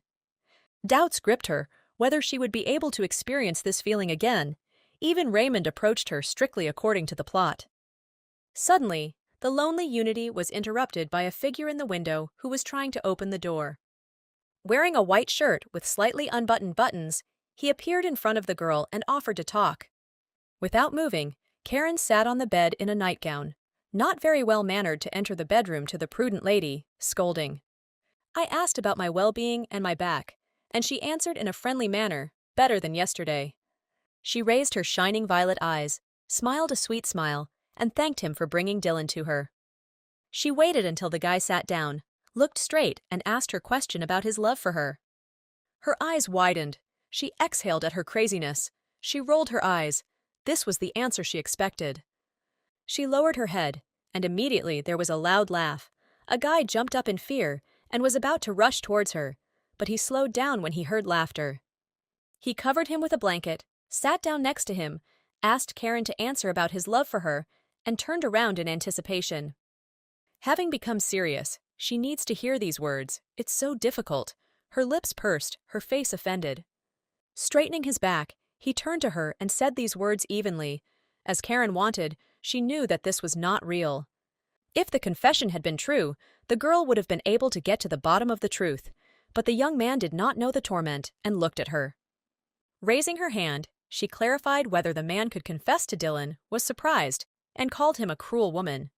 As I thought, the best way to find out the truth from a priest is torture. I already imagined how it would be to saw and cut the body. The girl was brought out of her thoughts by Raymond's voice. She removed her hand from her head but did not turn to the man. When she finally looked, she heard that the young man did not like complexity, so he needed to lay everything out in the open. She said again that she was returning to the past. I wanted to know his opinion. The guy exhaled. If he didn't believe, he wouldn't cooperate. She put her hand to her lips and giggled. She didn't think that a man would treat her so coldly. She closed her eyes. It was the same thing in past lives. She was upset. Several times Raymond tied the knot with the heroine. I remembered the words, the promises of care and love for her. My hand clenched. I knocked softly. That's what I thought. But I was never able to fulfill my promise. I looked up, and the man cleared his throat, turned away, saying that everything was clear to him. She smiled to herself. If she hadn't done so much business in the Hale mansion, she could have laughed now. After all, this was how it used to be. The guy laughed, then talked about his love, and their lips found each other. He said thoughtfully that he didn't like broken promises either, and raised his finger to his lips. Although Raymond wanted Karen to make a deal with Baron Ain again, he removed his finger and looked. He put his hand on her hand, asked politely. He needed the girl to smash him to smithereens so that he couldn't be challenged. She started to mention her back, but the bag jingled. The man threw it on the table. This time, he will give the money. This was Raymond's annual salary. He leaned close. He would play on them. Only then could he believe. He waved his hand. Just no jokes about corpses. He put surveillance on the Baron, so he hopes that everything will be okay. If Karen defeats the Baron at the card table, the man promises that he will definitely help her. She leaned close, eye to eye, warned him not to break his promises, and looked intently. A few days later, Karen sat in front of the cards, having been bored with the game for years. People discussed her participation, again, complete luck, aroused admiration, challenged again after losing, in fact, Catherine's daughter. Baron Ain smiled smugly and turned to the girl, wondering if she would regret it later. She didn't become embarrassed. She turned around, holding his gaze to see if the man was confident in his victory. A grin appeared on his lips. Crown Prince Gaz was also there. He came to watch the game. The bet increased. A pair came up. The Baron offered to look, but the girl only smiled mysteriously, relying on her luck. Raymond was filled with doubts about whether she could even win with such an attitude, and cast an attentive glance at Karen. But she was so unlucky. She would not have met him if she had been a little luckier. She generally considered the girl a beautiful noblewoman from a bankrupt family, and did not expect that she would be drawn into murder. He clenched his lips. Why should he accept this dream? So doubts now took possession of the man. When the cards were revealed, Ain jumped up from the table, roared. How this happened? Leaned on the table. He didn't understand. The straight came up. Miss Evans won. She grabbed the gold coins with her hands and smiled. The Baron turned to the girl and tried to grab his money with his hands, shouting and cursing, calling her a swindler. The crowd roared, asking them to calm down and acknowledge the situation, but the man seemed not to hear. He was indignant, considering the situation absurd. A wave of admiration from the announcement of the win swept through. Surprisingly, Karen won 20 times in a row. She proved once again that the true daughter of her mother, the woman who now looks at everyone from her pedestal, is she really the one who asked for help? People were approaching her, each offering something of their own, some for a meeting, some for friendship, but Karen looked for one person in the crowd. Raymond understood that she was looking for him and looked at her intently, waiting. I wondered why, being in the center of attention, I still look for it with my eyes. And then the girl flies into Raymond's arms, hiding her smile and closing her eyes. The guy was dumbfounded at first, throwing up his hands in confusion. She looked up at the young man with shining eyes. A smile lit up her face, announced that she had won, joyfully sharing her achievements. Already, when the moon illuminated the garden of the Evans house, Raymond was thinking about what had happened. Now he completely believes Karen. He lowered his head, closed his eyes. From now on, he would really become Vern's enemy, and invited the girl to go with him. A blush appeared on the cheeks. A quiet voice said that they seemed to be lovers on the run. Go through this path to become only one trophy after becoming Evans. I looked at the guy. After all, he is Karen's knight. He saved her from Vern again, so anyone will think that this is love. Dylan will also begin to think so. He looked out the window at the retreating couple. The heroine will show the love that she can recognize. She resolutely raised her head. She will achieve what Karen did not have after 300 years. Time flew by unnoticed for the two of them. It would seem that the ending of the novel had been reached, but with the ending that they would have wanted. At the estate of Countess Elba, Karen was in charge. Raymond was hanging a picture. The girl was heard in this matter. She clapped her hands and smiled joyfully when the young man came down. He was pleased that he was useful. The heroine looked up, pleased with herself and the guy, because his words about the role of a man made a lot of sense, and agreed with him. He helped hang pictures of girls with red hair. Even if he didn't want to, he helped anyway. The young man said that it would be great if Karen knew the beauty of work and the value of everyday life. She looked at Raymond angrily, didn't understand, reprimanded him for his love of luxury, but he himself suggested spending money. She glanced at the paintings. This is history. The young man underestimates history too much. All these things are antiques. She looked up at the ceiling. She wanted to buy everything related to her pedigree because her case was so unique. If Mother Karen looked exactly the same as the girl, then what happened to her grandmother and great-grandmother showed curiosity. Everything was clear to Raymond. Standing near the table, sorting through papers, the lawyer would come at lunch and notified him. The Baron went bankrupt and asked for payment in installments, but the girl was thinking about something else and didn't know how to charm a man. She turned away, nodded in agreement, let her pay in installments. It might take a whole year to pay off the debt. At least some consolation for the Baron, but Raymond warned that there would be a hidden grudge, and he would not get rid of it. The man didn't like that she won so much. He didn't expect that all the games would be won at the table. She sadly realized that the guy had become even colder towards her and seemed more careful. It was necessary from the very beginning to live kindly, squint my eyes, or not deviate from the path of seducing a man. However, if she had not become a killer, she would not have gone so far. She approached the guy, who squinted his eyes in anticipation. There were no more those soft smiles that lit up his face when he looked at Karen. Now there was no such thing. His suspicions caused discomfort. He would like to kill himself, start all over again. A voice tore him out of his thoughts. Raymond shook the girl, because she did not answer him for a long time and was generally lost in thought. Almost touched his forehead to hers. They have some problems. He showed curiosity, but Karen turned away, giggling. There was no one. He held her in his hands. He didn't like the girl's pallor, but she tried to calm him down. Stop thinking about suicide. Now was not the time. He put his arm around the shoulders, led the lady to the chairs, and offered to study the documents that spoke about her ancestors. He sat me down in a chair, leaned over, called me into the library to look at the family tree, and she looked at me in surprise. The man sat in a chair, sat comfortably. He smoked, releasing streams of smoke. The faithful dog was nearby, obedient to any command. The man who entered bowed and apologized, but warned that the Baron would have to sell everything that would bring in money. Aine exclaimed, He had already sold all his paintings, but this was not enough. He needed to sell the table and chairs in this room. The phone fell to the floor. The man swore and had no idea what to do. His wife went with the child to her father's house, brought divorce papers in the morning, and now the Baron is a laughingstock because he lost all his money. He grabbed his head with his hands, darkened. Why was this all happening to him? Thoughts were beating in his head. Analyzing Karen's game, I didn't understand.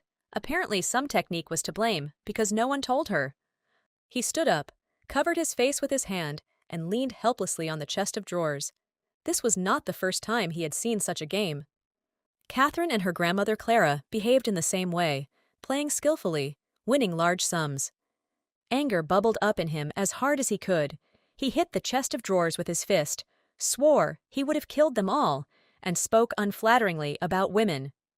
Baron Ain roared, demanding a servant, scribbled a letter that was addressed to Crown Prince Gates. The servant stood with his head down, brought a letter to Gates's mansion from the Baron, and was now listening to the next order. There was that same letter in his hands. The man was reading it very carefully. Karen is Catherine's daughter. The hand in his pocket tensed. He remembered how his beloved woman rejected him with tears in her eyes. He could not satisfy her needs and desires. An evil grin appeared on his lips. He bowed his head and realized what a gift the one he loved had left.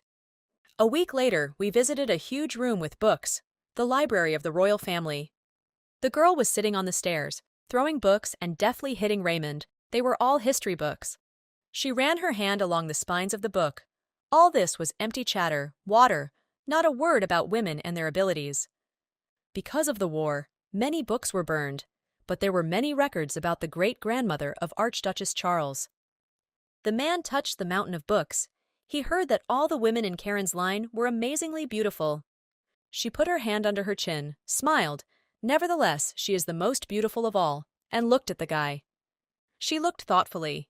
Isn't love just the beginning of two beautiful people? They turned away, standing with their backs to each other. The girl asked to confess her feelings to Dylan again. It seemed to her that the priest was still in awe of her.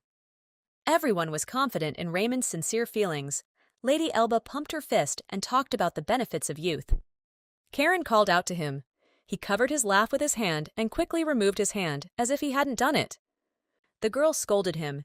If he promised to believe her, then let him make his face simpler. He tried. He leaned his trembling hand on the books and repeated the lady's words that he was coming back to life again, because it was he who lied about love. Without turning to the girl, he hiccuped nervously, so he had to confess his feelings in front of Dylan. He covered his face with his hands. He had to try. The situation was funny. They all tried to keep their face up. Karen touched her hair, remembering her past lives. The young man constantly supported her, tried in every possible way to calm her down. This thought made me want to hit the guy. Once, I looked down, was holding a book in my hands. My head was nearby. She swung the book. She just needed to pretend that it happened by accident. She grabbed the handle of the stairs. Raymond turned around, warned that he knew her thoughts, and it was better to leave this idea. Karen pretended that she did not know what he was talking about. I opened another book, cursed. No matter how much I looked, I didn't understand what they were talking about. All records were along the paternal lines, and not along the female lines. If a lady married a foreigner, then there was no record at all. I looked at the books, and for a whole week I didn't find anything worthwhile. I felt sad. Raymond brought her out of her thoughts again, approaching her very close. The books were finished, and nodded affirmatively. She wanted to open Carla's family tree, but the man reached out and closed the book. Then he went down a little, extended his hand and offered to come down. His eyes shone yellow. A smile appeared. They went down, but did not take her hand out of his hand. The girl admitted that she was looking through documents in the library for the first time. The man slowed down with the books, did not understand the reason, because he had lived so many lives, but you can enter the library only with a special invitation. He stopped and showed interest in what the young man was doing at that time, where he was, and what he was doing. I remembered that then she took refuge in his arms. He consoled her and calmed her down when the girl was overcome with anxiety. She lowered her gaze, sad. That previous image of a person is now false for her. She grabbed her elbow, raised her laughing face. got a little tired, and smiled. In the estate, Karen was sitting in a large office. The girl was engrossed in reading those same books from the library. Donna looked out from behind the door and announced that Cersaris had arrived. The guy stood with a smile and flowers in his hands. He held out a bouquet and wished her good morning. Her eyes widened in surprise, but she thanked her. The young man's unusual behavior made her think. She addressed the accumulated invitations, sighed. She didn't have time for this, so she would have to decline. Raymond showed concern, forced him to get up from the table. The first thing a lady should do is eat, otherwise the faithful maid will be nervous. I tried to shake off invisible specks of dust from my clothes when I heard the question about love, and tried to explain to the young miss what it was. The young man straightened up, touched his face, tried his best to believe the girl, but she understood that this was difficult for him. Suggested that if the mother and she had these symptoms, then maybe Grandma Karen went through it. She put her hands on her hips, stared indignantly at the guy, trying with all her might to love her, and exhaled noisily. He looked to the side. Raymond was trying his best to confess, but not to fall in love, but to prove that this world is not a romance. I didn't understand. There was some kind of problem with this. My father, for example, remembered him, spoke admiringly, considered him romantic. Absurd. For a man this all sounds absurd. Wars don't stop, but a woman dies and comes back again. He rolled his eyes. She leaned against the young man's chest. She agreed too cruelly that it was all about this love. She raised her head. She needs to love her, she asked the lady. She looked away. She tries every day, she muttered indignantly. Suddenly he leaned towards her sharply, being too close, causing a blush to appear on her cheeks. It's not so difficult to fall in love with her. Raymond laughed at Karen's reaction to his words. The same thing happened last time. His words were serious. He touched his cheek. Never again had he met such an amazing woman. The attentive gaze of her yellow eyes was riveting. He would love her, if it was his love for her. He would still die and not feel anything. He pushed the girl aside. Whether it was about his love, showed doubts. After everything, the guy continues to doubt. Karen watched the young man gloomily. If everything were so easy and simple, then she would not be marking time. She received Dylan's recognition. Again she was lost in her thoughts, but Raymond's voice brought her out. She asked what was the matter. She saw him holding out a letter. It would be hard to refuse this invitation. She held in her hands a letter with the personal seal of the Crown Prince. It was written for dear Miss Evans. She could not believe her eyes. A week later, in a chic dress, she looked out of the carriage and called Sir Raymond. After asking about the atelier and exchanging pleasantries, they walked arm in arm into the palace. Along the way, the girl shared what she had learned from Lady Elba. I looked at the girl in surprise and was amazed that thinking about an outfit for a whole week is something, even though the meeting is very important, but not like that. He turned away, grimaced, clenched his fist, which means their relationship will be purely business. The lady stared at him, waiting for an explanation. She turned away, closed her eyes and clenched her teeth, and told him that in any case he would always return victorious. These words comforted the man, but she was wondering why he was actually leaving. He smiled and looked. She knows the future, even if she answered her own question. She thought about something connected with the army, but it's too early.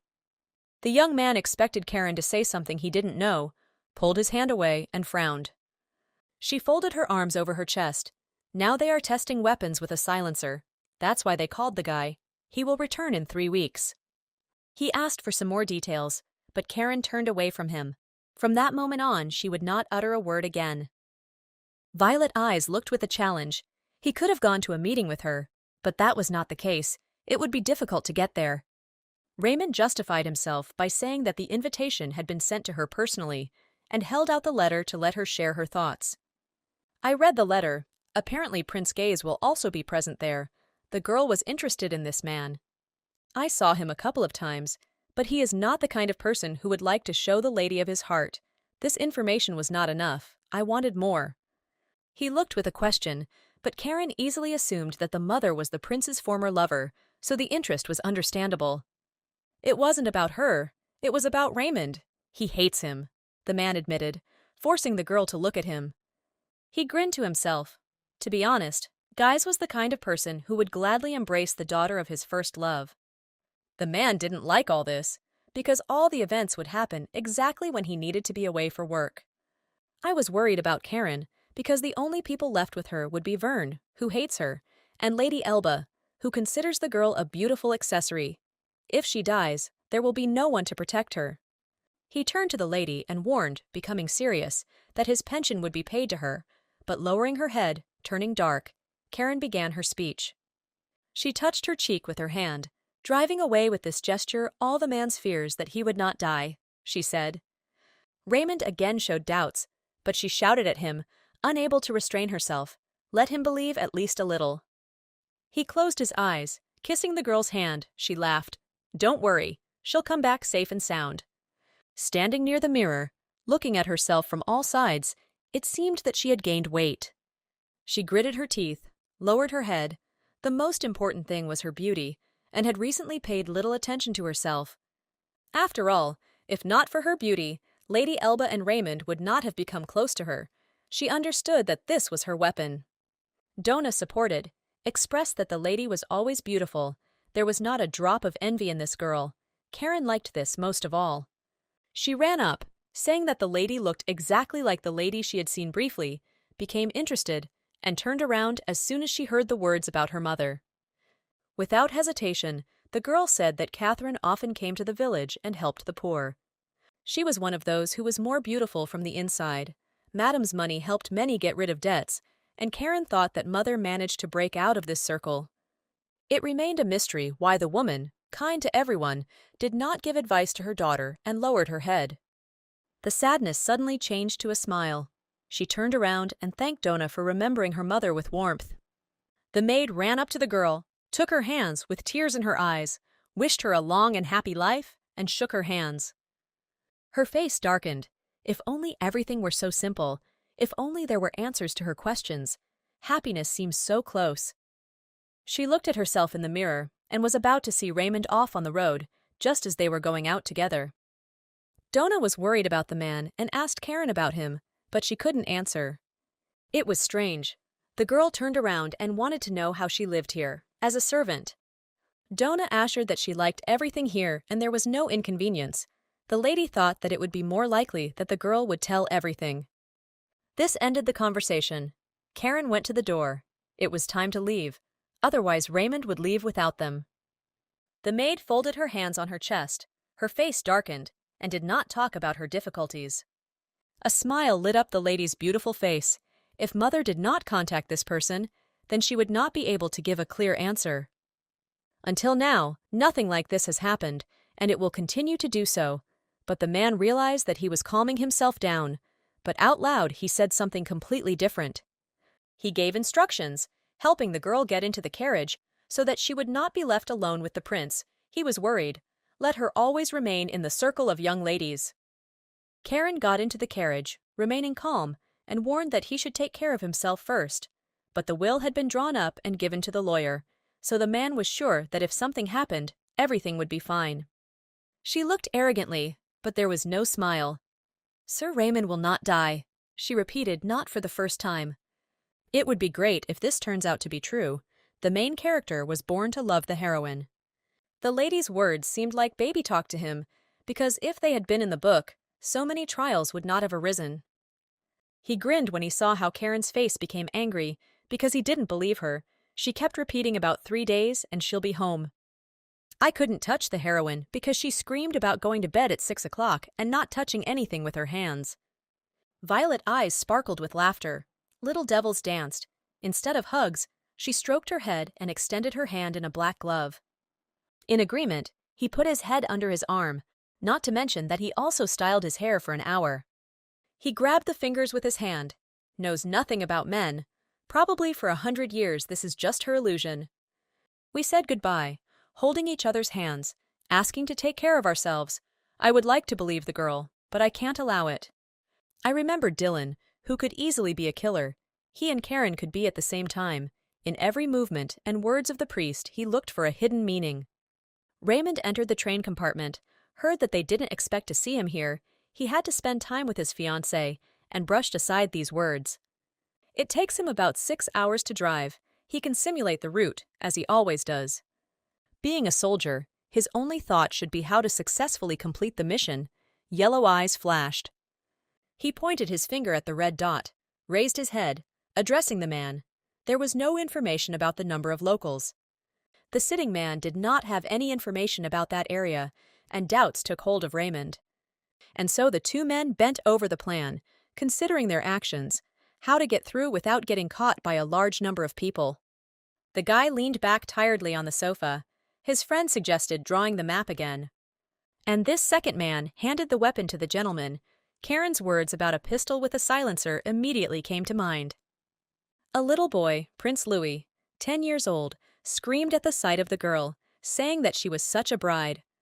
They exchanged pleasantries and was popular among his peers. She closed her eyes. The heroine could only fantasize about how she would strangle this boy. The boy was upset that Sir Ceres was not with her, but in fact admitted to Karen that the man had not even received an invitation. He smiled, folded his hands on his knees, wasn't particularly upset, began speaking like an adult, and paid attention to the lady's face. I wanted to invite her to dance, she laughed. When he makes his debut, old age will already come into its own. Lady Elba remarked that the first dance should not be given to someone who is engaged to another, and her face darkened at her words. The girl, the Duchess's daughter, clutched her dress with her hands. The boy was about to break his promise to her, tried to justify himself, and waved his hands. And then questions about the first dance rained down on Louis. He promised everyone his first dance, even at the age of 5. To avoid getting into trouble, the boy turned the conversation to Karen. They were all interested in hearing the couple's love story. And questions poured in, from men and women, one after another, about the meeting, about kisses. Karen started talking about how she had sneaked away from her estate. The girl interrupted with a scream and reminded her that it was inappropriate for a noble lady to leave her house. She obediently folded her hands and lowered her eyes. She would take note, but the story should be more romantic. She told about everything, how the meeting happened, how he saved her, and a sigh of admiration was heard throughout the hall. The conversation turned to Verna's death. The children discussed what they should do with the wealth, where and what to spend. The little lady bombarded Louis with questions, specific actions with money, and became thoughtful. Now he needs to think carefully about this topic. Such questions were resolved. The girl wondered what she did when she was 10 years old. She brought me a mug of tea. Unfortunately, no one in this room will reach adulthood. The overjoyed boy exhaled that the topic had been translated, tried to guess it himself, and asked not to talk. Another boy shouted that it was because of the achievement, because the country needs strong-willed people. And everyone in the hall began to wonder if it was a girl. Lena spoke about her face. Lady Elba looked at her in surprise, clearly not supporting her. The children began to argue, began to put forward their ideas. Lady Sola shouted about power and raised her hand up. They jumped up from their seats, shouted and interrupted each other, assuring Louis of their love. The prince raised his shining eyes to Karen, raised his hand to his lips, ready to find out why he fell in love with the man he was going to marry. He imposingly spread his arms. There is no need to think too much when it comes to governing his country, he said, and abruptly fell silent. A whisper was heard, a bold statement. Louis lowered his eyes in fear, realizing with horror the meaning of his words. The appearance of Prince Gaze caused awe. The boy was too arrogant to talk about his country like that. The time when children were in charge is over. Now Crown Prince Gaze has become the host of the event. Karen was pointed to another place, completely different from the one to which she approached, confused, not understanding, on the left hand of His Highness. She approached the right place. What prompted the man to take such actions? The girl wondered. She felt the prince's gaze on her. Until today, he had never looked at her like that. After the examination, I gave a verdict. It was very similar. The spitting image of Catherine. She nodded with a smile. It was very nice to hear. But the violet eyes noticed everything at this table, and the man's attitude towards his own son did not hide from Karen. She saw that he did not love him. Guys did not see the joy on the child's face, which he reported. The boy was confused and looked down lost, trying to justify himself under the harsh gaze of his father. The question hung in the air. The little boy was asked if he wanted to be king, but even if the current king dies, the crown prince will inherit the throne. Trying to stop the trembling in his body, He restrained his hands and babbled ridiculous excuses that the man did not want to hear. Having put his son down, he turned to the girl with a slight smile and showed curiosity about the food. "Everything was very tasty," came the answer. The crown prince did not take his eyes off. It seemed that he penetrated right inside and kept repeating about the resemblance to his mother. "It is very rare for a daughter to have exactly the same appearance as her mother." She smiled as she brought the fork to her mouth. He asked not to be distracted from the meal, watched every movement, how he tilted his head, how he brought a fork with a piece of meat. I watched, and excitement covered the man's entire body, mentally pronouncing all the movements. The next order sounded to everyone. Everyone should continue eating. He went around the table, made a remark to everyone, clasped his hands behind his back, and moved towards Karen. From behind, he grabbed her long neck with his hand. The movements of her head were very cute, he thought. He leaned over, whispered in his ear, prepared something for Catherine at one time, and thinks that his daughter will also like this little thing. Louis spoke up and looked at his father with admiration. It seemed to the boy that his father knew a lot about the woman, Karen's mother. The child's words stirred all the feelings inside the man that were hidden. He raised his head, darkened his face, and Gaze's peace of mind was disturbed. As if mocking, the boy continued to be interested, did everything so that his father would pay attention to him. He was still close to the girl. He would like to find out more deeply. Louis realized that he had asked an extremely inappropriate question. He became uncomfortable and tried not to look in the direction of the lady. A smile flashed, and he agreed that it was too early for the boy to raise such topics. Afterwards, Karen was angry, screaming at her mother's portrait. How did she even manage to get along with such a man? Dark circles lay under her eyes, she swore. First she had to deal with the gentleman, and then leave. The hand clenched and spoke bitterly, turning to her mother. Carelessness was her priority. Notes would have helped. She covered herself with her hands, accused her mother of cruelty, and bothered to leave as a legacy the abstract word love. She screamed and leaned forward. Getting involved with Catherine's former admirer was out of bounds. Crown Prince Geats could not be that main character because he had a son and he was older than her father, she exhaled, hoping that this time it was not a book cliché. She folded her hands in a prayerful gesture, closed her eyes, and asked that this man be removed from the list. He was disgusting to her. Cursing, she walked up to the chair, raised her hand to her head. She wasn't sure that she loved Raymond, but she definitely didn't like guys. The girl decided that as soon as Cerceres returned, they would have a serious conversation about the prince.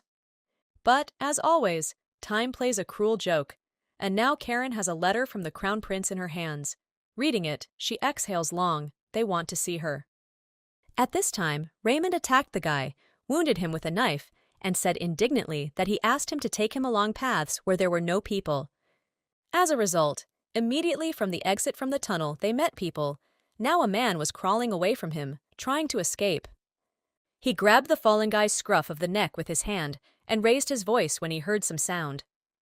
It was the maid who dropped the vase on the stairs and covered her mouth with her hand, but a squeak escaped and a murder occurred. Raymond ran up to the girl, twisted her neck, holding the corpse in his hands, and a crunch of vertebrae was heard. He saw a man running towards him, shouting curses and pointing a weapon to fire. The guy ran up, putting the gun away from himself, aiming upward, touching his face. There was a wheeze. The movements were fast, precise. He knew his job. I couldn't finish him off, so I took out a knife and, with a light wave of my hand, cut my throat and choked on blood. Putting the knife in his pocket, he was upset. They wanted to kill only one Duke Lutel, but it didn't work out. Even though the weapon was silent, this sound of death would still not go away. And the number of bullets is limited. I cocked the trigger, decided to try its effectiveness. Curiosity was characteristic of men. He shook his head, driving away all the negativity. Now is not the time for bad thoughts. We need to get to the Duke as soon as possible. They pushed a cup of tea over to him and asked him what his last wish was before his death. The man squinted his eyes. A pistol was pressed to the temple of his head. The Duke did not expect that the young man would be alone. He looked condescendingly at Raymond. There were a lot of people in the estate. It would be impossible to leave unnoticed. The man did not listen, swung his hand and struck with such power that the Duke threw himself over the chair and fell to the floor. Raymond pounced, pointed the pistol, pressed his head to the floor, but was able to say that everyone died at his hand, both his son and his servants. The Duke knew that one day he would be killed too. By his hand, the young man repeated his question about desire, but there was no point. There was no time. Raymond looked at his watch. If time is stalling, let him not hope for salvation, because there are no people on any floor. In addition, the will not be valid, since he cannot act as the executor of the last will. The Duke even laughed at the rank of captain. He couldn't even find words, but he could argue with that, because even a bullet has no rank. Sweat appeared on his face. He still looked carefully at the guy, promised him a higher rank, and waited for an answer. Then he continued to respect the man, rolled his eyes, and understood that he would now bother him. He looked out the window, wondering how much time he had left. The Duke continued to persuade, offered money. It seemed strange that he was sent here when the contract was signed. The man leaned closer, twitched, asked to answer the question, demanded, shouted. He looked at his pistol in his hands. The words about the new weapon were not a lie, silent and quiet. Leaving the dead man, Raymond was lucky. He ran away from the place, thinking that he was still alive, where death reigns. He went to wash his face. Luck pursues him. He doesn't know how long it will follow on his heels. Suddenly, the figure of a woman in a nightgown appeared behind him, pointing a pistol with shaking hands. The young man sat down, covered his face with his hand, and threw his knife at her, which he pulled out without notice. She sank to the floor, screamed loudly. It hurt. The knife hit the target. The guy waited for what would happen next. He grabbed his throat. Blood flowed in a trickle, and wondered what such a young lady was doing in the Duke's room. Tears blurred everything. They flowed down her cheeks and chin. With a trembling hand, she still held the gun.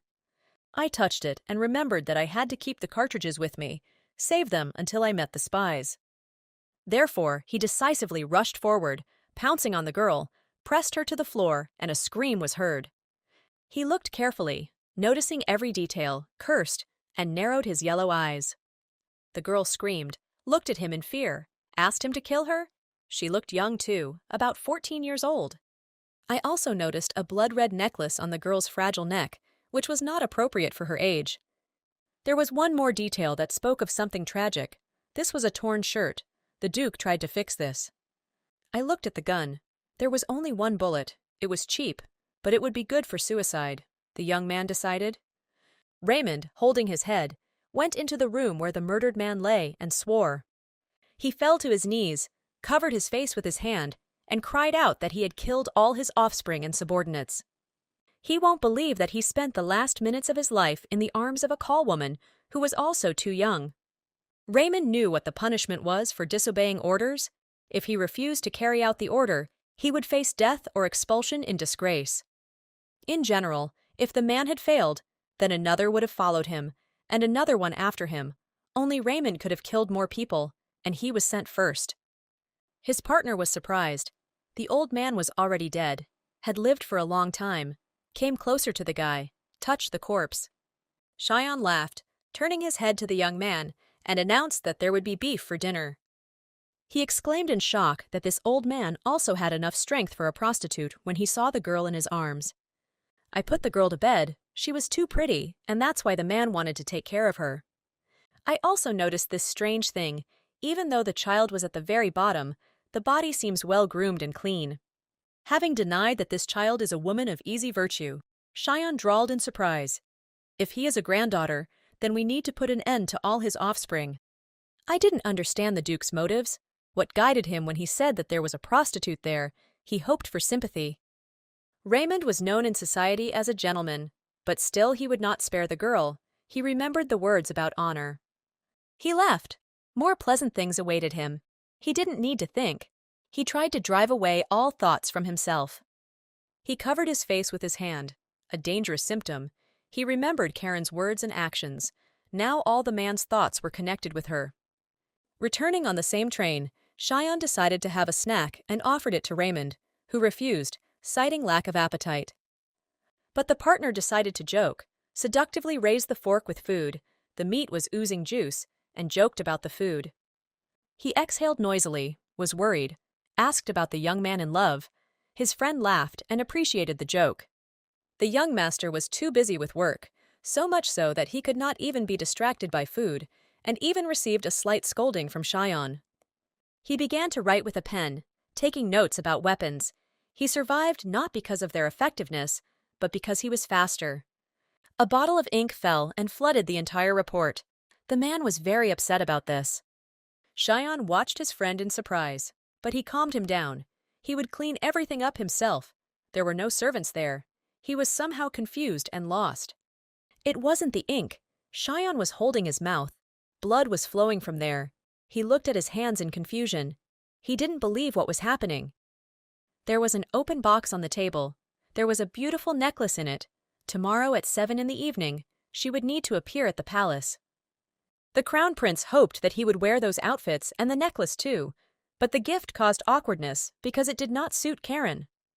The crown prince sent a ready-made outfit, so the girl will have to adjust her figure to the dress. Donna admired the robe. It was expensive, and the girl said she was popular about 20 years ago. The maid picked up the necklace. The dress was sorted out, but she was curious about what the lady thought about the decoration. She looked at the necklace in Donna's hands. If Mother had received it in due time, she would not have fallen into Vern's debt trap. She raised the jewelry in front of her eyes. Only a royal family member can give such a thing, and only to his concubine. She leaned back exhaustedly on her chair. She did not yet have the strength to deal with Crown Prince gaze. Donna fell to her knees. She put forward ideas, one more absurd than the other, and covered Karen's face with her hand. Her mistress besieged her.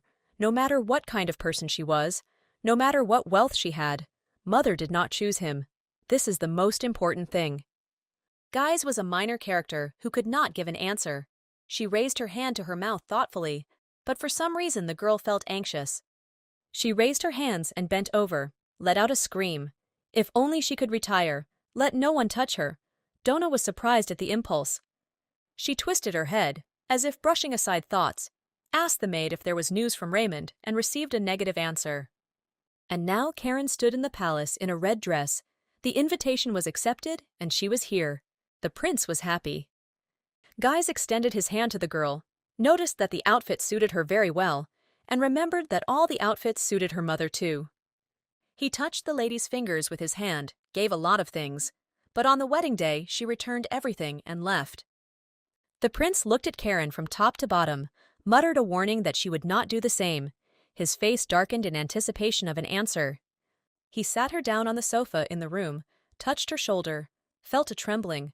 The girl tried to remain silent more, but her body let her down and gave out its reaction.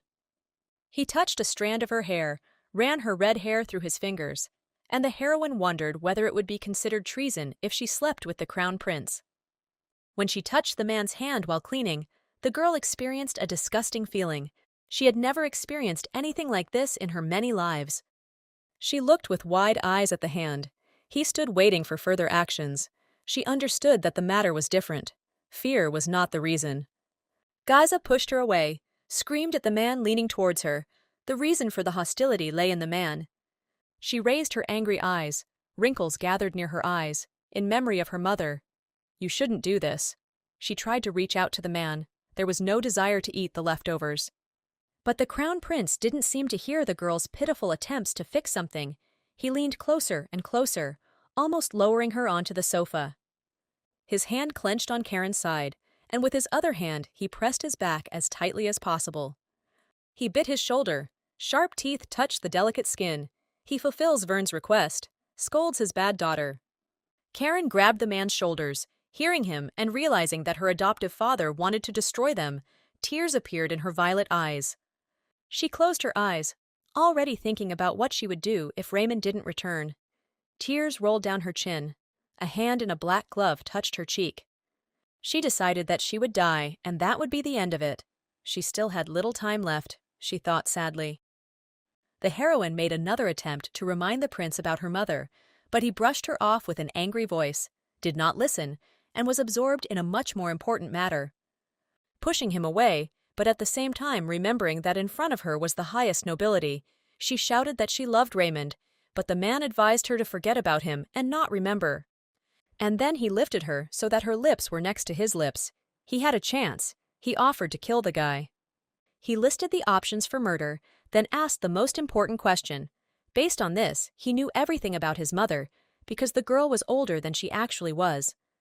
Karen tried to find out what he knew, but the man's blissful look revealed that it was no longer important. The heroine screamed, pushing her away, allowing her to curse in his direction. The useless old man had already laid her on the sofa, knocking her over with force. He pressed on the girl's shoulders, but a saving voice from behind the door called. His Highness got angry and shouted not to interfere. They didn't listen. The door swung open and a servant appeared in the doorway, and behind him was Raymond, gloomy but alive. When Xian was poisoned, they urgently invited a doctor, but after examining the man, he could not do anything. He only bowed with regret. Covered in blood, the guy sat holding his chest. Raymond was nearby. His lungs could no longer function fully. The young man glanced at the dish on the table, considering it his fault, because the meat was intended for him. Xian tried to speak, but the master did not let him. We need to save our strength. This is the most important thing now. Now the capital is already close. There is a doctor there. The guy understood that death was already close, so he asked the gentleman for permission to confess. Immediately hearing Karen that Cerceris had come, she put her hands on Guy's chest and tried to push him away from her. Raymond imposingly entered the room, pointing his finger at him. The crown prince asked to leave the room. The young man grinned, came too close, took his bride and left, and simultaneously said that he had completed his mission successfully. So they can now go home. He meant himself and his bride, he clarified, who is now under the prince. The crown prince's eyes narrowed. He raised his head, and he said, churning out his words, "How dare he, the baron's younger brother, talk to him? He couldn't wrap his head around such freedom." He stood up, pointed with his hand, addressing his servants, did not understand why they let this man in. Anger was in the room. Little Louis peeked out from behind the door. When a royal family member pays a visit to another member, no one can stop him. Only a king can refuse an audience. The girl stood up on the sofa and looked at Guys from under her brows. The authority of Louis and the crown prince were equal. The boy walked a little forward, was not afraid. It was necessary to send Raymond's bride and him home. He answered his father decisively. Louis won this battle. Guys walked away from the room, leaving as he went, so be it. The girl sat on the sofa with her mouth open. A couple left the palace. Karen was already wearing her groom's jacket. She was right. He returned 3 days later. She touched his hand, thanked him for coming. Raymond turned away. There's no need to say that. He tried not to look at her. He began to blame himself. If it weren't for him, the girl would not have had to come here, but a strong blow to the back with her palm silenced her. She exhaled noisily. Karen also reminded Vern, who added fire to this situation. She asked for a handkerchief, received it, and blew her nose loudly, making her stop and stare at her in shock. He stared at her, asked about the kiss. Her face darkened. She closed her eyes. She didn't want to talk about it, but she gave away that it almost happened. These are the most luxurious and beautiful gardens with palaces. Karen looked back, but Catherine didn't accept it, which means she doesn't need it either, she decided. He put his hand on her shoulder. The man showed concern, asked how she was feeling, and with him next to him, the girl felt much better. He extended his hand, always manages to save her, even if it gets in the way, but is always there, even despite the fact that he doesn't love her. Therefore, the heroine made a bet on him, who always does the right thing, climbed into the carriage and turned to the man. She pulled the guy towards her, wanted to press her lips to his, but his hand interfered, closed her lips, and did not allow Karen to kiss. He explained that they were not too close now to do such a thing. The wounded girl screamed. Her cheeks turned red. It became unpleasant. But hearing that she wanted to let the crown prince see this, the young man turned his head and grinned. Already in the carriage, holding the girl close to him, he wants Guys to see everything. The tension between them has become intense. The atmosphere has become intimate. The young man touched Karen's lips, making her eyes widen, giving pleasure and seeming to mock the other one who was watching from the window. There was a liturgy in the church. People sat and prayed, asking to be heard, asking to be granted salvation. Raymond was beginning to be overcome by the fear that the test would fail if the expected answer was not received. He raised his hand to his head, closed his eyes, and not for a second did he leave the feeling that he was in an exam. Dylan called out to the young man. He came down the stairs, hearing that they were looking for him, approached the priest, and offered thanks for saving Cheyenne. He inquired about his friend's condition, rolled his eyes, because he had already sent a person who should have notified him about his well-being. Cerceres smiled with his hands behind his back. There was another reason he wanted to confess. He looked up. Dylan had no time now, but Raymond pressed and persuaded him that he could wait as long as he wanted. The guy was eager to confess to this particular priest, and now the candle was burning. Doubts took hold. He did not know how to behave with a person so close to Karen.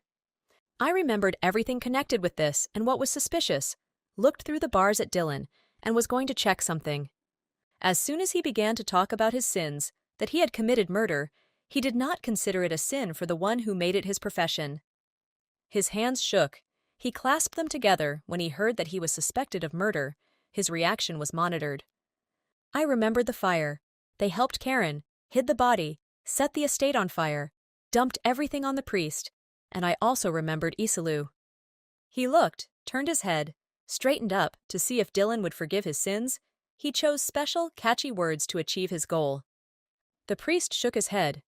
There is no need to ask for forgiveness of these sins, because the suspicions are quite reasonable. Raymond bent down and thought about the words. He thought so. It was not the weather that was behind the fire that day, but still he was not hoping for such an answer. He looked through the bars at the man in surprise. Maybe there was something else he wanted to confess. Without turning his head, he asked for forgiveness, which even now distrust is brewing in him and filling him completely. They looked at each other with a heavy look. Although hidden doubts hovered in the air, Raymond was pleased. He found out what he wanted. He stood up, leaning on his legs with his hands. May sins be forgiven, even those unknown to him. He apologized and went to leave the cell, when Dylan stared in shock and cried out in surprise. The shadow of the light fell on the young man as he turned and told the priest that he did not look like a murderer.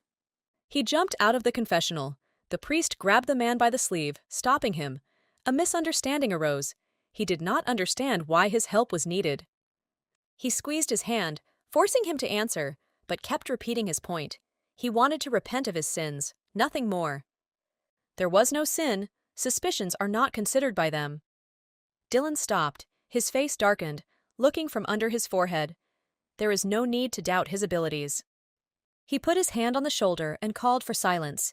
It would be better if they started talking half a tone lower.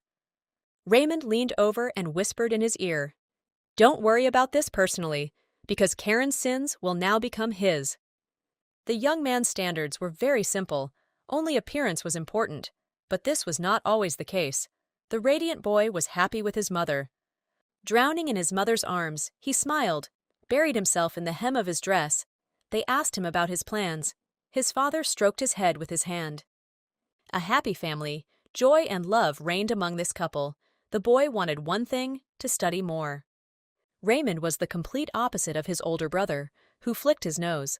By the age of 15, there would be no end to girls, he prophesied. The mother sat down. She asked him to do what brings him pleasure, to live as he wants. But everything comes to an end, and so it happened here. The young man ran after the man who was carrying away the woman. She felt bad. The little boy was worried.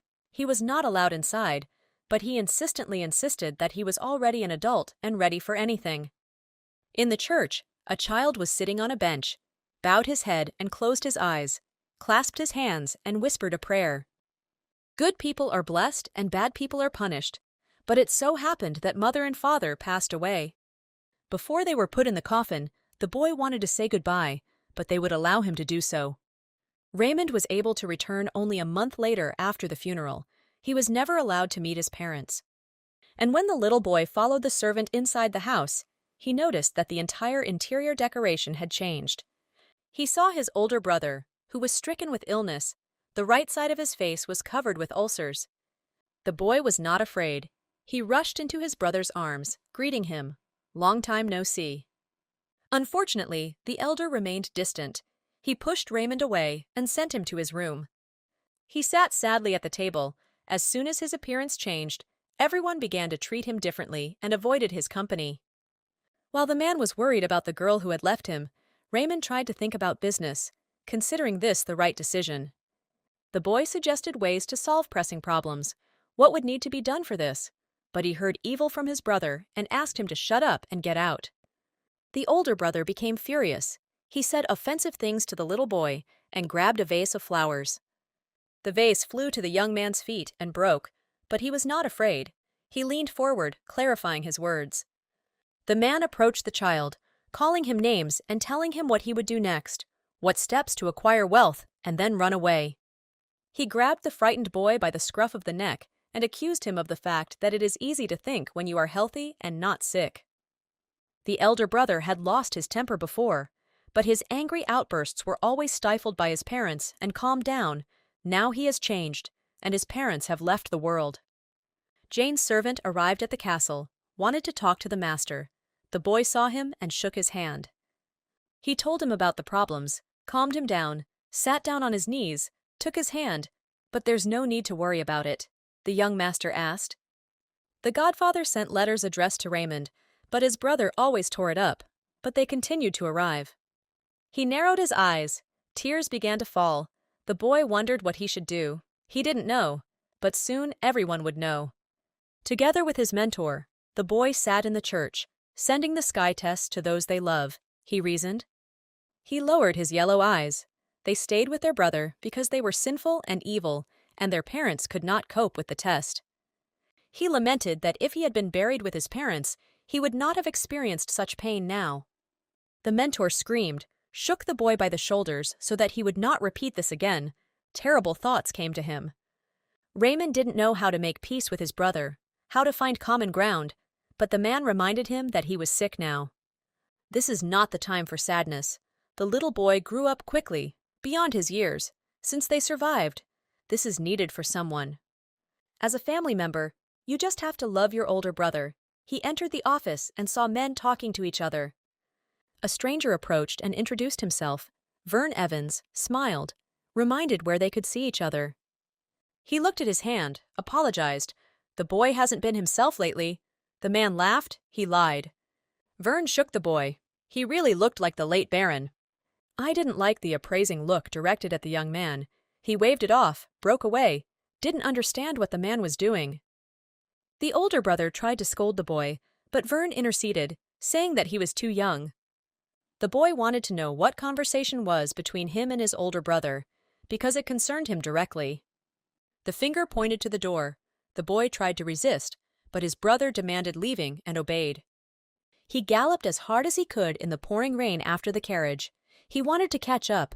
Raymond, so smart beyond his years, didn't want to lose his conscience. He clenched his teeth from the cold. The rain lashed his cheeks. It didn't matter what he lost. He didn't care. He thought that his brother thought exactly the same. When the boy stood in front of his brother's table and listened to the fact that he was getting married at that age, the elder did not see anything special in it. He lowered his head. It was important for Raymond to know how much money he received. The man tried to brush him off, but it didn't work. All this was not important. The main thing was that Vern bought most of their possessions and gave up on the papers. The lands of Saras are getting worse. It is necessary to sell the lands on time. This answer stunned the boy. He felt ashamed. He lowered his eyes. He didn't know that his brother was capable of such a thing. He was ashamed of himself and his brother. He sold the lands, knowing that the lands were sick. He caught up with the carriage, shouting the man's name, smiled, looked in anticipation of the boy's words, but it was pouring like buckets. He could have asked the Baron. He wanted to terminate the contract, admitted that the land was contaminated and the sheep were sick. He lowered his eyes, did not give up his brother. He did not know. But the man was not surprised or angry. A smile appeared on his lips. The girl looked out the window and did not take her eyes off the boy. I didn't want to break off the engagement. It was still worth paying. Verna's little daughter exclaimed about the military uniform. It would look good on him. The boy grew up, matured, did not hold a grudge against the Baron. You should not be offended by a sick person. At the military school, Raymond was not the only one. Many had a similar situation. The school was a perfect fit. The guy, the best student for the third year in a row, could not go to any meetings. Only Vern, he blocked the oxygen, reminded who he belonged to. His comrade and friend suggested keeping his eyes open. His plans included meeting with a rich old lady. Having become serious, the boy did not understand why the man called him to his place only on the day when the trustees came to the school. This boy who scolded Raymond and suggested escape routes was Cheyenne. "I received a slap on the wrist from a friend," the young man exclaimed, not understanding why his faith in the moneylender was so strong. But since the boy's position was precarious, he gave up in the fight against Vern. The other young people knew this very well. The whispers and discussions behind their backs became more and more every time. After talking with Cheyenne, he tore up Vern's train ticket for the first time in many years. "We went to the trustees." Raymond joyfully encouraged his friend. "Now the payment for the hostel will be his." A skirmish broke out between the comrades when the Marquis Pennywise was rapidly approaching them. This was a man who needed military people on the borders. The feud was located there. The guy was watching him. Everyone believed that the Marquis wanted to get the position of director, who would open access to power and money. Vern, who sent the boy to school, did the same and donated a large sum of money to this academy. The guy began to avoid the Marquis, who had invested money in the weapons business, because whatever one may say, he remained Verna's man. Pennywise happily shook Raymond's hand, very glad to see him. "The boy came here in secret from the master." The Marquis exhaled. "He will still find out about this campaign." The young man's face changed, becoming serious. He could not make even one single choice. He had nothing to live for. But the Marquis was pleased, closed his eyes and folded his hands behind his back. This young man had a lot of courage. He accepted the glass with the red liquid, but if the man hated Verna, it didn't mean that he hated the guy too, he admitted. The young man heard everything and understood everything. He wanted to know why he was invited to the meeting today. Hearing how he spoke about his brother, he opened his eyes and stared in anticipation, because the Marquis had a little connection with his older brother. Raising the glass to his lips, he narrowed his eyes and noticed that Raymond was being careful. This would prevent him from making enemies, but he wouldn't have any friends either. He let the boy go to think about the proposal, had already walked away when the servant caught up with the cadet and gave the gift from the Marquis. He held out the bottle. Instead of liquid, there was a piece of paper. "This is important information about Verna and his atrocities." And Isola, the girl who grew up thanks to the evil deeds of her father, welcomed her groom. Verna's daughter, whom he had met only 3 times in 5 years, now stood in front of the boy and conveyed that his father was waiting for him. She grabbed the young man's hand, closed her eyes, and muttered that Dad was ready to support him in everything. The boy knew this perfectly well. The entire territory that had grown, the railway, all this could become Raymond's if he only married Isola. Both had something to lose, and if he wanted to leave him, the young man should have chosen a different strategy. The moment of the fall of the Evans family has come, and Pennywise helped this. Instructions were given to remain the same naive young man. The Marquis taught how to behave. There is no place for servility. You just have to show a little weakness, and everything will be over. The man walked towards him. "I read a piece of paper and thought that I was preparing like a young lady for a debut, talking more slowly, and being taught to behave correctly by a man." The young man looked up. They taught him, told him who to contact and how to contact him, getting pleasure from this, that he was teaching a simpleton. I noticed a strange look. The Marquis tried to explain why he had attracted attention to himself and pointed his hand to his chest. I had no idea, but he would try not to disappoint. Pennywise came up, hugged him by the shoulders, and praised him like a diligent student. "He has a lot of money," the Marquis continued, "more than some counts." The boy did not know why he had a manic desire to become a nobleman. Attentive eyes looked at him. A smile touched his dry lips. He needed fame and power. Verna's desire was to gain a foothold in history. He walked by, scolded the guy, shook his finger. He has all the glory and honor thanks to his ancestors. The man approached the picture of his ancestor. They came from the White Mountains. The wealth is precious stones. It cannot be compared with the lands. Raymond asked, not understandingly, if he could have gotten married himself, but when he was young, he didn't have that much finance. But the Marquis agreed that it was too absurd to marry his daughter to the Baron. He pointed his finger. They agreed that the guy should try in the military field. Then Vern would have no choice, and he would entrust her with the matter.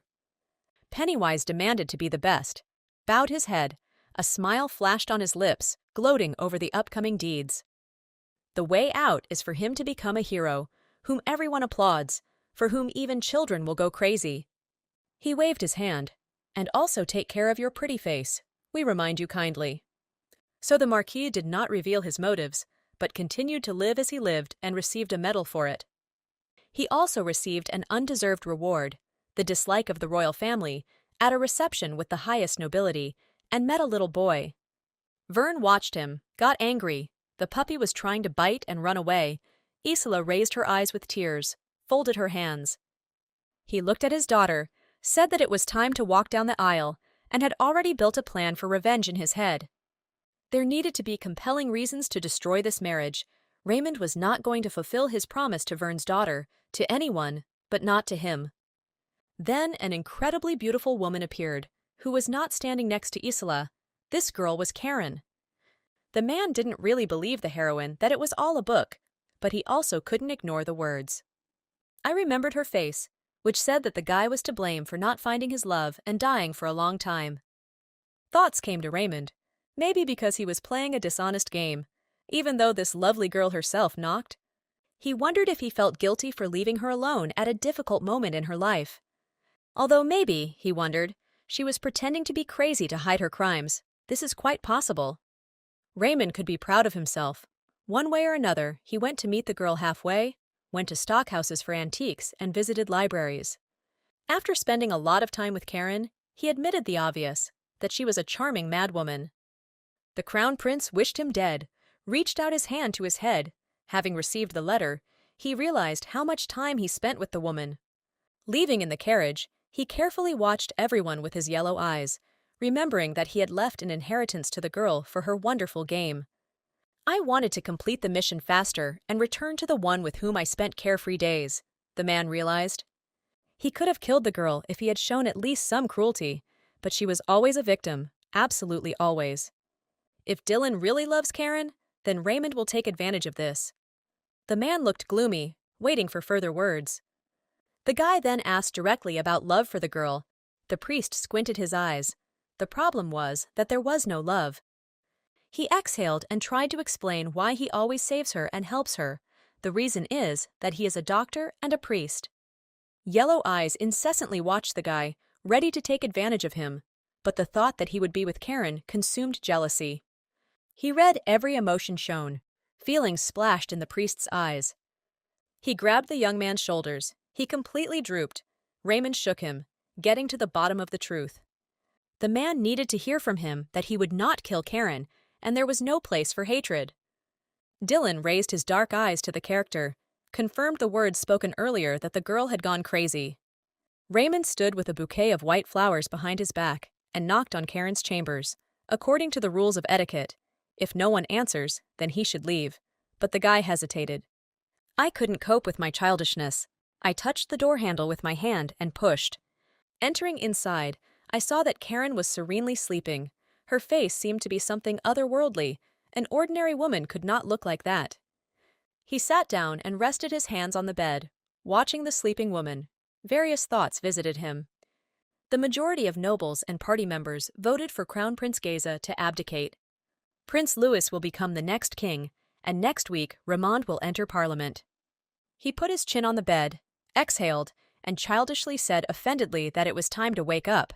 The girl had been sleeping for a long time. He reached out his hand and lightly touched Karen's hair. I remembered that there was a time when I could have pointed a gun at her. Now the guy is not able to do this because she has always been a victim in front of him. He thoughtfully raised his fist to his mouth. There is nothing difficult in loving another person who asks for love. She opened her eyes slightly, said his name. There was no reason not to love the girl, even if she was a criminal. She turned away, covered him with her hand. It was too impudent and tactless to enter the lady's room when she was sleeping and scolded him. She covered herself with her hand, turned over on her back, not washed or put on makeup, wanted to lie around for another hour, but the guy was insistent. He laughed, proposed to marry him in all seriousness. This proposal hung in the air. She threw a pillow at the guy, screamed at him, jumped up on the bed. The man's laughter echoed throughout the room. He closed his eyes, smiled warmly, he spoke sincerely. He assured Karen of this so that she would believe him. She turned away, asked me to come in about 5 hours and take the ring with me, and now she said everything. At first, he wanted to hear the answer. He brought the bouquet and smiled. He lost his mind from love for her. In his opinion, Karen is crazy, like his older brother. But that's why she went crazy, a mystery, and squinted her violet eyes at the man. She accepted the bouquet, looked and smiled. Although there was no ring, she would be lenient. It seemed that he really loved her. He touched her hand with his fingers. It would be enough just to be nearby. Dylan leaned against the post of the bench. He was shaken, because the main sinner was already here. It was not Raymond who should confess, but him. His hands trembled. He clasped them together. The sins he had committed were so deep that he didn't even know what to do. He couldn't retreat. Because the values he desires are in a place forbidden to the will of God. So he believed that he should burn in hell, knelt down and prayed for salvation for Karen and Raymond. Lena and the heroine were sitting in the living room at the table. The conversation was very emotional. They were discussing, shouting, how many people there would be at the wedding, including Louis. The girl ran off to check with the Countess for permission to be a bridesmaid. Donna entered the room. Karen lowered her head to the table. Her head was filled with too many thoughts. She couldn't get it together. After all, when the ring is on her finger, then all this will be serious. In front of the royal family and military people they will marry. For some reason, the girl didn't feel happy. She raised her head and looked forward. The pages of the book began to rustle. Everything was repeating itself again. This was not the first time she was marrying a guy. The heroine glanced at the flowers, did not believe in love, and had no idea who to choose so that death would finally open its arms.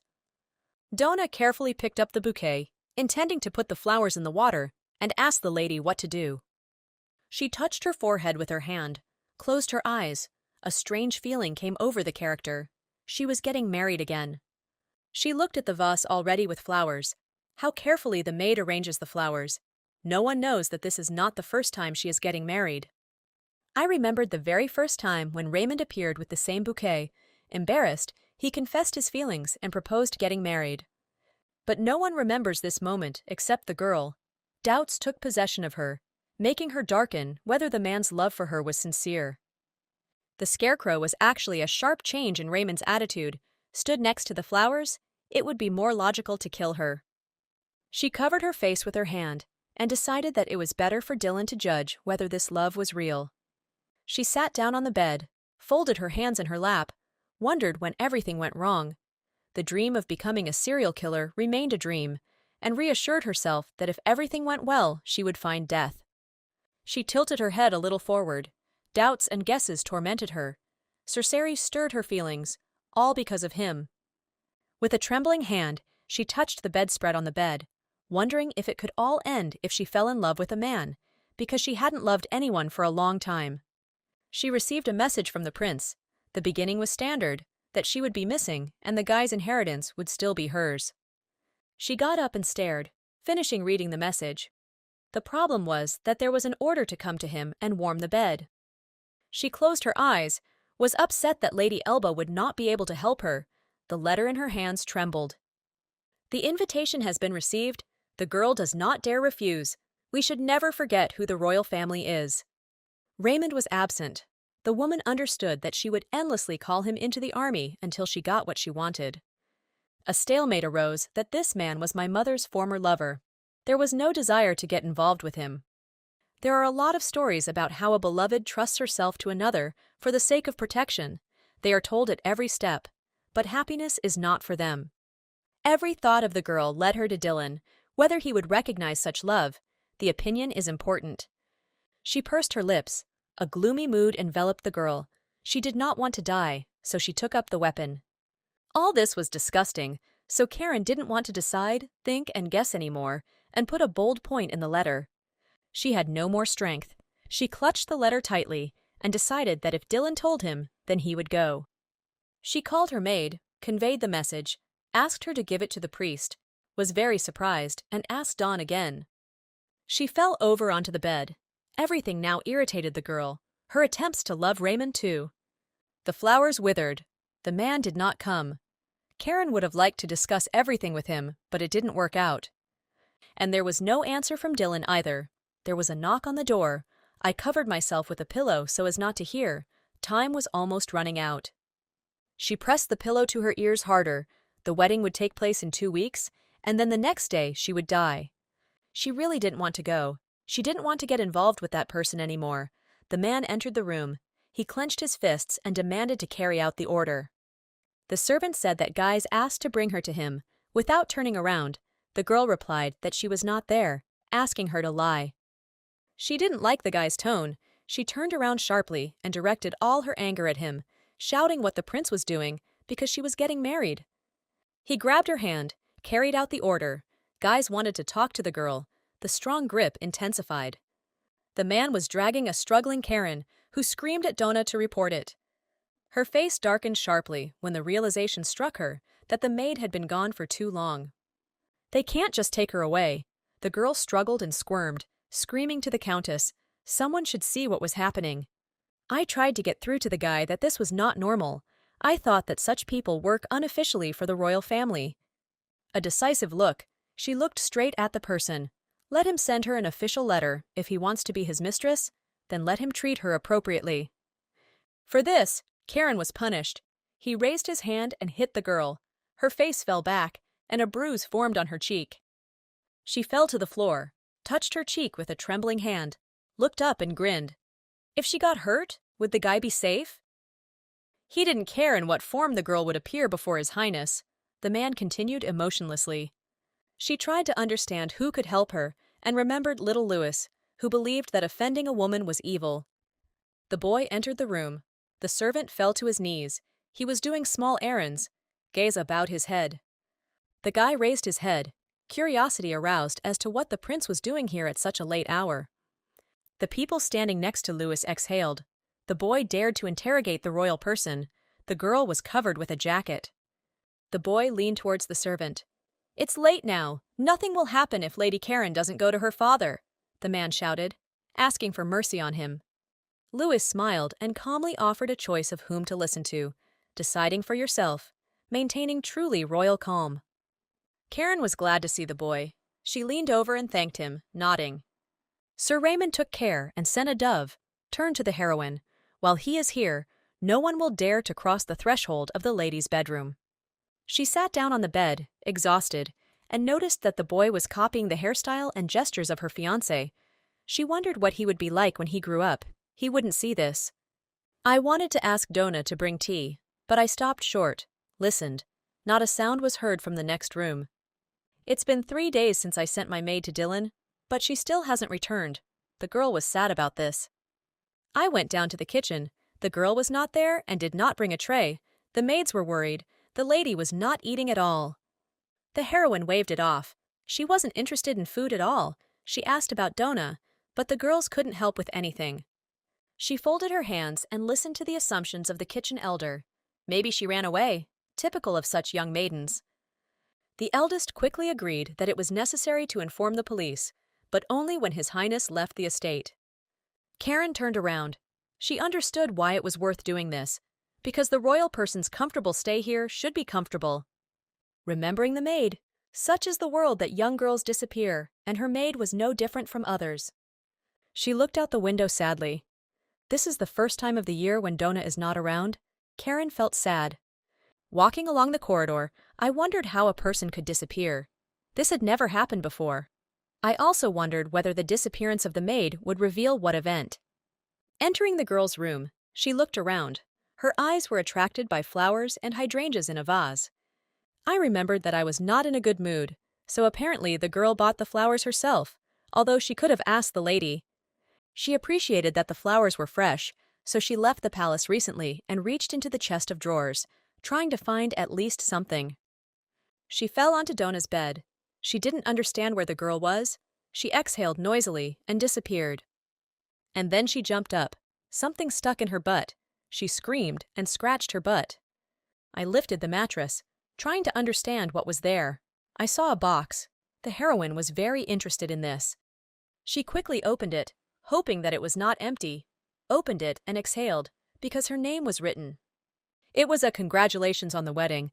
A girl's hand was sticking out of this box, wrapped in bloody bandages. Violet eyes returned to the note in her hand, trying to understand why Dona's hand was there.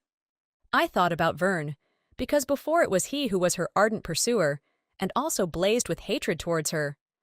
She wondered if the man would sooner come to her to cut off her head. Guys was still under suspicion.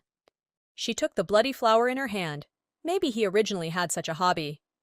But the prince only said that she looked like her mother, repeating this at every meeting. I thought about Dylan, because he was the one who last saw Dona. She narrowed her eyes and assessed his capabilities. But the girl corrected herself. The priest never killed her, despite all the incidents with him. She ran her finger over her hand. The cut was perfect, even, neat, and she gave the killer his due. Doubts seized the girl, whether it was really a maid. But on the other hand, this hand would not have been sent to her, the lady thought. She closed her eyes, exhaled, and seemed to sympathize with Dona. But there were no tears. She was sorry and would miss her, but she couldn't cry. She hugged the box. She was ashamed, but the first thing the heroine thought about was what Dylan's answer was. I was changing clothes. It was extremely difficult to cope alone. I looked at myself in the mirror. It seemed that my stomach was sticking out. She put her finger to her lips and remembered that Dylan liked such clothes, although he tried his best to hide it. She touched the necklace on her neck. It was beautiful and sparkling. It was too delicate, but it was worth wearing. I put on my hood, looked out the window. A lamb delivery arrived, and heard that the third floor should be searched. She looked around the room. If you stay here, you can meet a happy ending, because Raymond said this time that he loves him. Dylan might not have recognized this love, and the girl is not sure that this will all end. Just like last time, she will show a blessing over the bride. Her hand clenched. She had to meet with Dylan. She resolutely headed out. She didn't need such a happy ending. I got to the Evans estate, took off my shoes, held them in my hand. The situation stirred up memories that were gloomy. She assumed that since he was a guest, he was in the guest room, grabbed the door handle, and hesitated a little. I looked into the room, but was very surprised when I found no one in it. The room was empty. And there was no man in the next room either, I thought. Looked around. Maybe he wasn't in the estate at all. The owner of the estate did not notice the girl. She slipped like a shadow onto the stairs. She must check everything, because Isla and her pills are there. She ran up to the door. It was closed. Then she decided to kick it and tried to knock down the door with her bare heel. Once in the room, Karen was very surprised. The room was empty, the bed was neatly made, and the saddest thing was that Isla was not there either. I looked at the empty bucket, realized that no one had used this room for a long time. I didn't notice how hands appeared behind me. These hands brought a rag with something to her mouth. Just as the girl had time to curse, her eyes widened. Karen slowly opened her eyes, came to her senses. It was not clear where she was, but she was definitely lying somewhere. I got up in bed. It was dark and I couldn't see anything. I assumed that Vern Evans had done it. The darkness did not frighten the girl. She was truly afraid of the basements of the Evans house because she knew them well. She leaned her hand against the wall, felt the coldness of the stone, and tried to remember whether there was still a dungeon with a bed. I realized that this was not the Evans mansion. I tried the door. It was unfortunately closed. There was a clang of the door. It opened slightly, light spilled in, and the girl had to cover herself with her hand. Crown Prince Gaze appeared in front of her, looked down at the girl, and saw that she had woken up. I have never met a more impudent person. He gave the order to turn on the light to the servant. Karen thought doomedly that she was destined to end her life here as a toy for the prince. I thought about suicide, but Guy's voice ordered me to sit on a chair and pointed to that very chair. She understood that Vern handed it to the prince, who nodded in agreement, reaching out his hand and touching the girl's cheek. The man caught the lady and sold her, but it would be better to kill him, flashed through his head when his thumb entered his mouth, massaging his lips. She threw His Highness's hand away from her and showed curiosity about what she received in return. He liked the girl's lips, touched them again, raised her eyes, didn't know what he would do to her. Vern had one desire. Guys pointed at the girl, her destruction, and grinned. He grabbed Karen's hand and conveyed that she was Isola's enemy and an immoral person who killed her own father. She couldn't believe what she heard. There were dark circles under her eyes. She could no longer believe that Dylan had betrayed her. A crazy smile appeared on the man's lips. He promised he wouldn't break it, because he managed to get it with such difficulty. He whispered in her ear that there was no need to worry now. He would not allow the girl to be offended. She looked around. The ladies were not planning to let go. She became gloomy and scared, because what happened next frightened her. I looked carefully and almost screamed from fear. Girls in masks were hanging from the ceiling. They were dead. The man wanted to hear Karen's assessment. While they were spinning in the dance, a girl with blonde hair tried to crawl up to them. Glancing at her, she recognized her maid and tried to address His Highness. The culprit of all the murders of women that swept through the city was Prince Gaze. Baron Ain was not guilty. He just confessed to the murders for the sake of money. I remembered that the newspapers were silent and did not talk about the murders. Donna screamed loudly and hysterically. Karen thought that she could take her hand with her and sew it on the girl. Tears flowed down her sharp chin. The heroine urged herself to pull herself together. There was no time for hysterics now. She raised her eyes, wide open, madness splashing in them, and asked the prince for permission to scream. And the girl screamed loudly. While Guise was spinning her in his arms, she screamed, and then the man's laughter was heard. 18 years ago, a young man confessed his love to Catherine, but could not marry her, which he reported honestly. He raised his hand to his forehead. The girl was just the daughter of a count. She should understand the reason herself. In a flower gazebo, a girl sat cowering. A young man stood and struck with words. It's tedious to hide the young prince's hobbies in front of the king. The whip flashed in his hand. Next to him was a man with a striped back. Catherine ran away, raising her hand to her lips, wishing happiness to the young man. He tried to stop, but it didn't work. The guy believed that when you love, you don't have to tie the knot. He couldn't live without a girl. Hand in hand, the words sounded sincere. She is the one he truly loved. He leaned his forehead against the girl's forehead, promised to be with her, promised a castle where only he and she would be, because Catherine was special. He offered to divide the sins in half. He is the future king, and the girl should understand this. He himself pushed her into the arms of another, Hale, because the king's mistress should be a married lady, and merged in a kiss with his beloved. She leaned against his shoulder, closed her eyes, gave the perfect answer to him. She will marry whoever the guy chooses. But after the marriage, Catherine was not there, leaving Prince Guise alone. After receiving a letter from the girl, which spoke of her dislike for him, he rushed to the house, but was met by Lord Hale and did not let him see his wife.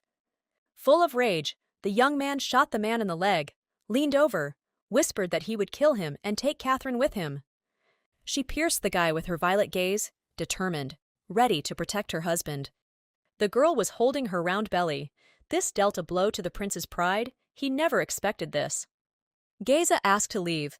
The priests would soon come to bless her pregnancy. The young man's hands clasped around the lady's neck. He lifted her up, making her gasp. He couldn't control himself. People called out to him. He squinted his eyes. He couldn't put an end to it in front of everyone, so the girl said goodbye to him, asking him not to come again. Catherine died. The collection was replenished, and the king's gaze turned to him became colder.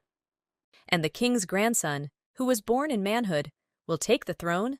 There was no love in his eyes when he held his tiny son. However, he was okay with having a younger Catherine in his life. He also did not like Raymond, who did not obey orders. In his hands both the throne and the girl. He stopped and wanted to hear about the gift, but Karen nodded and whispered that this was a terrible thing.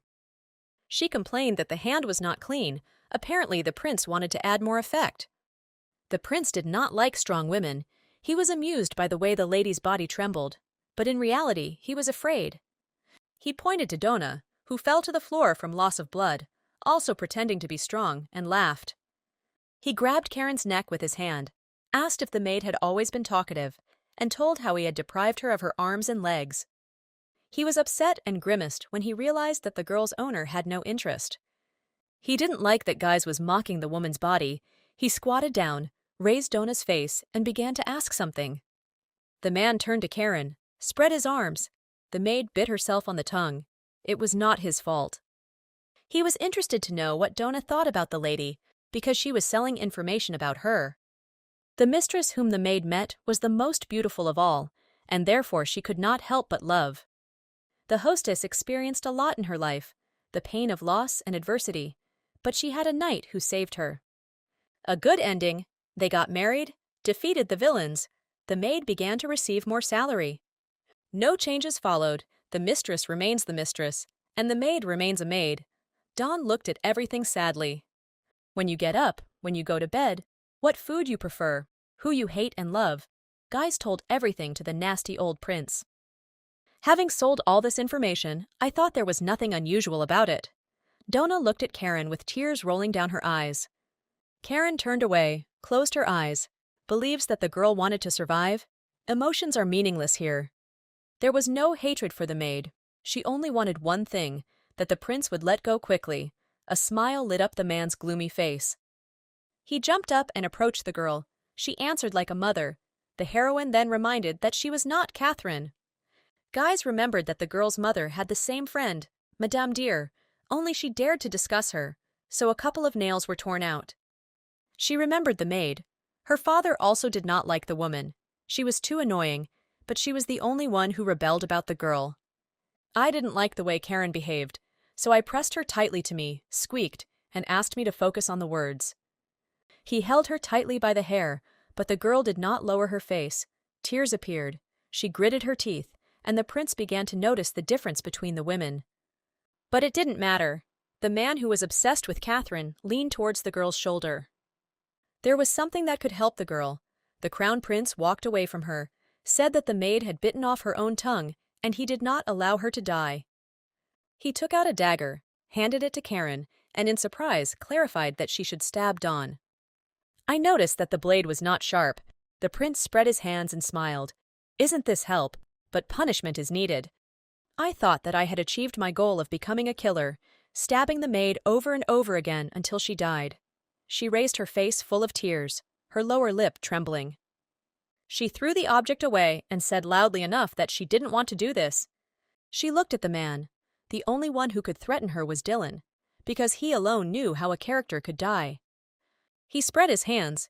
He thought that his daughter Catherine could understand him, because she killed her father. He touched the girl's lips with his finger. The evidence disappeared into words. A smile of a satisfied person appeared on his face. He turned away from the maid and led her away. The man had another gift for Karen, because he wanted to see the expression on her face. He asked to open a large box that looked like a coffin. The girl sat down and tried to open it. The lid slid away, and she saw the boy, Guy's son, curled up in a ball. A squeak escaped from her lungs. Sitting in the carriage, the man clenched his legs. He was overcome with anxiety. He shouldn't have left so hastily. Raymond smiled. He was sincerely grateful to the man opposite for his help. The man noticed the guy's excitement, but he reduced everything to the upcoming wedding and agreed with this. The Marquis will not be able to attend the wedding, but will send a gift, showing curiosity about the bride, whether she looks like her mother, as they say. Placing his hand under his cheeks and leaning forward, his daughter was just as obsessed with the idea of true love as her mother. Raymond calmly answered. The Marquis exhaled, folded his hands on his chest, and leaned back in his seat. Just don't leave her within 4 walls, he gave advice. Pennywise lowered his head, closed his eyes. Catherine remembered the man. She also chose love. Unexpectedly, the choice of her husband became. I found out that Raymond also knew the story about Guys. He exhaled. The girl was just a countess. The people on horses were talking anxiously. The Marquis also noticed this and said that there was a problem. The frightened men nodded their heads. Prince Louis disappeared, and not only him. Tense backs betrayed excitement. Miss Karen also disappeared. The girl raised her eyes to the prince, had no idea what he wanted to do. Shadows lay under her eyes. A nervous tremor ran through her body. She frowned and clarified angrily, because such actions would not lead him to anything concrete. It finally dawned on the girl that Guys was going to kill his own son. The boy was sleeping, not knowing what was happening. The boy jumped up. Karen tried to calm him down, asking him to collect his thoughts. Seeing the hanged girls, he sank to the floor, without ceasing to repeat his father's name, and spat. Guys considered him weak. Approaching his son, he knew about this room. The man did not ask, but clarified. Lewis was not the only one who knew about the room. His father assumed that he had blabbed, but the young man began to press him and persuade him to repent of his sins before his grandfather. But when he heard that the king knew and left Guys alone, he shouted that this could not happen, his hands clenched into fists. The man could not stand the child's hysteria, grabbed him by the throat. He began to choke, but the prince reprimanded him. The crown prince threw the boy away from him, not bothering to listen to how exemplary Raymond was, and cried out in pain. Ignoring his child, he turned to the woman and asked a question that sounded rather stupid, given the situation. He took out the sword that was hanging on the wall, looked at its blade. He hated the king, and a confession was received. Drops of sweat flowed down Karen's beautiful face. She leaned towards His Highness and shouted that she could hear approaching footsteps. Guys did not turn around, only grinned evilly.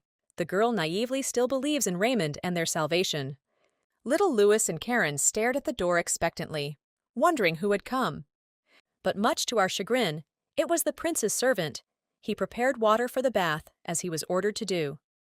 The guy's smile appeared when he heard the boys screaming about the room. What could he say? He turned it all into a joke.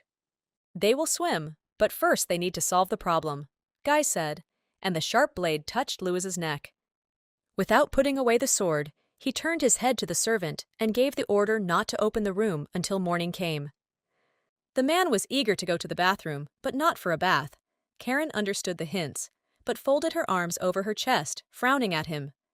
He got the boy to confess that he would be the next king, and the sword smoothly entered the child's body. Tears rolled down Lewis's cheeks, his hands trembled, and fear danced in his eyes. He heard that he should not have been born. Guys liked to pierce the thigh, the best place to ensure that the bleeding did not stop flowing. He pressed the sword. He stepped on his pierced leg. The boy screamed loudly. The pool of blood under him grew larger. Eyes rolled back, drool and snot dripped from his face. Father continued to voice his every move. I sat down next to him and already imagined what the parents' faces would be like when they received the head of their little one. It was curious to see the face of His Highness. He swung his sword and stood up. Suddenly, she grabbed Don by the leg. She bit the man, holding his leg, biting into it, leaving teeth marks. He saw the maid, cursed, grabbed her hair, started with her. Many different words were addressed to the girl. Karen wondered what she was waiting for. The hope that Raymond would come to the rescue had left her, because he either failed or was late. The heroine understood perfectly well that she would die this time too, so her violet eyes sparkled.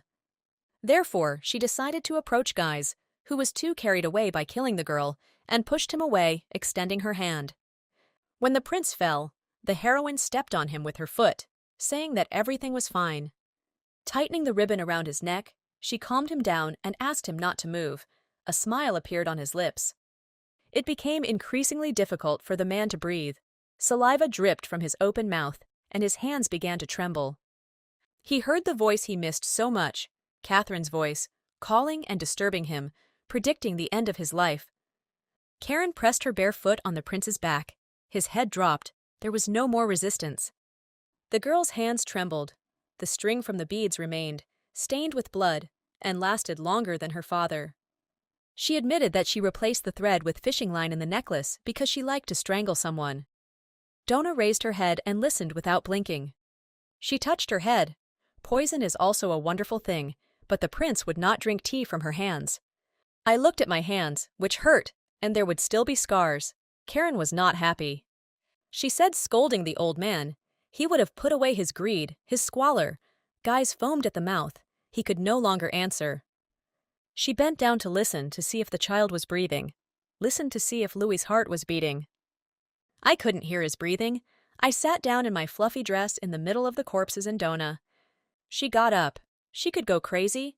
This time, neither she nor Raymond had time. All the future kings are dead. There will be no happy ending. Karen wondered why she didn't dare to do this from the very beginning, and raised the heavy sword, because she was following the path of the killer. With a sword in her hand, the girl turned to her maid.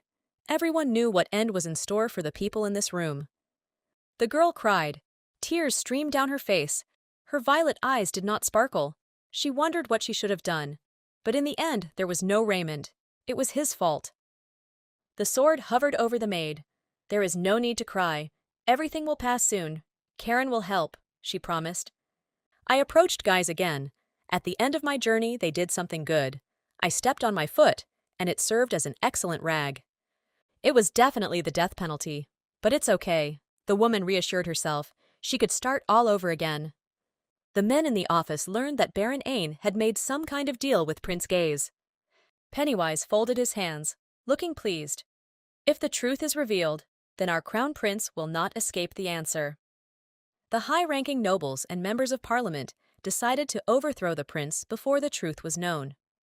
Raymond and other people burst into the room, looked around. There was no one there, but something stopped the guy. The young man suggested looking around and moving on. Then he lifted the carpet and saw the door. Confident in his actions, the man knocked down the lock and struck several precise blows. Raymond went down the stairs and prayed to all the gods that the girl would be safe and sound. I remembered the boy's words on another walk. He heard screams and crying from his father's room, but when he entered there was nothing. The prisoners were always taken to the bedroom by Prince Gaze, after which no one saw them again. So he walked, thinking first about the crown prince, then about Karen, and when he entered he saw a smiling girl holding a bloody sword in her hand. What the men saw made them scream. Covering their mouths, they opened their eyes and watched. She raised her bloody hands, smiled. A smile danced in her eyes, and admitted that she had killed everyone. Raymond sat down next to Prince Gaze, touched him, and replied that the crown prince had died. He turned to Karen, asked how she was feeling, looked around. She was not injured, and made a conclusion. He put his hand to the bridge of his nose and looked at Louis. A blow to the thigh is the fastest way to kill a person. He removed his hand. It was necessary to say all his thoughts out loud. He looked straight. Karen Evans was the main suspect. While the handcuffs framed the girl's arms, she squinted her eyes at the guy and whispered that he was very late. An hour later, the Marquis, Pennywise, and Raymond were sitting in the office. The man covered his face with his hand and noticed with relief how lucky the guy was not yet married. The young man understood that he would blame Karen and tried to defend her. He agreed that it was not the girl who killed the women and felt sorry for the old king who witnessed all this. Now they understood why the royal family wanted Louis on the throne. Young, impeccable, not clouded by any terrible stories. Even after everything, Raymond tried to protect his bride. Then the Marquis could not restrain himself and already shouted at him. Everything was against the girl. Then the guy admitted that the girl had a psychological illness, and the Marquis followed him with this word. "No amount of information will help." He pointed his finger at the boy. "There is no point in tormenting a living king." With a darkened look, Raymond whispered that the Marquis should be next to the throne. The young man suddenly jumped up from the sofa, sat down on one knee in front of Pennywise. "He will live only for him," and began his speech. He raised his head, offered to use it as soon as he wanted. He knew a lot about weaknesses, but asked in return for the life of his bride. The Marquis put his hand on the boy's shoulder. The king needs a culprit, and what he said now still won't save the girl. Raymond rose from his knees and heard that the man would try to do something, but let Karen keep quiet. There was also talk about little Louis, who, as it turned out, was not Guy's son. The child was the son of a king. Born from a concubine, things became more and more confusing in the royal family. They had an agreement with the crown prince that the prince's wife could not have children, although the problem may lie in Gaze himself. Having escorted Raymond out the door, he spoke about taking care of the bride, and the Marquis went to the king, who considers Karen an enemy. In the royal meeting room, the girl smiled when she saw the guy, closed her eyes. Long time no see. Approaching the door, I asked the guard to go out for a while, but he was indignant about what he was not supposed to do. He held out a heavy bag of gold. He couldn't see his bride in such a state. She turned around. The girl laughed because she was giving a bribe. The servant refused. The guy's cheeks turned red. He sat down at the table next to the bride. The girl smiled. She was amused by the situation, put her hand under her cheek, ready to listen. And when she heard that the next king would be the Marquis, she exhaled and showed curiosity about the future coronation. Having become serious, he spoke quietly that if the girl wants to survive, then she should not lie. She leaned back on the chair, folded her hands, said displeasedly that she had repented of her sins, and swore at her groom. She kicked him with her foot under the table, and still doesn't understand that Prince Guise was strangled by her necklace thread. Raymond found an explanation for every action of Karen. She exhaled to the side, rolled her eyes after listening to him. She admitted that the prince had surpassed her. Her pride was hurt, but she softened because of the man, blaming him. Everyone remained to their own. The young man pulled out a note. The lawyer will come soon, and the trial will take place in 3 days. The lady will not go back on his words. She clasped her hands. A blush appeared on her cheeks. They could all start over, the girl reminded. Karen stood her ground, absolutely sure of the correctness, pouted her lips, folded her arms over her chest. The guy looked at his hands. He didn't understand why the woman asked him to love her. If she climbs the scaffold and doesn't change her decision, then it's all over. She saw what was happening to the man, but she herself was offended, looked away, did not believe her. He clenched his hands tightly. They shook. Now he is trying with all his might to save the girl. But the girl also tries to be polite and adhere to the norms. The man realized that he had never loved. She didn't feel a feeling of love for anyone, not even for herself. Raymond was sure that they had a lot of time. He continued to persuade. He talked about his research, that nowhere was it said about the New World. Even Dylan admitted that he lied to heal. He stood up, grabbed him by the hand, and said that his brother had died 5 days ago, but did not attend the funeral because he was busy. Raymond screamed, because they didn't say anything. They didn't know about it. She tried to justify herself. She had never stuttered before. She asked me to tell her everything as soon as I heard about the rest of the news, so as to be aware of everything. He raised his head and thought, there were too many deaths. I didn't want this anymore. The engagement was recent, but it seemed like too much time had already passed. The next day, the man sat down opposite him, looked respectable and presentable, folded his hands. She raised her hand to her head, closed her eyes, was already tired of repeating the same thing, but she was interrupted and offered tea. The lawyer was actually very good, he called, pulling the girl out of her thoughts, showing her something. No matter who she talked to, Karen always repeated what people wanted to hear, because her goal was the death penalty. The man smiled contentedly when he finally heard the confession that he didn't kill Louis. The lawyer stood up, collecting documents. All that was left was to wait for the Marquis to confess. Then they would be able to achieve a mitigation of the punishment. All the same, the outcome would be the same. Whether she told the truth or not, she didn't know how their life would turn out further after her death. She nodded her head, wanted to confess before the trial began, and looked at her waiting for an answer. The meeting with the priest has nothing to do with this case. She may be executed, so she feels fear. The next day, Dylan Lloyd sat in a chair waiting for Karen, bowed his head, did not look up. She leaned on the table, put her hand up for comfort, closed her eyes. She didn't feel good with guys, but her life was repeating itself. She didn't see anything wrong with it. She raised her head, moved her hand to the side. Raymond and the lawyer were sure that she could still be saved. She admitted that she once had to appear in court when she slept with a married man, and his wife committed suicide. Then she ended up in prison, and the caretaker turned out to be his wife's brother, so he put poison in the food and talked about her past life. The girl smiled. Raymond was always there. He never gave up on the girl. Dylan and Karen talked for a long time. They raised very important topics. The world invented by the girl was only a consolation. I began to guess about everything from the moment I visited Madame Dear. The lady remembered that day. Karen was born in this book, clutching her throat, as if it was hard to squeeze out the words. Dylan, too, never said anything intelligible. The girl was very afraid. Now the time has come to speak out. She will tell everything now, because the end is already near. Madness blazed in the eyes of the heroine, the mother accused, who passed the curse on to her child. That was the whole point. Because a child is love, it turned out to be right. Dylan tried to avoid looking at him. She lowered her head on the table. Words about true love were just a mirage, a deception, no matter how sad it sounded. From mother to mother, the blessing that flows through the blood finally reaches the character and repeats itself again. Sobbing, she revealed that this curse was now with her forever, since the heroine turned out to be infertile. At first, menstruation was infrequent.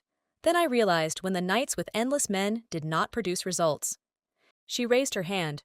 There was simply no way to end all this, and looked up at Dylan. Nothing changes. The next day, morning comes. Even after loud confessions, Raymond stood nearby. It's time to go to trial. With his arm around his shoulders, the Marquis will reveal to the public the deeds of Prince Gaze and show his true face. The lady joked about the villain, to which the guy replied that he was showing her his sincerity. With tied hands, she touched the man's face, listening to his hope, and stopped him in a quiet voice. Love, death, everything else lost its meaning. The lawyer stood silently behind with piles of papers. She will try her best. There are not many days left in this life. She smiled, lowered her eyes. As soon as they left, the wrath of the city residents fell upon Karen. They threw food at her and accused her of murder. The man covered her with his jacket and escorted her to the carriage, seating her carefully and shielding her from the maddened crowd. Raymond didn't know where these people were from, but he tried to calm the heroine down, looked out the window. The trial of the girl was confidential. The character closed in on herself. She didn't care about all the sacrifices, secrets. Everything has now lost its meaning.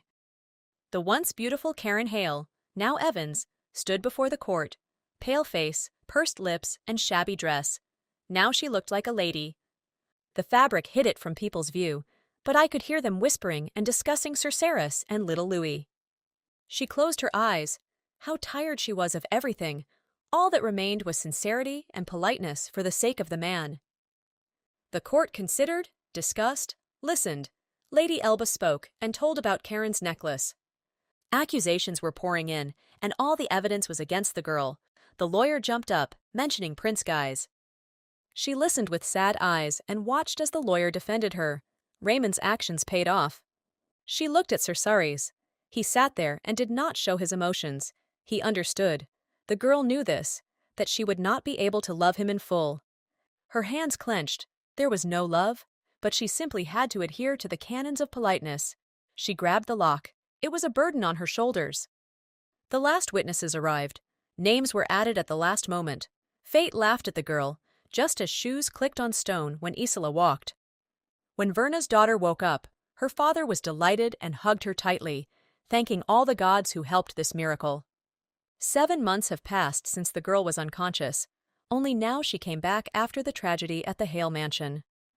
The first thing Isola asked was about Raymond, but her father avoided answering as best he could.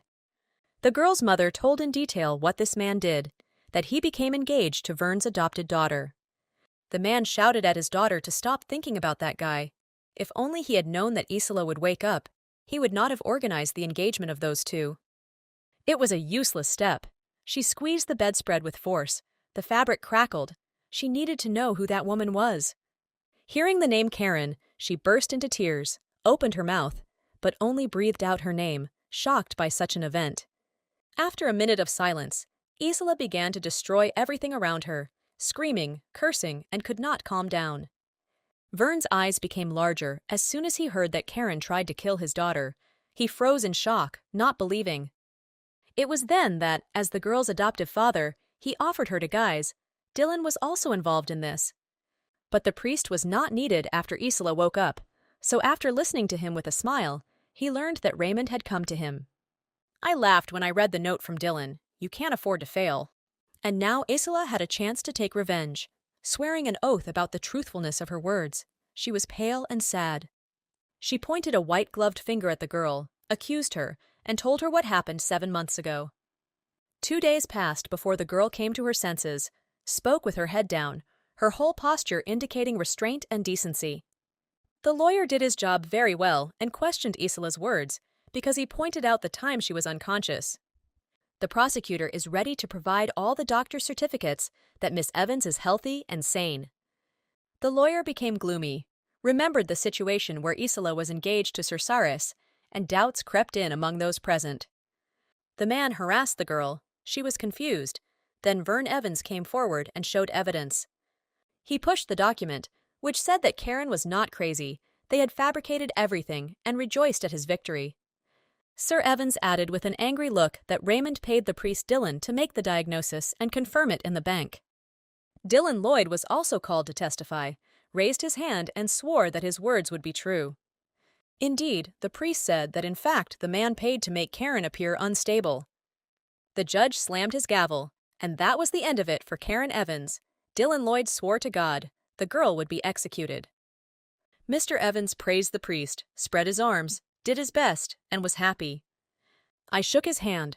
Everything turned out so easily, because he perjured himself. The guy looked at his hand.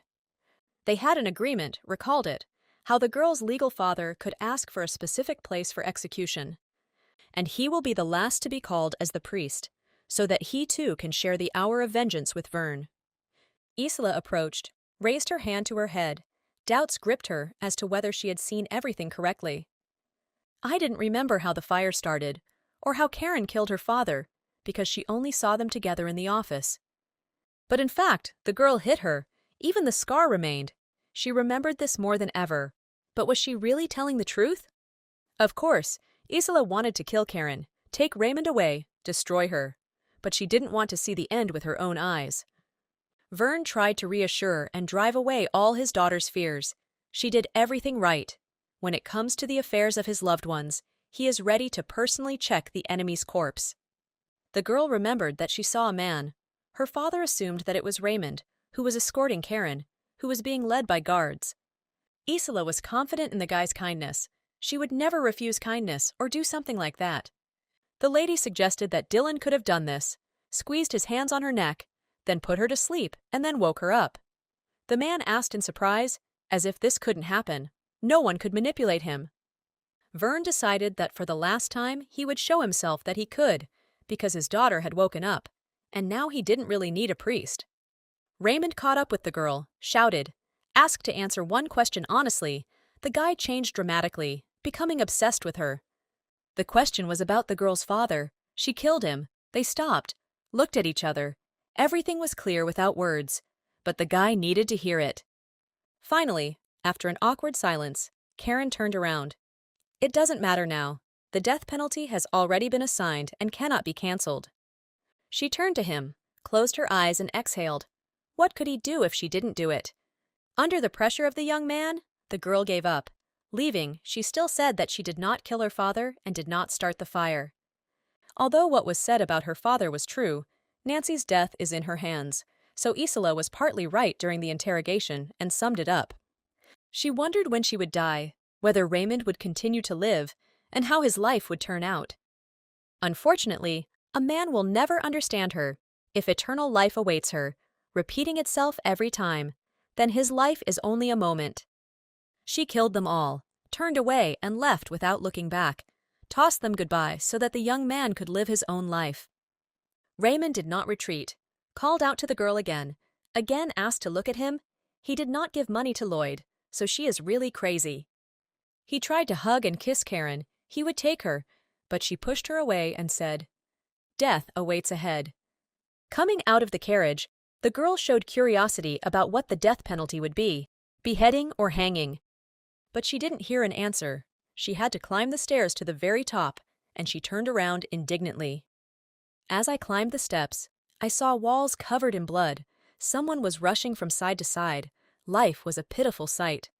Sweat appeared on the girl's face. She lowered her head. When she needed to go out, she had to carefully get down.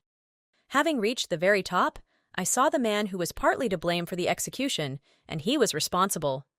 Dylan asked for the execution to be here before she dies. Let her take out all her anger on him. She grabbed his sleeve with her hand, wondering what he was going to do with her. When the guy turned to her, she grabbed her by the collar, started screaming that he woke up Iselu and was to blame for everything that happened to her, and tried to break free from the grip. She hit her on the cheek, pressed her hand to her. It hurt. What could he do to her? She didn't understand. She continued to scream because she had said it from the very beginning. She grabbed him with both hands, screamed loudly, poured out all her emotions, refused when the girl offered to share a bed. When the heroine's passion subsided a little, Dylan sat her down on a chair, touched her shoulder reassuringly, and did not answer one more question. She raised her hand to her head, grimaced. The guy wanted to know about true love and feelings for Raymond. She snapped her finger on her hand, saying that it was inherited, and she was infertile. There was no point in continuing the conversation. She clenched her teeth, wondering how to get a man to talk, how to make it so that he could give away a secret, and generally wondered how to behave with him.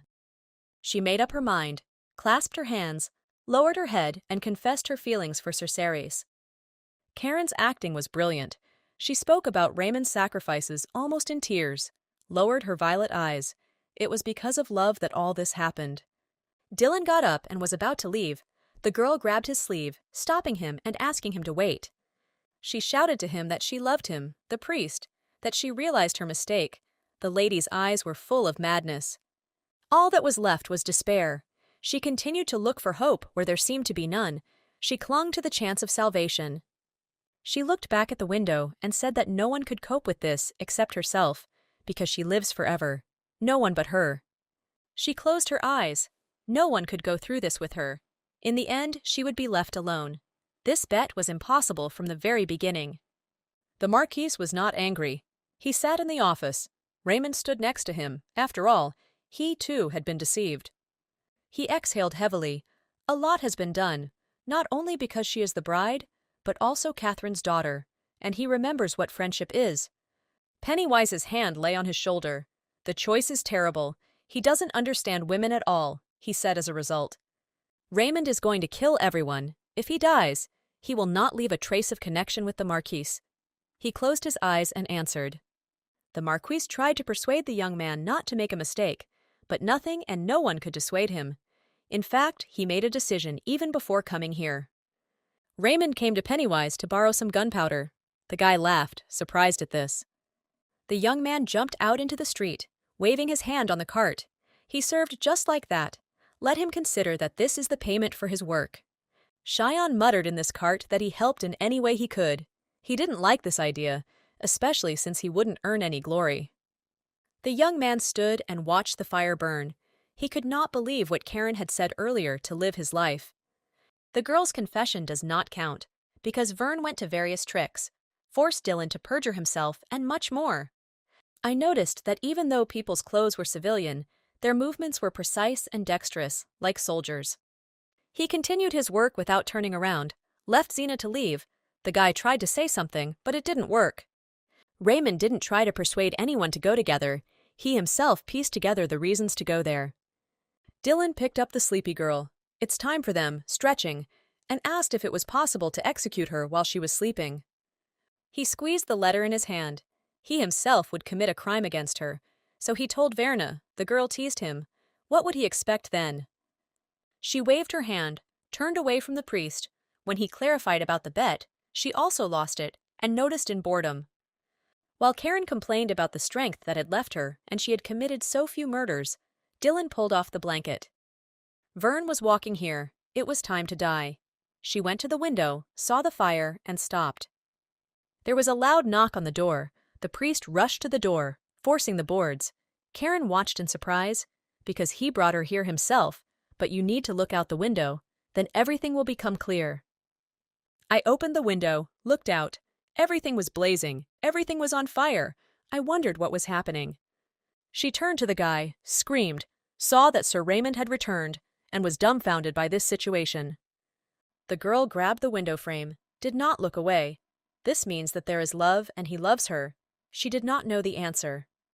Events are developing a little faster than the heroine thought. She knew he would come, but thought he would be late, as is typical for him. I'm tired of the vice. I would like Raymond to remember her. Dylan, hearing this, smiled. He understood this desire perfectly. And then there was an admission that he was calculating the time when she should die, and lowered his head down. Vern and his daughter ran out into the street. Isola turned her head, did not understand what was happening, but her father knew for sure. He was sure that it was Raymond. To prepare for departure, the girl climbed into the carriage, grabbed onto it, and called the man with her. He wouldn't go anywhere, he screamed. He squeezed his hand until Karen Hale's head flew off her shoulders. Vern walked towards the tower, angry why they didn't immediately cut off the head, swore at the servant. An explosion was heard behind them, throwing the men away. The guy covered the gentleman and was glad that His Majesty's men were there. Otherwise, everyone would have been killed. The matter must be settled. He took an axe and went to the girl. he himself would cut off her head. At this time, Dylan was talking about timing. He grabbed Karen by the elbow and pushed her to the window. "You need to jump now. Vern will come here with an axe." The guy looked at her, here and today, and Raymond was here, especially since he was no stranger to dying. Pushing the girl, her hands rested on her back, she turned around and heard that Dylan had won the bet.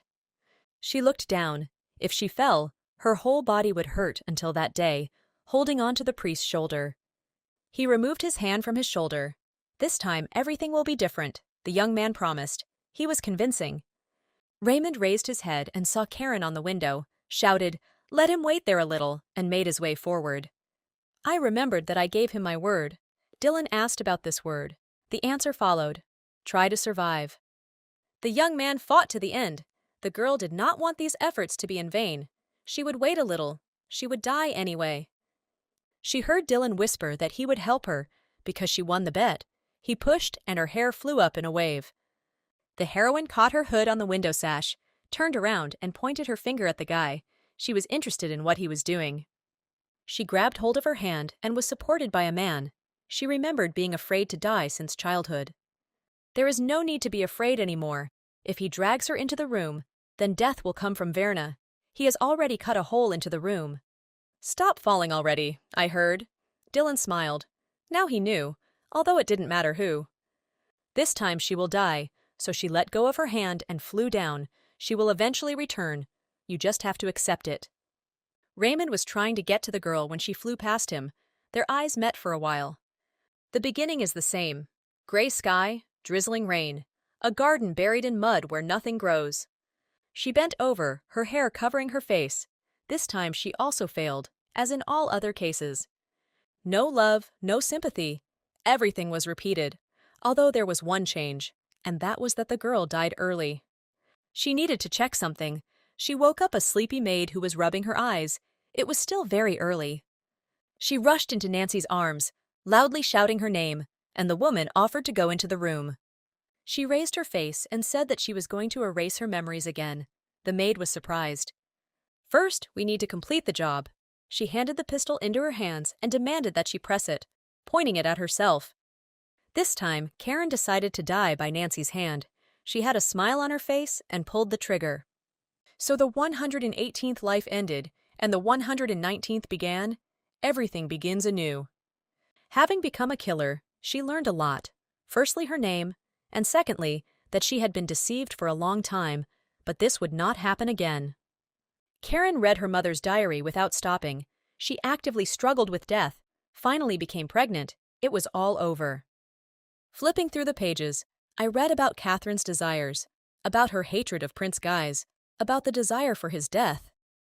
I went down the stairs, exhaled. There is no point in keeping a diary. People kill me every year. First, she came to Nancy's room.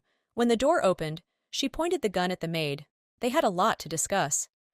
At gunpoint, the maid repeated Madame Dear's words, and they sat down on sofas in the room.